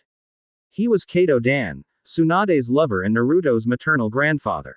The second person was also a young man. He had short light brown hair, green-gray eyes and distinct blushes on his cheeks. For attire, he wore a dark teal poncho top and light green pants. He was Senju Nawaki, Tsunade's younger brother. The third one was a woman. She had waist-length fiery red hair and blue eyes. She was wearing dark Anbu pants and black Anbu chest plate. She was Senju Kushina, Tsunade's daughter and Naruto's mother. Where am I? Nawaki asked. The last thing he remembered was running through an empty field and then a loud explosion followed by darkness. Kushina, Nawaki, Dan, Tsunade said, looking at the 3 people that Naruto summoned back from the dead.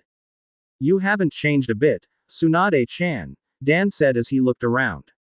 Kushi-chan, is that you? Dan asked the beautiful red-haired girl next to him. Yes, San. It's good to see you again, Kushina said and looked around to find Naruto, Tsunade, Jiraiya and some girl she didn't know. So, hello, Naruto said, scratching the back of head, and everyone focused on him. I've temporarily brought you back so Tsunade could say proper goodbye. You will be able to be here for around a day, Naruto explained, and everyone nodded. Naruto-kun? Kushina asked. Yes, Ka-san, Naruto replied. Ka-san? Dan asked, eyeing the blonde carefully. Then that would make me your grandfather. It's nice to meet you, Dan said. You too, grandfather, Naruto replied and looked to his left to see Nawaki talking to Tsunade, who was hugging him and crying. This is Hyuga Hinata, my girlfriend, Naruto said, introducing Hinata to his mother. Girlfriend, Kushina asked in a teasing tone, making them both blush deep red. How did that happen? Kushina asked, wanting all the juicy details. Kushina asked, and Naruto went and told her about everything that had happened. How when they first met, Naruto saved Hinata from a couple of bullies. A year later he saved her from being kidnapped by a Kumo nin, and when Hinata got kicked out they confessed to each other. Oh, that's so cute, Kushina said with stars in her eyes. Did you know that your father and I fell for each other in the same way? Kushina and Naruto raised an eyebrow in confusion. Back when I was around 10 years old, Kumo tried to kidnap me because of my special chakra that allows me to create chains. When I was kidnapped, we had already reached the border and I was losing hope until your father appeared and saved me, Kushina said, and Naruto laughed at the coincidences. I guess we are meant to be, Naruto said and kissed Hinata's cheek, making her snuggle into his arms, and Kushina merely nodded. She could already tell that Hinata was a very sweet girl that loved Naruto very much. How is the furball treating you? Kushina, and when she heard Naruto's stomach growl, that was response enough. I guess he doesn't like being called furball, Naruto replied, chuckling. What if I called you flesh bag, would you like it? Kurama asked. I guess not, but you've already called me that a couple of times, Naruto replied, and Kurama stayed silent. Naruto-kun, are you alright? Kushina asked as Naruto suddenly spaced out. He does that sometime when he talks with the Kyuubi, Hinata explained, and Kushina smacked her head for not thinking of that. Naruto got back to the real of the living and noticed both of them looking intently at him. What? Naruto asked, and they were both staring at him. Nothing. It's just your face went through a couple of emotions and you almost looked like a clown, Kushina said, and Naruto's sweat dropped. You know, Kushina started gathering his attention. It's a shame you can't meet Minato-kun, Kushina said sadly. I already did, Naruto replied, making Kushina perk up in confusion. When I was 5 years old, I awakened my Sharingan and he appeared in my mindscape. He explained me everything that happened the night that I was born. He told me about his father and unlocked the Kyuubi's cage, Naruto explained, and Kushina nodded until Naruto's stomach grumbled. I guess I'm angry, Naruto said, chuckling. One of the things Naruto most liked is eating. It's almost noon, Naruto innocently said, and Kushina chuckled at his son's antics. All right. Gather up, Naruto yelled, and everyone got together. It's noon. How about we go for lunch? Naruto asked, and everyone nodded. Wait. Jiraiya and everyone stopped. Do Edo Tensais even feel hunger? Jiraiya asked, and Naruto shrugged and turned to them. I could eat, but maybe it's just the vessel that is hungry, Kushina explained, but they all shrugged. It wasn't that big of a deal. So what should we go for? Tsunade asked. Ramen. Naruto and Kushina instantly replied, and everyone chuckled. It looked like Naruto got his ramen addiction from his mother. I'm not paying, Jiraiya quickly said, sealing his wallet away. Later that day, they all spent the day as a family should have, having fun and enjoying their company. Their lunch was an epic standoff in ramen eating contest between Naruto and Kushina. Unfortunately for Naruto, Kushina was an Edo Tensai and, as such, she couldn't get full, and Naruto caved at 15 bowls, passing out. Dan and Naoki got to meet their grandson and grandnephew respectively. They all learned a lot on about the world had changed. Dan pretty much told Naruto stories of Hashirama and Tobirama since he was alive when they existed. So this is it, Tsunade said. Naruto felt that his shadow clones were running on fumes, and it would a couple of minutes before they dispelled, ending the jutsu. Don't cry, Tsunade-chan. It doesn't suit a strong woman like you, Dan replied with a small smile. I got to meet my grandson and see our daughter again, Dan said, and Tsunade slowly nodded. It hurt to see them leave again. It good to see you again, Tsunade said, and turned to Naoki. At least I got to give you a proper goodbye, Tsunade said. Don't worry, Nei-san, Naoki said, grinning. Even though I don't like to have been killed, at least we won. But one day it will be like Tsu-san wanted. An era of peace without wars and conflict, when mankind will be able to understand each other, Naoki said. For someone so young, he sure had strong beliefs. This it, Naruto. I'm sorry for the burden we placed on you, Kushina said. Even though she got to know the fox very well and knew he would help Naruto, she knew that the village wouldn't honor Minato's wish. Don't worry, I'm happy you entrusted it to me, Naruto hugging his mother for the last time. And don't forget about the promise I made, Naruto said, and Kushina grinned. I'll be waiting. In the meantime, wait a couple of years before you give me grandsons, Kushina said, smirking, and they both blushed and looked away from each other. Goodbye, Naruto-kun, Kushina said before the clone dispelled and Kushina's body disintegrated until it remained nothing but leaves on the ground.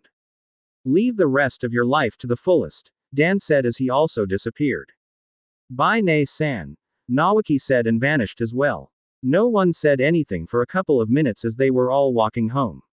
Tsunade was happy she got to see them all one last time, and Naruto was happy he got to talk and get to know his mother a bit more. Let's get ready, Tsunade said, and everyone got confused looks. I need a new snake skin wallet, Tsunade said, smirking. Akatsuki Base. Outpost 4.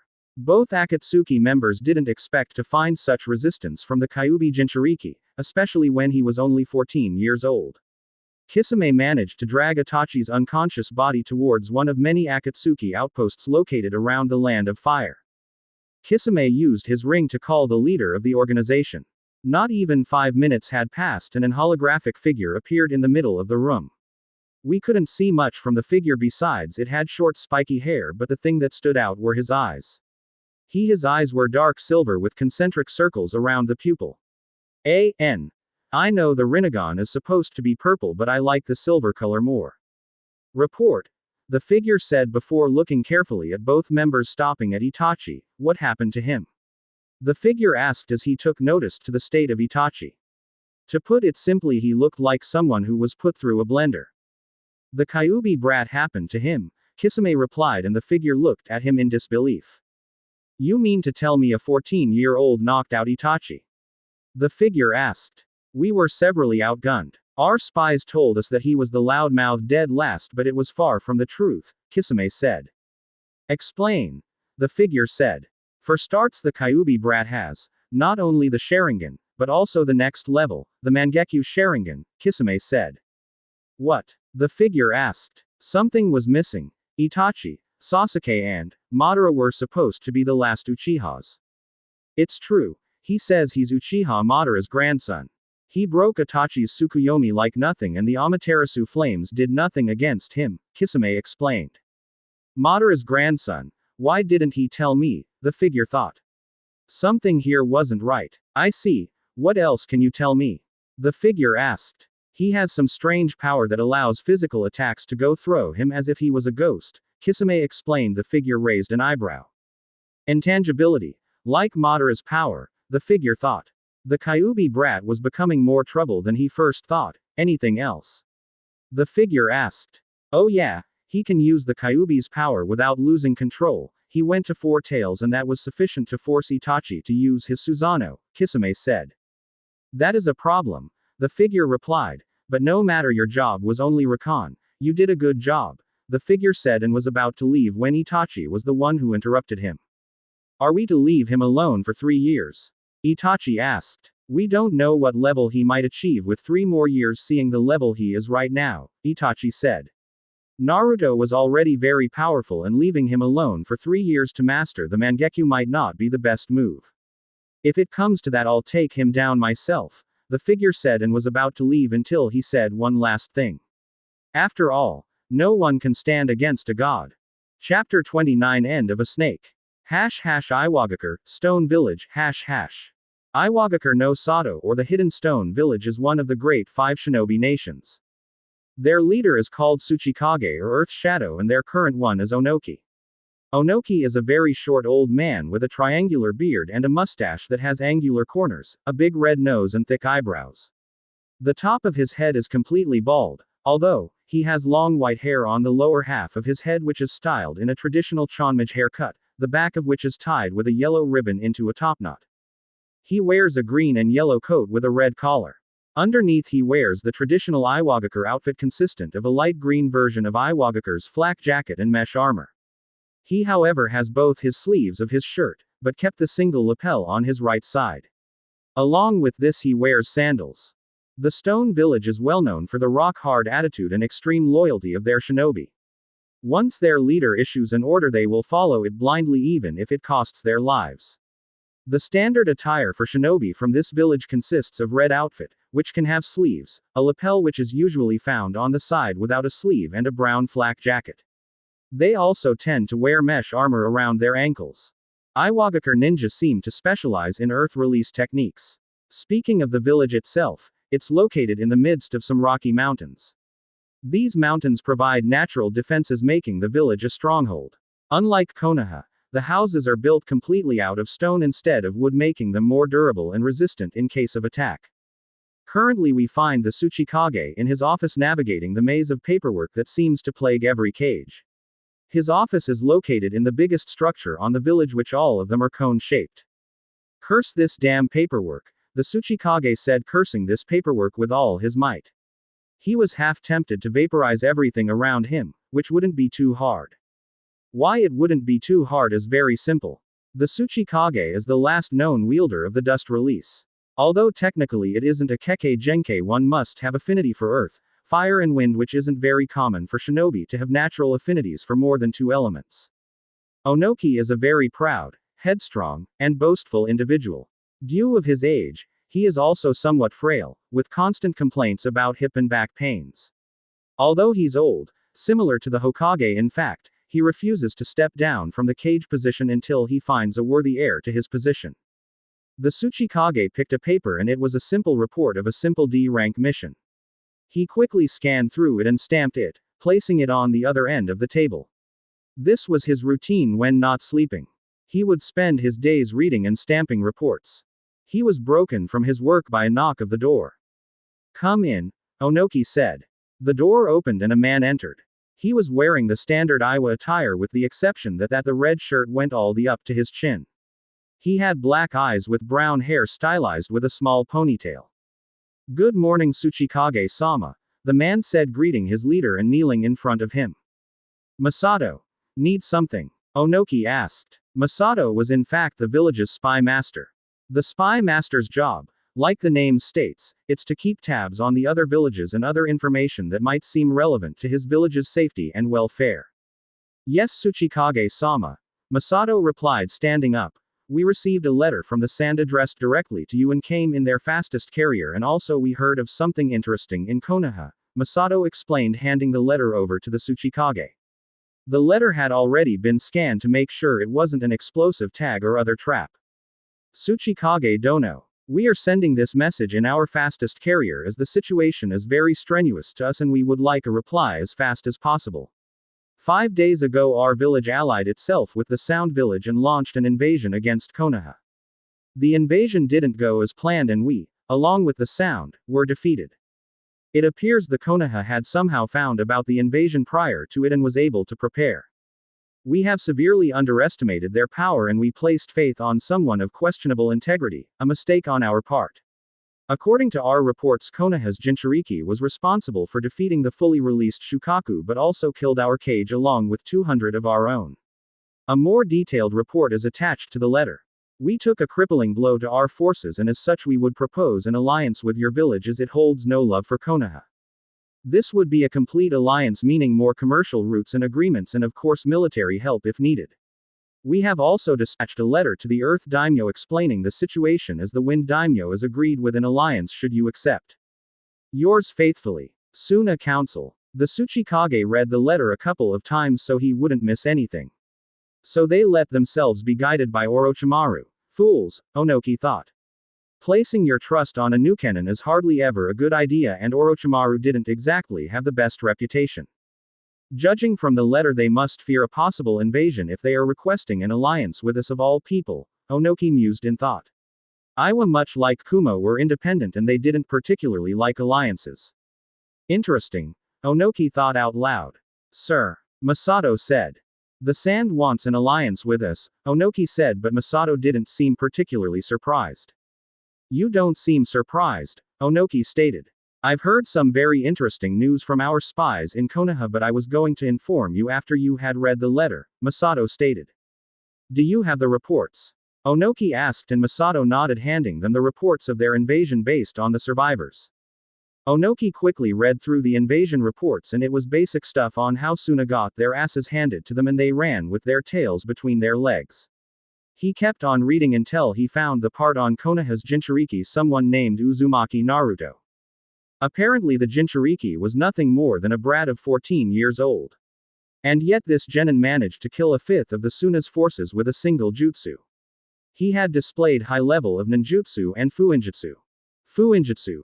It seems that Konoha still bets on that, Onoki thought as he continued on reading the letter until he found a picture of said Jinchuriki. His eyes widened and his blood ran cold when he saw what the Jinchuriki looked like. He still couldn't forget those cold blue eyes and that spiky golden hair. He felt as if he was staring at the Namikaze once again. It can't be, Onoki thought. How he despised the Namikaze. Minato was the reason Konoha won the Third Shinobi War by slaughtering 1,000 of their shinobi in just a couple of seconds. And now Onoki was staring at some kid who looked just like him except he had longer hair and whiskers marks on his face, but the similarities were too much to ignore. Masato, Onoki said, getting his attention. What news have you heard from Konoha? Onoki quickly asked to see if he had anything on this Naruto. Apparently Konoha has a Senju heir which is none other than the Jinchuriki Naruto, Masato explained, but the kicker is that this Naruto is the son of Namikaze Minato, the Yellow Flash, Masato stated, confirming Onoki's biggest fears.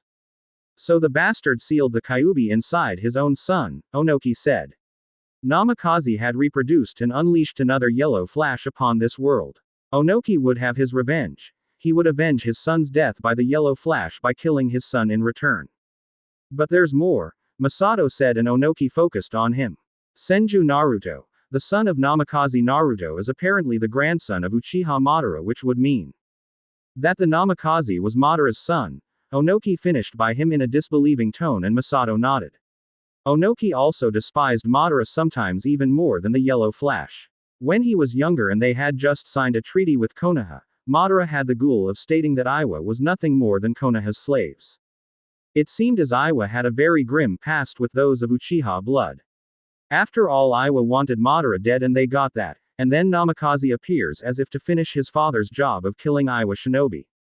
To think the Namikaze would be Madara's son, Onoki said, gritting his teeth.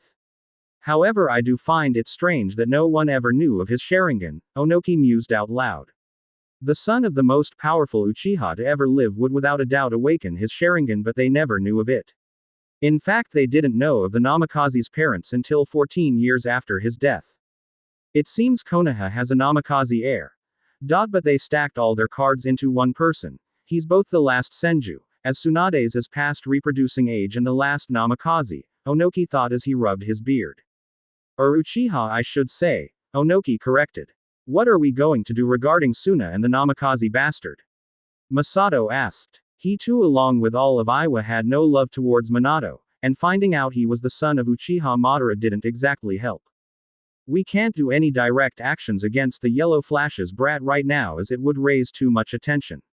Let it cut down a bit before, Onoki explained. The world had just been informed of a Namikaze heir, and trying to kill him right now would raise too much suspicion towards Iwa, so it could wait. Regarding Suna, I'm tempted to accept their alliance, Onoki said. What are your thoughts? Onoki asked Masato. Unlike Konoha or Suna, Iwa has a full dictatorship with Onoki holding all the power. But even then he would seek out advice on his most trusted shinobi. I think we should accept. We have nothing to lose, and I've heard that Konoha doesn't intend to attack them, so this must be just some guarantee against Kumo since Kiri is still in war, Masato explained. I concur with your assessment, Onoki agreed and quickly wrote a reply to Suna's request. After Suna had chosen their new Kage, they would have a formal meeting with both Kages to discuss the full terms of their alliance and iron out any details. Send it to Suna, Onoki said, giving the letter to Masato, who sealed it.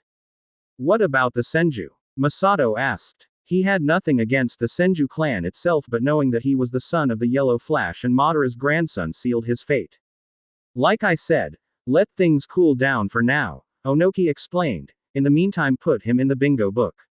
I want him captured alive so he can be executed in front of the whole village to show them what happens when they mess with Iwa, Onoki said, grinning.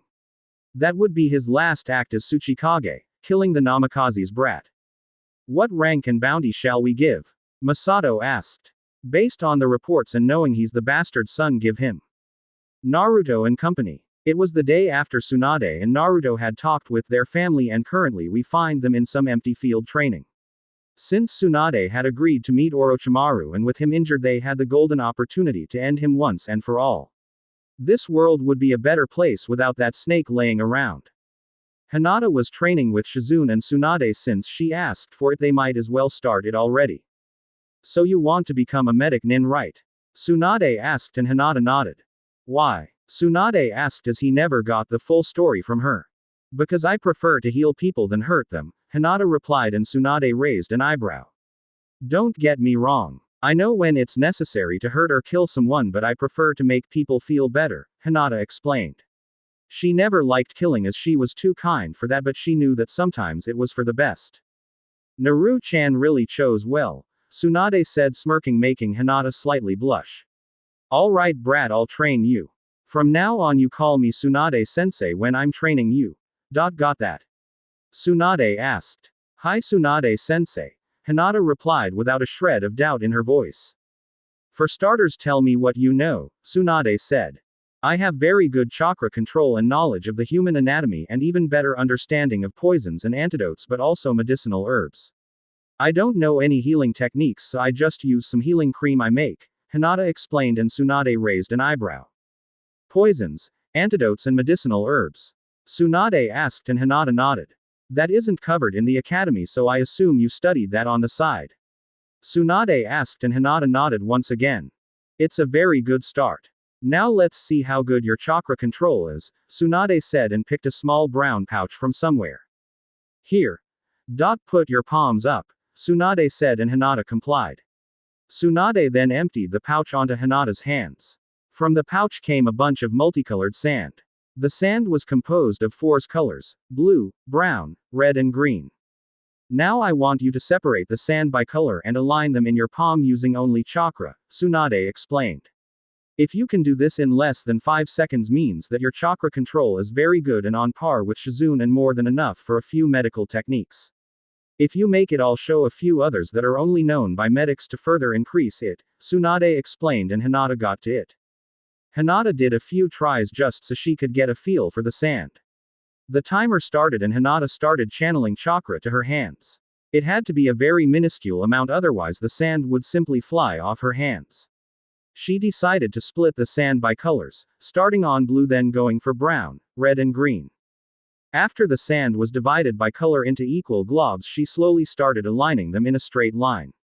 Once she was done, she cleaned a bit of sweat from her forehead. She never had to concentrate so much in her life for such a simple thing. 6 seconds. That's very, very good, Tsunade said, impressed by Hinata. This kind of control was Kage level for fighting, but for medical applications it was necessary so much more than that. Just out of curiosity, what are your affinities? Tsunade asked. I have both wind and water, but also a small lightning affinity. Due to my usage, the water is my strongest, Hinata explained.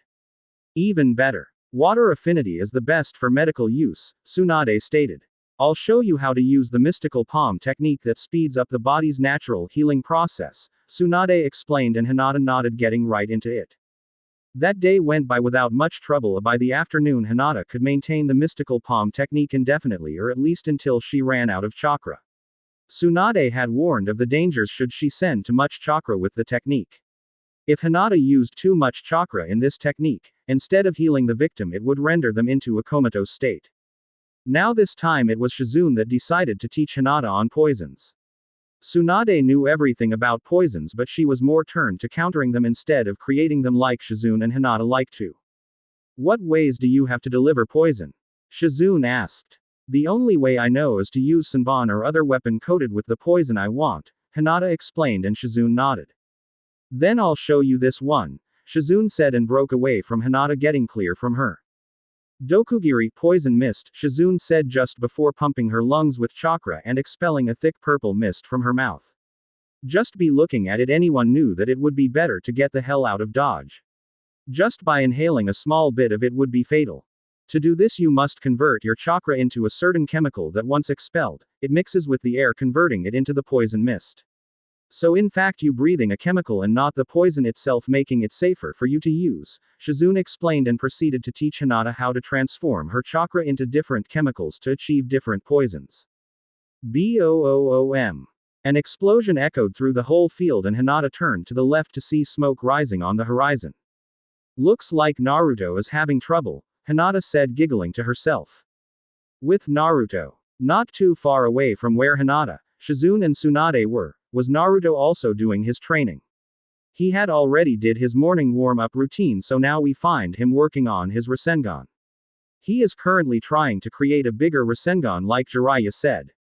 Jiraiya is currently missing, and by missing I mean he doing his research for his next novel. And by research I mean peeking on the local hot springs or some other place where one could find some unfortunate beauties with low amount of clothing on. Boom. An explosion echoed through the field as the Rasengan he had in his hands destabilized and exploded, dispelling the clones and destroying the ground. Damn it. This is not working, Naruto said, frustrated. He made a cross sign and replaced the shadow clones that were destroyed. He didn't understand what he was missing. He managed to learn the Rasengan rather quickly, but this was proving difficult. Naruto started once again a normal Rasengan and stopped when it stabilized. He began pumping more chakra into the small sphere. The sphere began glowing and was quickly approaching twice the normal chakra. Just a bit more, Naruto said, and a drop of sweat fell from his face. Boom.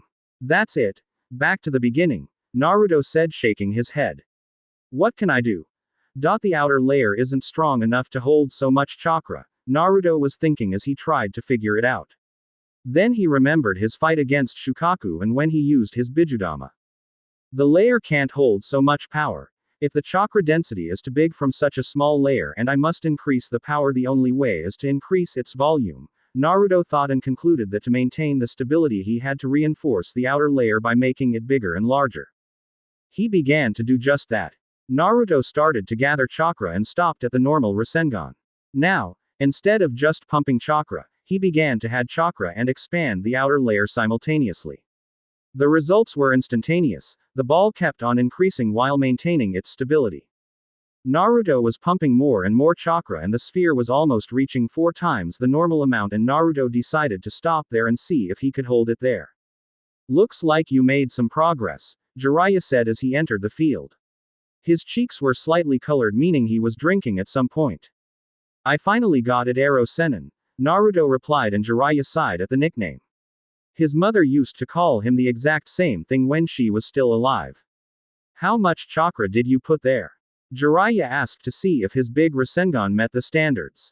4 times as much, Naruto replied, and Jiraiya nodded. 4 times the normal Rasengan was just fine. It should be just fine. Use a shadow clone as clash it with mine, Jiraiya said, and Naruto dispelled the remaining clones, forming only one.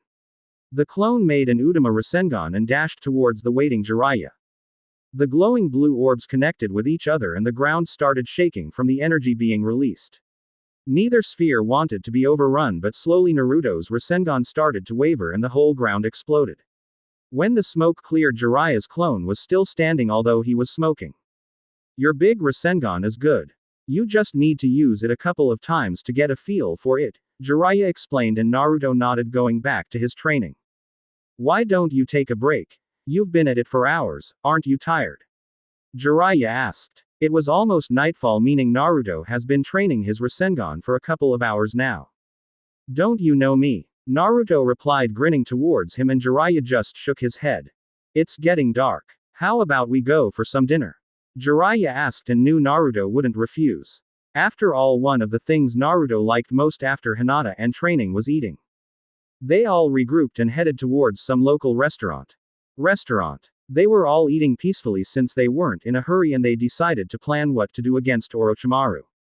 Planning against a Kage-level shinobi would hardly work, especially against someone as slippery as Orochimaru. What are we going to against Orochi Baka? Naruto asked, and Jiraiya chuckled. Naruto called him exactly the same thing Jiraiya once did. After all, they were once teammates and almost brothers. Tsunade hummed in thought with her hand in her chin. I can fake healing him and try to kill him with a medical technique, Tsunade explained. Are you sure it will work? Jiraiya asked. If it failed, she might find herself in a compromising position. This technique looks like the mystical palm, so it should fool him as he has no advanced knowledge on medical techniques.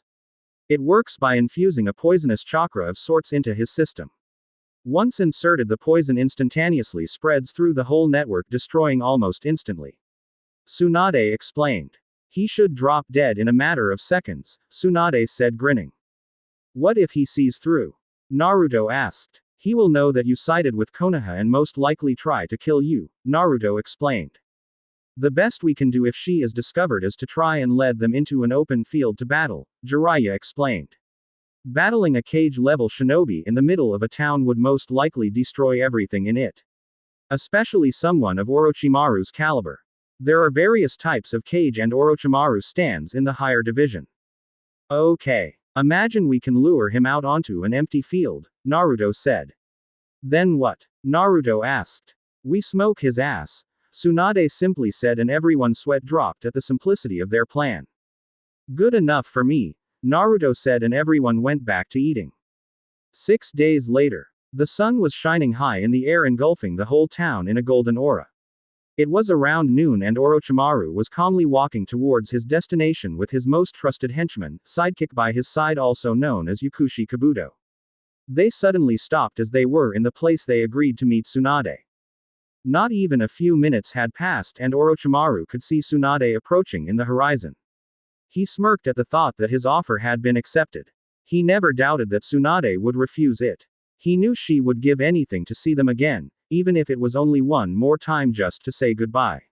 Little did Orochimaru know that Tsunade had already got her wish to see her family once again.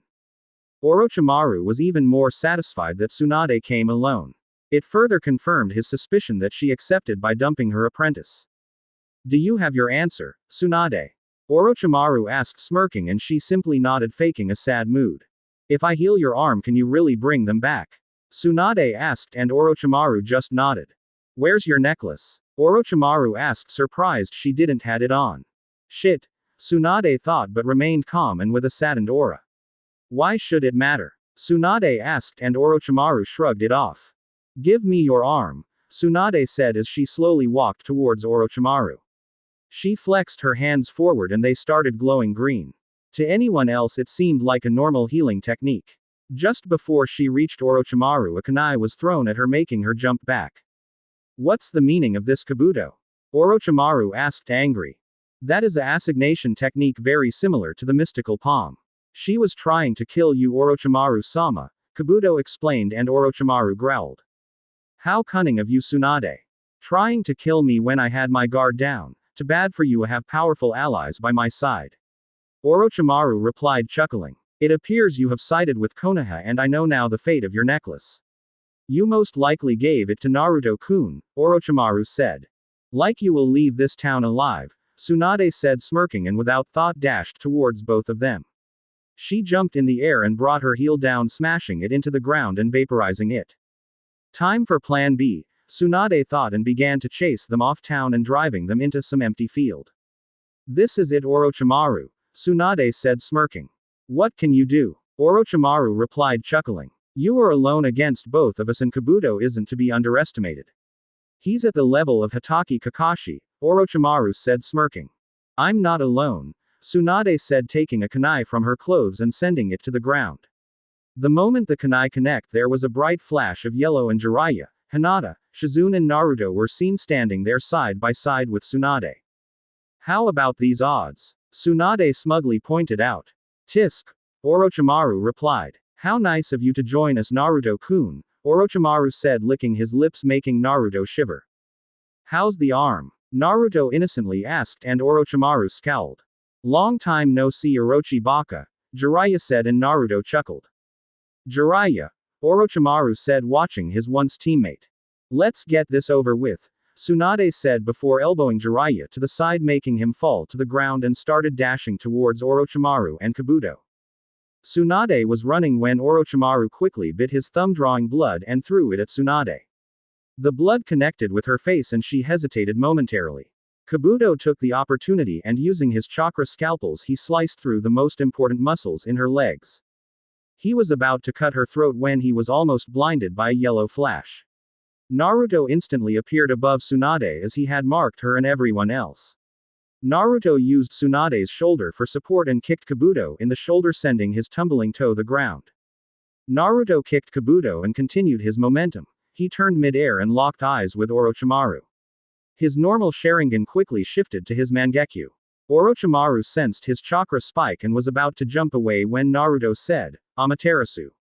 Orochimaru's body erupted in black flames and he fell to the ground, shaking, trying to extinguish the powerful flames. Naruto quickly flashed back to Jiraiya with Tsunade on her toes. She was slightly shaken up from seeing the blood, but it appears her talk with her loved ones helped to the point she didn't become catatonic. She dropped to the ground and Shizune along with Hinata started healing her the best they could. Do you think it was enough? Naruto asked. Hardly. I don't think he will go down with just that, Jiraiya asked, and Naruto extended his senses. He could easily see something being burned with his Amaterasu flames, and Kabuto was getting up. Jump! Naruto yelled and everyone split away from their current position as Orochimaru's head bursted from the ground with a sword in his mouth. Naruto looked at the blade and saw it dripping some purple substance, meaning the blade was coated with poison. They jumped away and regrouped just to see the rest of Orochimaru's body coming out of the ground unharmed. Naruto focused his eyes towards his flames and they were still there, meaning it wasn't some clone. How did you avoid the Amaterasu flames? Naruto asked. He knew for a fact that these flames couldn't be put out and a simple kawarimi wouldn't work as the flames wouldn't leave his body. He shed his skin, Jiraiya explained, as Orochimaru had some sticky residue in his skin. I remember, Naruto said. He did the same thing back in the Forest of Death. He vomited himself out of his body. That's the best way to describe it, Naruto said, slightly disgusted by the jutsu. Yeah, he was always a disgusting bastard, Jiraiya stated. Why don't you join us, Naruto-kun? Kabuto asked out of nowhere. Why would I do that? Naruto rhetorically asked. There is nothing you can offer me that would make me leave my home, Naruto said. You can offer you power, Kabuto replied. I have plenty of power, Naruto said, grinning. How about we bring back your mother and father? Orochimaru replied, smirking. You are a fool, Orochi Baka, Naruto replied, and he raised an eyebrow. I know how to the Edo Tensei, so I could bring my mother back if I wanted to. However, my father is sealed inside the god of death's stomach, and we both know the Edo Tensei can't bring his soul back, Naruto explained, and they stared at him. There's nothing you can offer me, Naruto said before picking his fan from his back. Kaden. Zukoku, cranium carver, Naruto said, and sent a small fireball towards Orochimaru. However, this ball was going way too fast. Orochimaru and Kabuto jumped away, but the ball collided with the ground and exploded in flames, scorching both of them. Just as Orochimaru was about to touch the ground, Tsunade appeared behind him. Hi there, Tsunade said with a very sweet smile before cocking her fist and slamming it against Orochimaru's chest. He was sent flying into the ground, and when he crashed, it formed a crater due to the force of the impact. A single punch. One punch and she broke all of my ribs and melted my insides, Orochimaru thought just before he shed his skin, once again coming out unharmed. That is going to be a problem, Hinata said as she watched with her Byakugan and noticed that Orochimaru was once again unharmed. Naruto, Hinata, can you both handle 4 eyes? Jiraiya asked, and Naruto just stared at him with his eyebrows raised. Of course you can, Jiraiya said, deadpanned. Naruto and Hinata both ran towards Kabuto while Jiraiya, Tsunade and Shizune would deal with Orochimaru. Orochimaru seethed his teeth as his odds weren't looking too bright. Apparently Tsunade wasn't afraid of blood anymore, making him being against 2 Kage-level shinobi, Shizune he could ignore. He looked towards his sidekick and he knew he wouldn't stand a chance. Naruto had enough raw power to easily match Kage-level shinobi. You know you don't stand a chance, right? Naruto asked. Oh my. Such arrogance, Kabuto replied, smirking while pushing his glasses up. It isn't arrogance when you can back it up, Naruto simply replied, shrugging his shoulders. Besides, you are up against 2, Naruto explained. That may be, but I won't go down easily, Kabuto said and began running towards both of them. Naruto and Hinata teamed up and ran towards him as well, meeting him at halfway. They immediately engaged in taijutsu. Usually when someone is fighting more than one person at the time, sometimes it might be easier to hit one of them as they can confuse and stumble on each other. However, this didn't apply to Naruto or Hinata. They trained together for years and were in love with each other. They were the meaning of teamwork. Their stances flowed together like water in a river, each one covering the other's blind spots. When one of them attacked, the other would slightly fall back into a defensive stance. Kabuto couldn't do anything unless become a punching for this duo. Both of them were amazingly skilled in taijutsu, with Hinata's being deadlier. Hinata sidestepped a sloppy punch from Kabuto. She grabbed him by his wrist and tried to break it with a twist. However, Kabuto twisted his body along with it, flipping in the air, preventing his wrist from being broken. Naruto took the opportunity of Kabuto's being in the air, the kicked in the chest, sending him tumbling to the ground. He easily got up and started healing himself. After he was ready, he channeled chakra to his hands and they started to glow and buzz like a saw. Both Naruto and Hinata looked at the chakra in his hands with their dojutsu and they both could see that it was definitely some kind of knife made purely with chakra. Be careful, Naru-kun, Hinata said, and Naruto turned to her. Those are chakra scalpels used to cut muscle and other tissues of the human body during operations, Hinata explained. So, don't let the hands touch you, right? Naruto asked and she nodded. Yes. Let me try something, Hinata said and stepped in front of Naruto.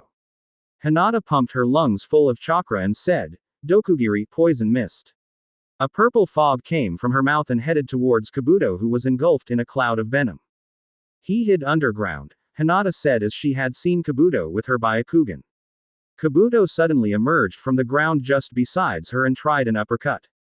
Hinata had already expected such a thing and tilted her body back, coiling herself, and delivered a fierce kick to his face.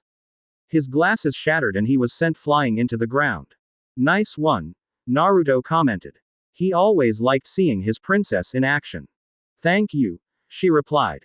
Kabuto got up and spat a bit of blood onto the ground, dropping his glasses as well since they were useless by now. Snap. A sickening crunch was heard through the field as Kabuto realigned his broken nose to its proper place. Can you even see well enough to fight us? Naruto asked since Kabuto was now without glasses. If I channel chakra to my eyes I can see as good as a normal person, Kabuto explained bragging. Don't count me out just yet, Kabuto replied grinning. Suddenly a huge shadow appeared next to Naruto and Hinata blocking the sun from them. It was a massive brown snake. The snake immediately slammed itself into the ground trying to squash them but they jumped aside evading it. Looks like Orochimaru sent back up, Naruto replied smirking. Kaden. Ruka no jutsu, dragon fire technique, Naruto said and sent a stream of fire towards the snake. She was engulfed by the fire and disappeared from view. Once the fire was gone the snake was still in the same place and it wasn't even scorched as the skin was too rough for such weak attack. Kabuto jumped on top of its head and the snake made her way towards Naruto and Hinata trying to eat them or squash them. It didn't make a difference in the end. The snake opened its mouth and expelled some semi-transparent liquid onto them. They jumped to the side and liquid hit the ground. Poison, Hinata said and Naruto nodded. Fuden, Shinkuaha, air blade, Hinata said and exhaled multiple wind blades that were sent towards the snake. The air blades didn't even waver as they hit the snake and sliced it up into multiple pieces making blood spurt all over the field. The snake disappeared in smoke as well all the blood. Problem Kabuto? Naruto asked chuckling as Kabuto scowled. Kabuto! Orochimaru yelled from his side of the battle and Kabuto quickly shunshined next to his master. Kuchio's no jutsu, summoning technique, Orochimaru said and traced a line of blood in the tattoo of his only working arm. Both Orochimaru and Kabuto were engulfed in smoke. Once the smoke cleared a rather large purple snake appeared. The snake was Manda, the boss summon of the Snake Clan and the strongest of them all. Orochimaru. I want 100 sacrifices for summoning me, Manda said in his deep voice. Of course, Orochimaru replied. I can't summon Katsuyu. I've wasted too much chakra driving them here, Tsunade replied and Jiraiya nodded. Kuchio's no jutsu, summoning technique, Jiraiya said and he too was enveloped in smoke. Seconds later he was standing on top of a very large orange toad. The toad was Gamabunta, the boss of the Toad clan. Manda and Orochimaru. They are faces I haven't seen in a while, Gamabunta said as he released a cloud of smoke from his pipe. Let's end this, Jiraiya said and Gamabunta dashed towards the snake with his sword drawn. Gamabunta quickly reached them and tried to stab Manda. Manda simply opened his jaw and caught the blade in it. Gamabunta squirmed to try and get his blade free but it was in vain. Manda flexed his tail and tried to pierce Gamabunta making him flip backwards and leaving the sword in Manda's mouth. Manda instantly began sliding towards Gamabunta and threw the sword back at him. Gamabunta jumped to the side to evade the blade and the sword crashed into the ground burying itself. You stay Ba-chan. I'm going to help Ero Sennin, Naruto said and jumped away from Tsunade, Shizune and Hinata. What is he going to do? Tsunade asked. I don't know. He's very unpredictable, Hinata replied and they shifted their attention towards the Titans' battle. Kuchio's no jutsu, summoning technique, Naruto yelled and slammed his hand on the ground. Manda and Gamabunta stopped their fighting to see just what exactly was coming to the battlefield. A big cloud of smoke rose from the ground blocking everyone's view of Naruto. Suddenly the air was pushed back like a shockwave due to the air displacement and everyone secured themselves not to get blown away. ROOAARRRRRR. A massive roar erupted from the smoke that made the ground shook and the cloud of smoke to disperse. The figure was very big, almost twice the size of Gamabunta himself. It had orange fur, very sharp teeth and claws, blood-red eyes with a black slit and 9 tails swinging freely in his back. After 14 years the Kyuubi was once again unleashed upon the mortal realm. KK Kyuubi. Jiraiya stuttered and paled at the sight of the monstrous figure in front of him. Everyone else was in shock as they never expected a Jinchuriki to summon their Biju to a fight. Like the fresh air Kurama? Naruto asked as he stood on top of Kurama's head. I do. It gives me a chance to stretch my legs, Kurama replied showing his foxy grin. Everyone could feel the strong and oppressive chakra coming out from the Kyuubi's body. I like challenges and all. But this is ridiculous, Manda said, not really looking forward to fighting a Biju and the Kyuubi of them all. Isn't the Kyuubi supposed to be? In the seal, Jiraiya tried to come up with the right words not to piss the Kyuubi off. It seems logic to me that I can summon the Kyuubi, Naruto said. When you store items in a storage scroll, the items are moved to a pocket dimension created by the scroll. The Hokage no Fuin Shiki, 8 trigrams seal, does the same thing and creates a more advanced pocket dimension and a few other things. The summoning technique is a space-time technique, and with the Kyuubi being the boss summon of the Fox clan, what did you expect to come out? Naruto rhetorically asked as Jiraiya was trying to piece everything together. He never looked at storage seals that way, but it made sense. The items in the storage seal had to go somewhere. And since the chakra doesn't flow through my coils when I summon him, I don't die, Naruto explained, and Jiraiya dumbly nodded.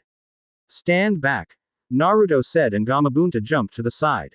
The Kyuubi was destructive without even trying, and he wouldn't want to be caught in the crossfire. Kurama, let's go, Naruto said, and both of them inhaled air into the lungs. Kaden, fire stream, Kyuubi said, and expelled a stream of white-hot fire towards Manda.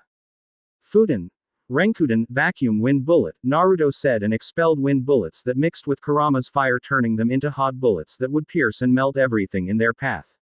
Manda engulfed by the fire and the ground destroyed by Naruto's air bullets combined with Kurama's fire. The fire died down and the only remains was a piece of skin, meaning Manda had slipped away from their attack. Naruto focused his senses and felt chakra signatures beneath the ground.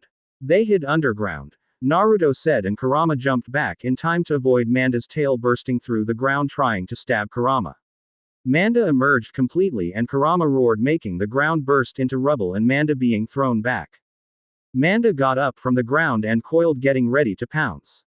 Kurama flexed his tails and tried to flatten the snake, but Manda managed to slide his way through all of Kurama's attempts. Each time Kurama smashed his tail, the entire field would shake from the power and pressure behind the swing. Manda rose up to bite him, but Kurama managed to swing a tail that hit Manda. However, instead of Manda being thrown back, the snake wrapped itself around Kurama's tail and tried to bite him again. Have a good lunch, Naruto said as 5 clones jumped into Manda's mouth. The clones instantly began to glow and exploded inside the snake's mouth. Manda fell to the ground with his jaw smoking. Damn brat, Manda hissed, couching or something similar. Goodbye, Snakey, Amaterasu, Naruto said and looked towards Manda's head, deep in concentration. Black flames erupted around Manda's head and the snake dropped to the ground, rolling and hissing in pain. Orochimaru and Kabuto jumped away from his head and landed on the ground. Manda disappeared in smoke, meaning it went back his realm to heal. The snake disappeared, but the flames remained there, meaning Manda managed to get rid of them, which meant the snake was still alive. Kurama, end it, Naruto said and jumped out of his head. Okay, Kurama replied and brought all of his tails above his head. Red and blue chakra was seen floating in the air. Suddenly all the chakra bubbles condensed and formed a small perfect sphere. Kurama ate the chakra ball and Orochimaru raised an eyebrow. Bijudama, Kurama said, and a pure energy ball exploded from Kurama's mouth like a cannon, heading at high speed towards Orochimaru and Kabuto. Kabuto panicked and blurred through hand seals. He took a bit of Orochimaru's blood and slammed his hands in the ground. Kuchios. Sanju Rashomon, Kabuto said, and 3 very large defensive structures rose from the ground and stood in the path of the tailed beast bomb.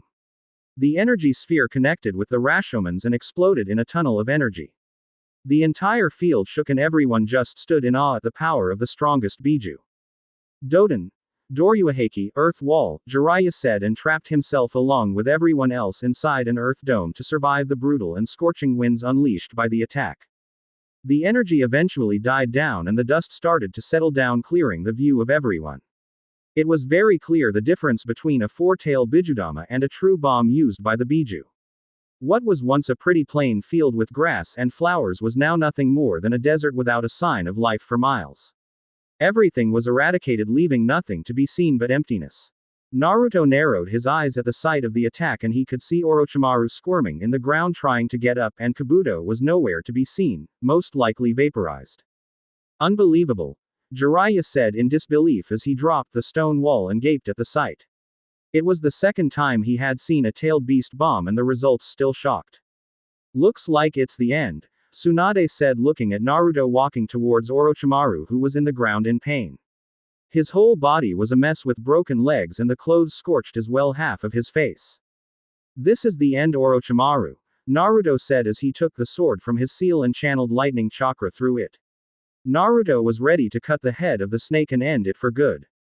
No, you can't kill me, I'm Orochimaru the Immortal, Orochimaru yelled in frustration as he looked towards Naruto and tried to crawl away. Stay away, Orochimaru said in fear. I never pegged you for a coward Orochimaru, begging for your life, pathetic, Naruto said and brought his sword up to cleave his head for good. Naruto was about to cleave Orochimaru's head when Kabuto bursted from the ground with his fist closed. Naruto saw right through him and jumped back to avoid it. Naruto was jumping back and placed his hands on the ground. Golden chains erupted near Kabuto and pierced him through both of his shoulders and ankles, pinning him to the ground. Damn that Kabuto always interrupting, Naruto said. Kabuto was in the ground barely conscious with blood dripping from his mouth. It looked like the tailed beast bomb did a fair amount of damage to him. Amaterasu, Naruto said and Kabuto's body erupted in flames. Kabuto tried to shake them off but the chains held him in place and the only thing he could was scream until he was dead and nothing more than ashes on the ground. 5 seconds later Yakushi Kabuto was no more. Damn brat, you will pay for what you've done, Orochimaru hissed and disappeared in smoke as the distraction had been enough for Orochimaru to shunshin away to safety. Damn it, he got away. I had him but his assistant had to interfere, Naruto yelled in frustration. Orochimaru invaded the leaf, tried to kill the Sandaime and summoned his family to do his beating and once again he got away. Don't worry Naruto, at least we got his right-hand man, Jiraiya said and Naruto sighed. There wasn't much more they could do. I guess but next time he won't get away, Naruto said. I'm going Kit, Kurama said and Naruto nodded. Thanks Kurama, Naruto replied. This wasn't half bad. Let's go to hotel to rest and pack for the journey home, Tsunade said and everyone nodded. After the battle everyone was mostly fine except a few scratches and broken ribs but nothing life-threatening. Chapter 30 Home at last. Konoha #. In the busy streets of Konoha we find 3 girls walking calmly and carelessly. All of them had bags on their hands meaning they had been shopping. One of the girls had blonde hair tied in a ponytail and was wearing purple clothing. The other girl had an unusual hair color, pink. Her clothes were also of the same color. The last girl had black hair tied in 2 buns and brown eyes. She was wearing Chinese-style shirt with dark green pants. That was fun, Ino said to her friends. It had been a while since they managed to hang out all together. With all their team training it was hard to snuggle a couple hours of fun all together. Yes, we haven't hanged out since the Chunin exams, Sakura replied. Sasuke-kun and Kiba were busy today so I'm glad we took this chance, Sakura said. With Sasuke being constantly trained by Kakashi and Kiba being trained by his clan she sometimes felt out of place when with her team. Well, I normally don't have much trouble with my team. Shikamaru is a lazy ass, how he got promoted is beyond me, Ino said shaking her head, and then there is Choji who is always eating. All they want is to be left alone and Asuma-sensei doesn't give much work after team meetings so I have plenty of free time, Ino happily said. Lucky you. My team if full of freaks, Tenten said sighing. Guy-sensei and Lee are both freaks always yelling about the flames of youth. I swear they could pass as father and son, Tenten said shaking her head. At least there's Neji-kun, Tenten said a bit happier now. Neji-kun is it? Ino asked teasing her friend. It was a known fact that Tenten didn't openly chase after boys as she was more devoted to training. WWH what? Tenten asked stuttering and trying to hide her blush. You have a crush on Neji, admit it, Sakura said joining the fray. Fine, I like him, Tenten said crossing her arms. Tell us more, Ino said giddy, wanting some juicy details. Well, he's very cute and strong. I had a crush on him since the academy but he was always a jerk but since the Chunin's exams he's way better, Tenten said with stars in her eyes. I don't know, I just want to be around him and since he forgot about that fate crap and I enjoy his company even more, Tenten explained. Ah, Ino and Sakura fawned. They finally got to cracker her shell. I guess I owe Hinata a thank you, Tenten said as she reflected on Neji's match against Hinata. And then there is Hinata and Naruto. Who would have figured out that the supposed dead last loudmouth would have hooked up with the supposed shy girl who had a crush on him, Ino said. They hid their relationship from everyone, Sakura said. All that time he kept pestering me for dates was nothing more than lies, Sakura said sighing. Don't tell me you are going for Naruto now. Ino asked in disbelief. No, I'm faithful to my Sasuke-kun, Sakura instantly said. Your Sasuke-kun? Ino asked with a tick mark. All right, girls, Tenten said before this could escalate and they started bitch slapping each other in the middle of the street.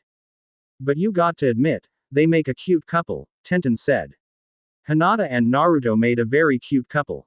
Naruto was loud and Hinata was quiet. They were perfect for each other like yin and yang. They do, Sakura said agreeing with her friend. Senju Hinata doesn't have a bad ring to it, Sakura said smirking. Senju Naruto, head of the Senju clan. No wonder Sasuke-kun never got along with him, Sakura said laughing. He's the talk of the village. He even has a fan club now. I heard he took down the Kage and 200 shinobi with a single jutsu, Tenten said shocked that a genin could pull that off.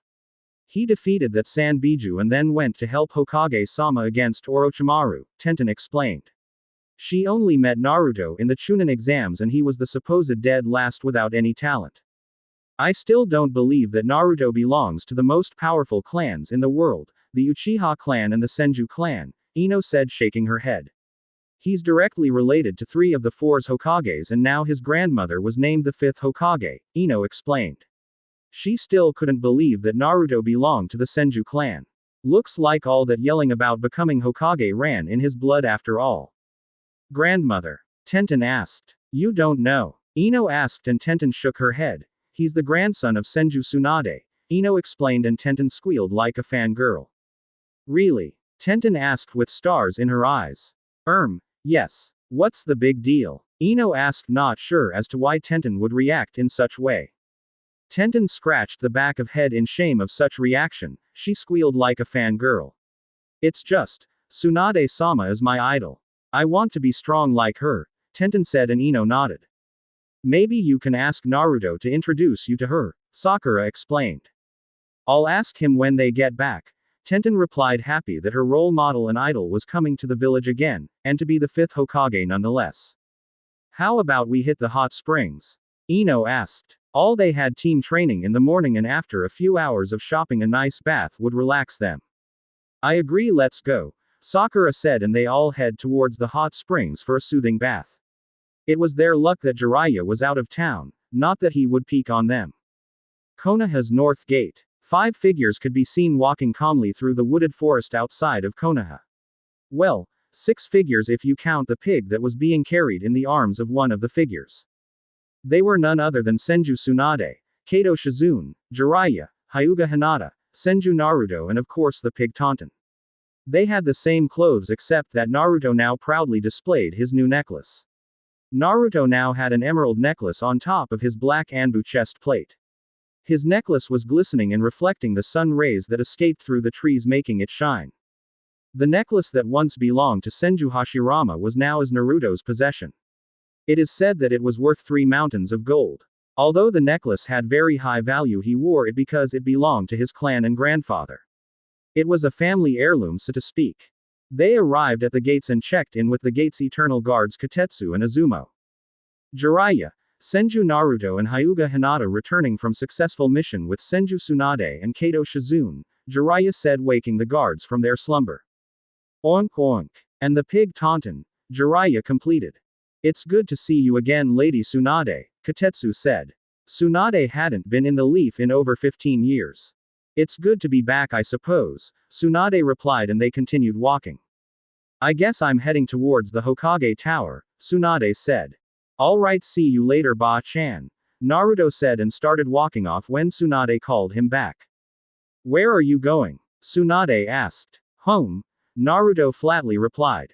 No you are not, Tsunade said crossing her arms. I'm not, Naruto asked confused.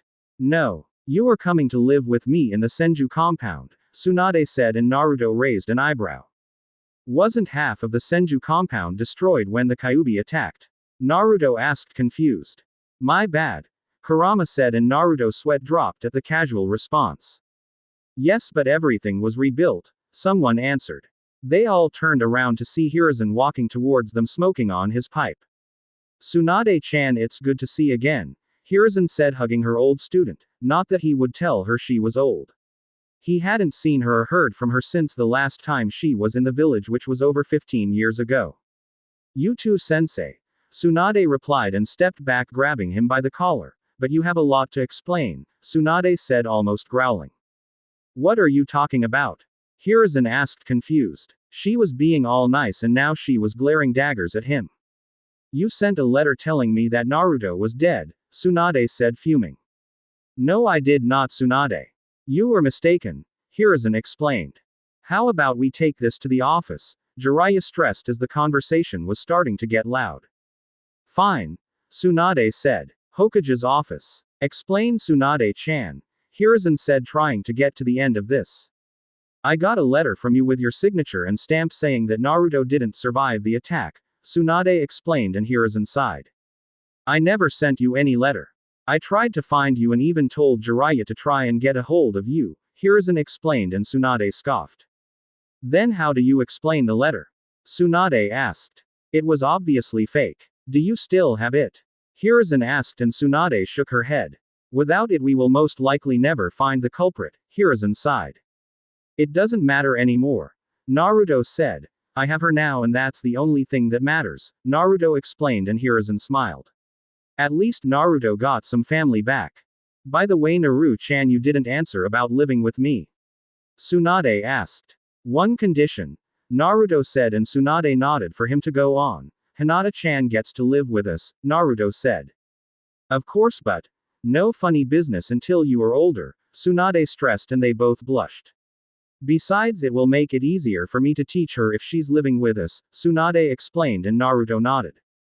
Well then, it's decided. I'm going to pack then, Naruto said, and was about to walk off with Hinata when he was interrupted again. Too bad you can't go, Naruto-kun. You are the clan head of the Senju, remember? Hiruzen asked, and Naruto nodded. I'm summoning the council and as such, you must attend, Hiruzen explained, and Naruto paled. He never thought of that, and being a clan head made it mandatory to attend every council meeting. Fine. Let's get this over with, Naruto replied and turned to Hinata. How about you go home and get started and I'll join you when this is over? Naruto asked. Might as well. See you later, Hinata replied and pecked his cheek before leaving. Anbu, Hiruzen called out, and an Anbu dropped from the ceiling, kneeling in front of him. Summon the council, Hiruzen ordered, and the Anbu vanished. Council meeting. Half an hour later, everyone was gathered at the council meeting. All of the clan heads were there, including the new head of the Uchiha clan, Sasuke. We are gathered here today so I can formally present my successor, again, Hiruzen said. I name Senju Tsunade as my successor to the place of Godime Hokage, Hiruzen stated, and waited for the council's reaction. I, Aburame Shibi, head of the Aburame clan, support the decision, Shibi said, getting up from his position and addressing the Hokage. I, Hyuga Hiyashi, head of the Hyuga clan, support the decision, Hiyashi said. I, Nara Shukaku, head of the Nara clan, support the decision, Shukaku said. I, Yamanaka Inoichi, head of the Yamanaka clan, support the decision, Inoichi said. I, Akamichi Choza, head of the Akamichi clan, support the decision, Choza said. I, Uchiha Sasuke, head of the Uchiha clan, support the decision, Sasuke said. I, Senju Naruto, head of the Senju clan, support the decision, Naruto said, giving thumbs up at his grandmother. I, Mitokado Homura, personal advisor, support the decision, Homura said. I, Udatane Kaharu, personal advisor, support the decision, Kaharu said. I, Shimura Danzo, personal advisor, reject the decision, Danzo said, but one paid much attention to him. I, Haruno Mebuki, head of the civilian council, support the decision, Mebuki said. 1. Then it's decided, the Hokage said, rising from his seat. Senju Tsunade, you are hereby appointed as Godime Hokage, Hiruzen said, handing her the hat. Thank you, sensei. Tsunade said, placing the hat on her head. Keep it warm for me, Naruto said, and everyone, minus Sasuke, who was too cool for that, chuckled at the comment. I promise that from now on I'll protect this village from all enemies, foreign or domestic, for I am Senju Tsunade, God I'm Hokage, Tsunade said, and everyone bowed to the new Hokage. Everyone left the room soon after Tsunade's proclamation, and Naruto turned to the pervert who had been listening to the meeting without anyone knowing except Naruto, who was a censor.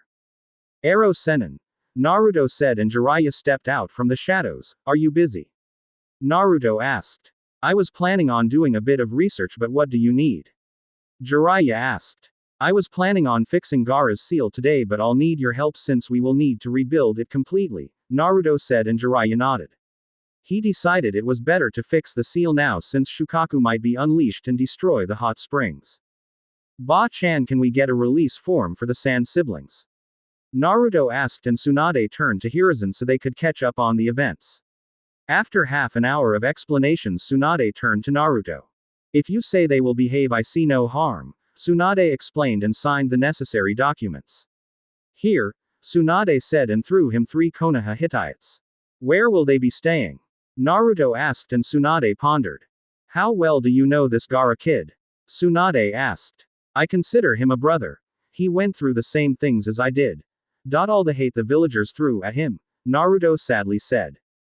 Well then, bring them to the Senju compound, there is more than enough space for them, Tsunade said. Awesome. See you later, Naruto said and hugged Tsunade. Let's go then, Jiraiya said, and both left the Hokage tower heading towards the INT department. Have you decided on the seal? Jiraiya asked. I think I'll use the same one I have, the 8 trigrams seal, Naruto said, and Jiraiya nodded. His seal was one of the best around after all. INT department #. Jiraiya and Naruto quickly arrived at the INT department and easily got in, flashing the papers to the Anbu guarding the doors. They walked down the stairs until they reached the lower levels where the cells were. They walked past a few of them until they reached the last one where Gaara and his siblings were. Hey Gaara, I'm back, Naruto said, waking up Temari and Kankuro from their sleep. Uzumaki Naruto, Gaara said, looking at Naruto. It's Senju Naruto now. I'm taking my family name, Naruto, and Temari's eyes popped out of her sockets. You are a Senju? Temari asked with her eyes wide as saucers. Yup, Naruto replied and mentioned the Anbu to unlock the cell. But you have the Sharingan, Temari refuted. I belong to both the Uchiha and Senju clan, but I chose the Senju name, Naruto explained, and the Anbu unshackled Gaara. Where's Baki?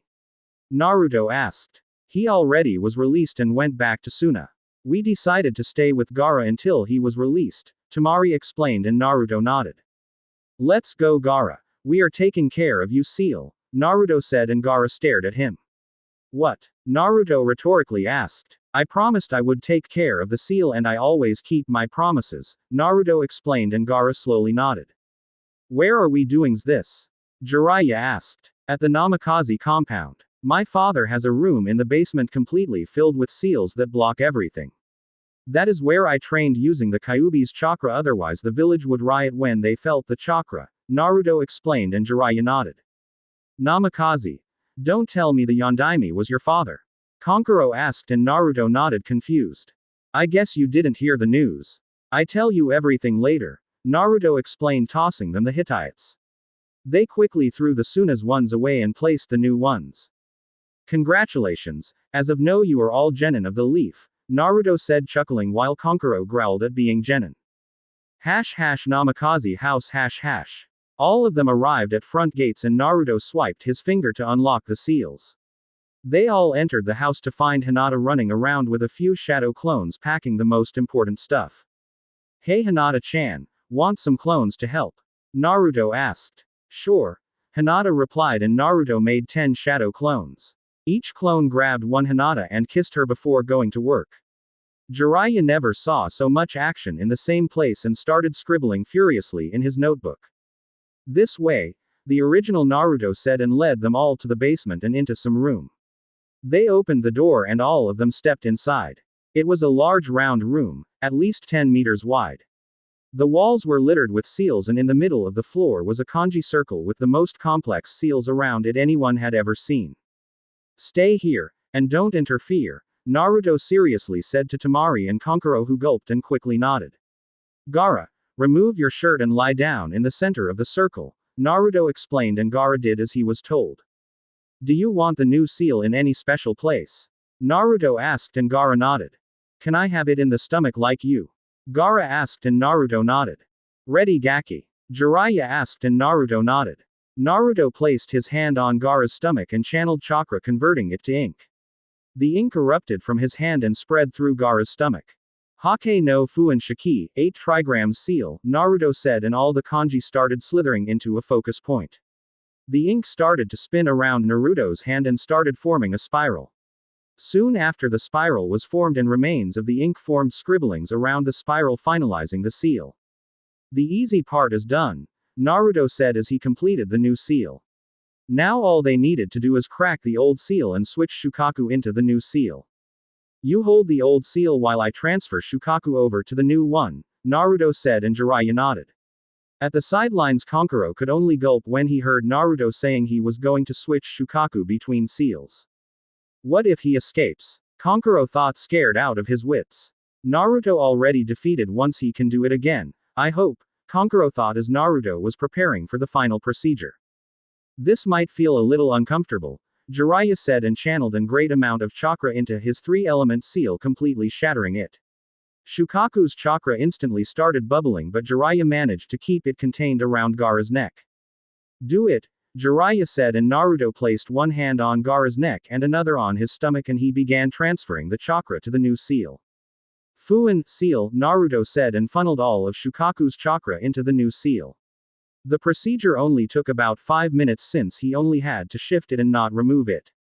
Naruto finalized the chakra transfer by closing the seal and transferring the key over to Gaara while explaining the works of the new seal. It's done, Naruto said, and both Kankuro and Temari rushed towards Gaara, who was now sleeping peacefully. He's sleeping, Temari said. Of course he is, Naruto said, getting up. The seal he has is the same as mine, and it was developed by my father, Naruto explained.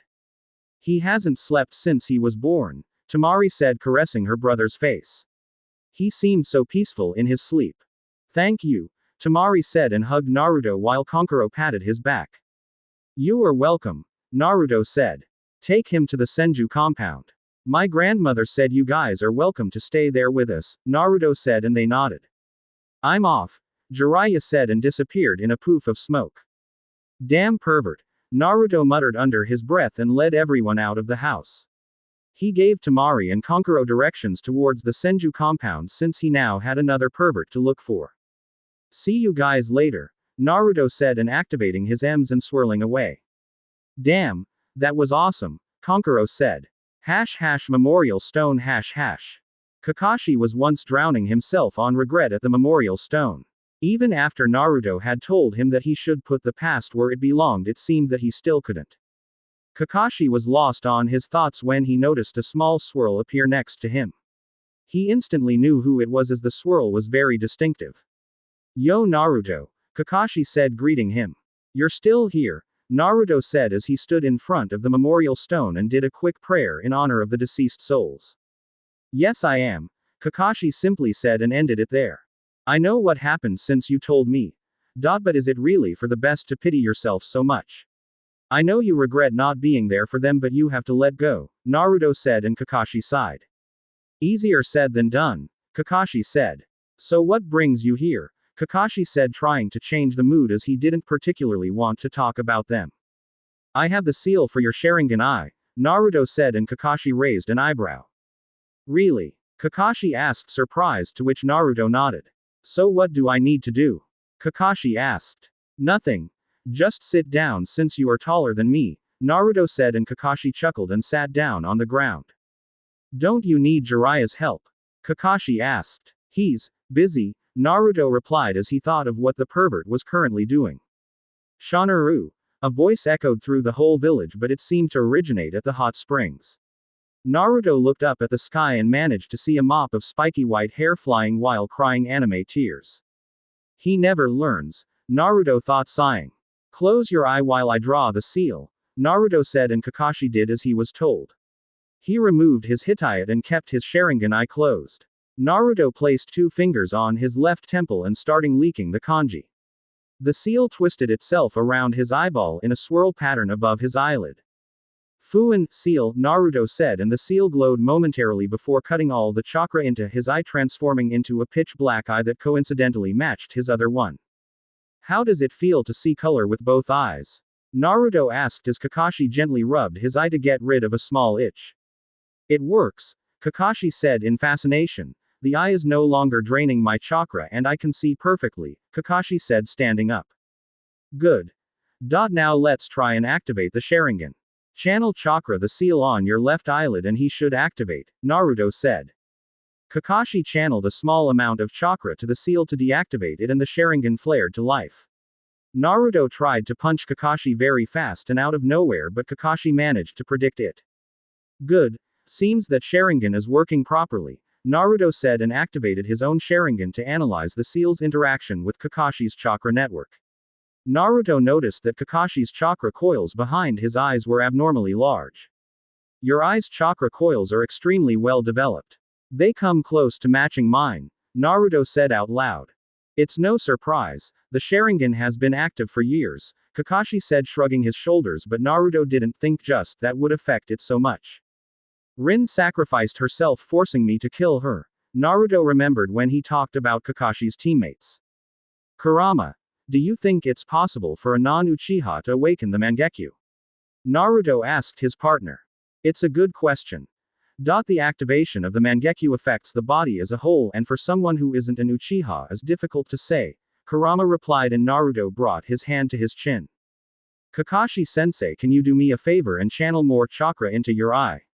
Naruto asked, and Kakashi shrugged his shoulders and did just that.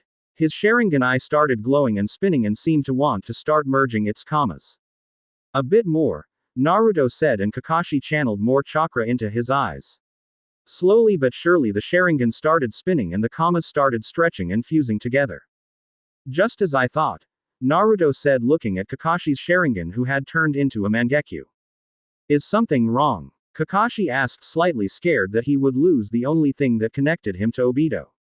You have a Mangekyo, Naruto said, and Kakashi's jaw dropped. Kakashi calmed himself and noticed that his perception with the Sharingan had increased. He now could see further and with more detail. How is it possible? Kakashi asked, confused. Well, it's obviously a half-blood Mangekyo, but it's one nonetheless. I didn't think it was possible for a non-Uchiha to awaken it, Naruto explained, and they both headed towards a nearby lake so Kakashi could take a look at his new eye.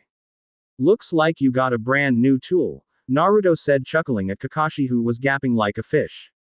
What can it do? Kakashi suddenly asked. He seemed like a kid on a sugar rush. Each Mangekyo has its own abilities. I know how to use 3 of them and I can teach you them, but if you can use them depends on your eye, Naruto explained, and Kakashi nodded. Another thing. These techniques require much more chakra than the standard Sharingan, Naruto said, and Kakashi nodded. Also, and this is very important, Naruto said with a serious tone. I belong to a half-blood, which means the more you use your Mangekyo the more your sight is affected, so you should leave it as a last resort, Naruto said, and Kakashi nodded, making a mental note on the implications of using his new eye. I can start teaching you now, or are you busy? Naruto asked, but Kakashi shook his head, getting ready to try his new eye. Let's begin with Kamui. Sundown. Senju compound. Naruto and Kakashi had spent the rest of the afternoon practicing their eyes. Naruto was using his Mangekyo and constantly spamming Amaterasu to further increase his power while reducing the cast time. All the while he was also teaching Kakashi how to use the powers. Of all the 3 powers that Naruto had, Kakashi only managed to learn Naruto's Kamui, and that was only partially. Kakashi could activate his Kamui to send objects to his own dimension but couldn't send his own body. Naruto quickly theorized that he needed both eyes to be able to dematerialize his body. Naruto explained Kakashi that he used his left eye for long-range Kamuis while he used his right eye for making himself intangible in close-range Kamuis. Based on these facts, it looked like Kakashi had received the long-range eye. In the end, it didn't matter. Kakashi had still received a very powerful gift, but this one was meant only for killing. Kakashi could transport objects into his dimension, but somehow he couldn't bring them back. Anything that was transported to his dimension would remain there for all eternity. 2. Naruto channeled the remains of his chakra and used his Kamui to go towards the Senju compound. When you spend half a day spamming Amaterasus, you tend to exhaust yourself. At least he got his control better using the black flames. Naruto arrived near the compound gate and stayed there astonished at the sheer magnitude of the place. The damn compound seemed to go on forever. He never thought that the compounds were this big. Sure, he had seen them on the outside, but standing inside one really placed things in perspective. "Oh, Naruto-kun," Shizune said as she watched Naruto arrive and went to greet him. "This place is huge," Naruto said, and Shizune giggled at his childish reaction. "Yes, it is. When the village was founded, the Senju clan was on his prime and had many members," Shizune said. "This compound has almost 100 rooms, not including bathrooms, storage rooms and training grounds," Shizune explained, and Naruto's eyes widened. 100 rooms, it's bigger than the Uchiha and Hyuga compound, Naruto thought, observing the buildings around them. "Come on," Shizune said, motioning him to follow her. "We will be all staying in the main house that is large enough for all of us. I'll take you on a tour," Shizune said, and Naruto followed. Naruto followed Shizune and she did a quick tour around the main house. It was a simple traditional house made of wood. It had 2 floors and a basement. The main house had 10 rooms, 4 bathrooms and a very large library. "Library? I'm checking it out, I'll meet you later," Naruto said, blurring away from Shizune and heading into the library. Shizune giggled at him as he watched him run towards the library. The library was very large and was filled with scrolls. Naruto was pretty much drooling at the prospect of being able to learn so many jutsus. "Naru-kun," Hinata said, and Naruto turned around to see his beautiful girlfriend at the library's entrance. "Can you believe how many jutsus are here?" Naruto said to Hinata, who giggled at his reaction. He was always a sucker for learning new jutsu so he could blow stuff up. "By the way, did you destroy the space bridge at the house?" Naruto asked. His clones didn't know anything about it, and Naruto was wondering if Hinata had destroyed the seal at his house that allowed him to walk into the Namikaze compound. "I did. Don't worry," Hinata replied. "Space bridge?" a new voice asked, and Naruto turned around to see Tsunade walking towards them. "Yes, it's like a portal of some sorts that I created and that allows, once activated, to simply walk through the portal and end up at the destination," Naruto explained. "In my case, I created one that allowed me to go from my house to the Namikaze house and back simply by walking through the portal," Naruto said, and Tsunade hummed in thought. "Can anyone use it?" Tsunade asked. She was already thinking of the applications of such useful device. It was keyed to Mai and Hinata's blood, but it can be made for anyone. "Why do you ask?" Naruto asked. "Because maybe you could place one that connected the Senju compound to the Hokage tower so I didn't have to walk all the way there," Tsunade explained. "I don't exactly have space-time techniques like you," Tsunade said, scoffing at the other blonde.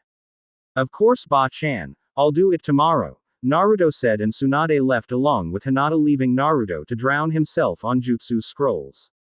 30 minutes later. Naruto had spent half an hour skimming through the scrolls trying to learn something new. After all that time, he came of the library scowling the whole Senju clan and muttering profanities against them. In whole library he could only find jutsus related to earth and water jutsus. In almost 100 jutsus he didn't find any fire or lightning ones.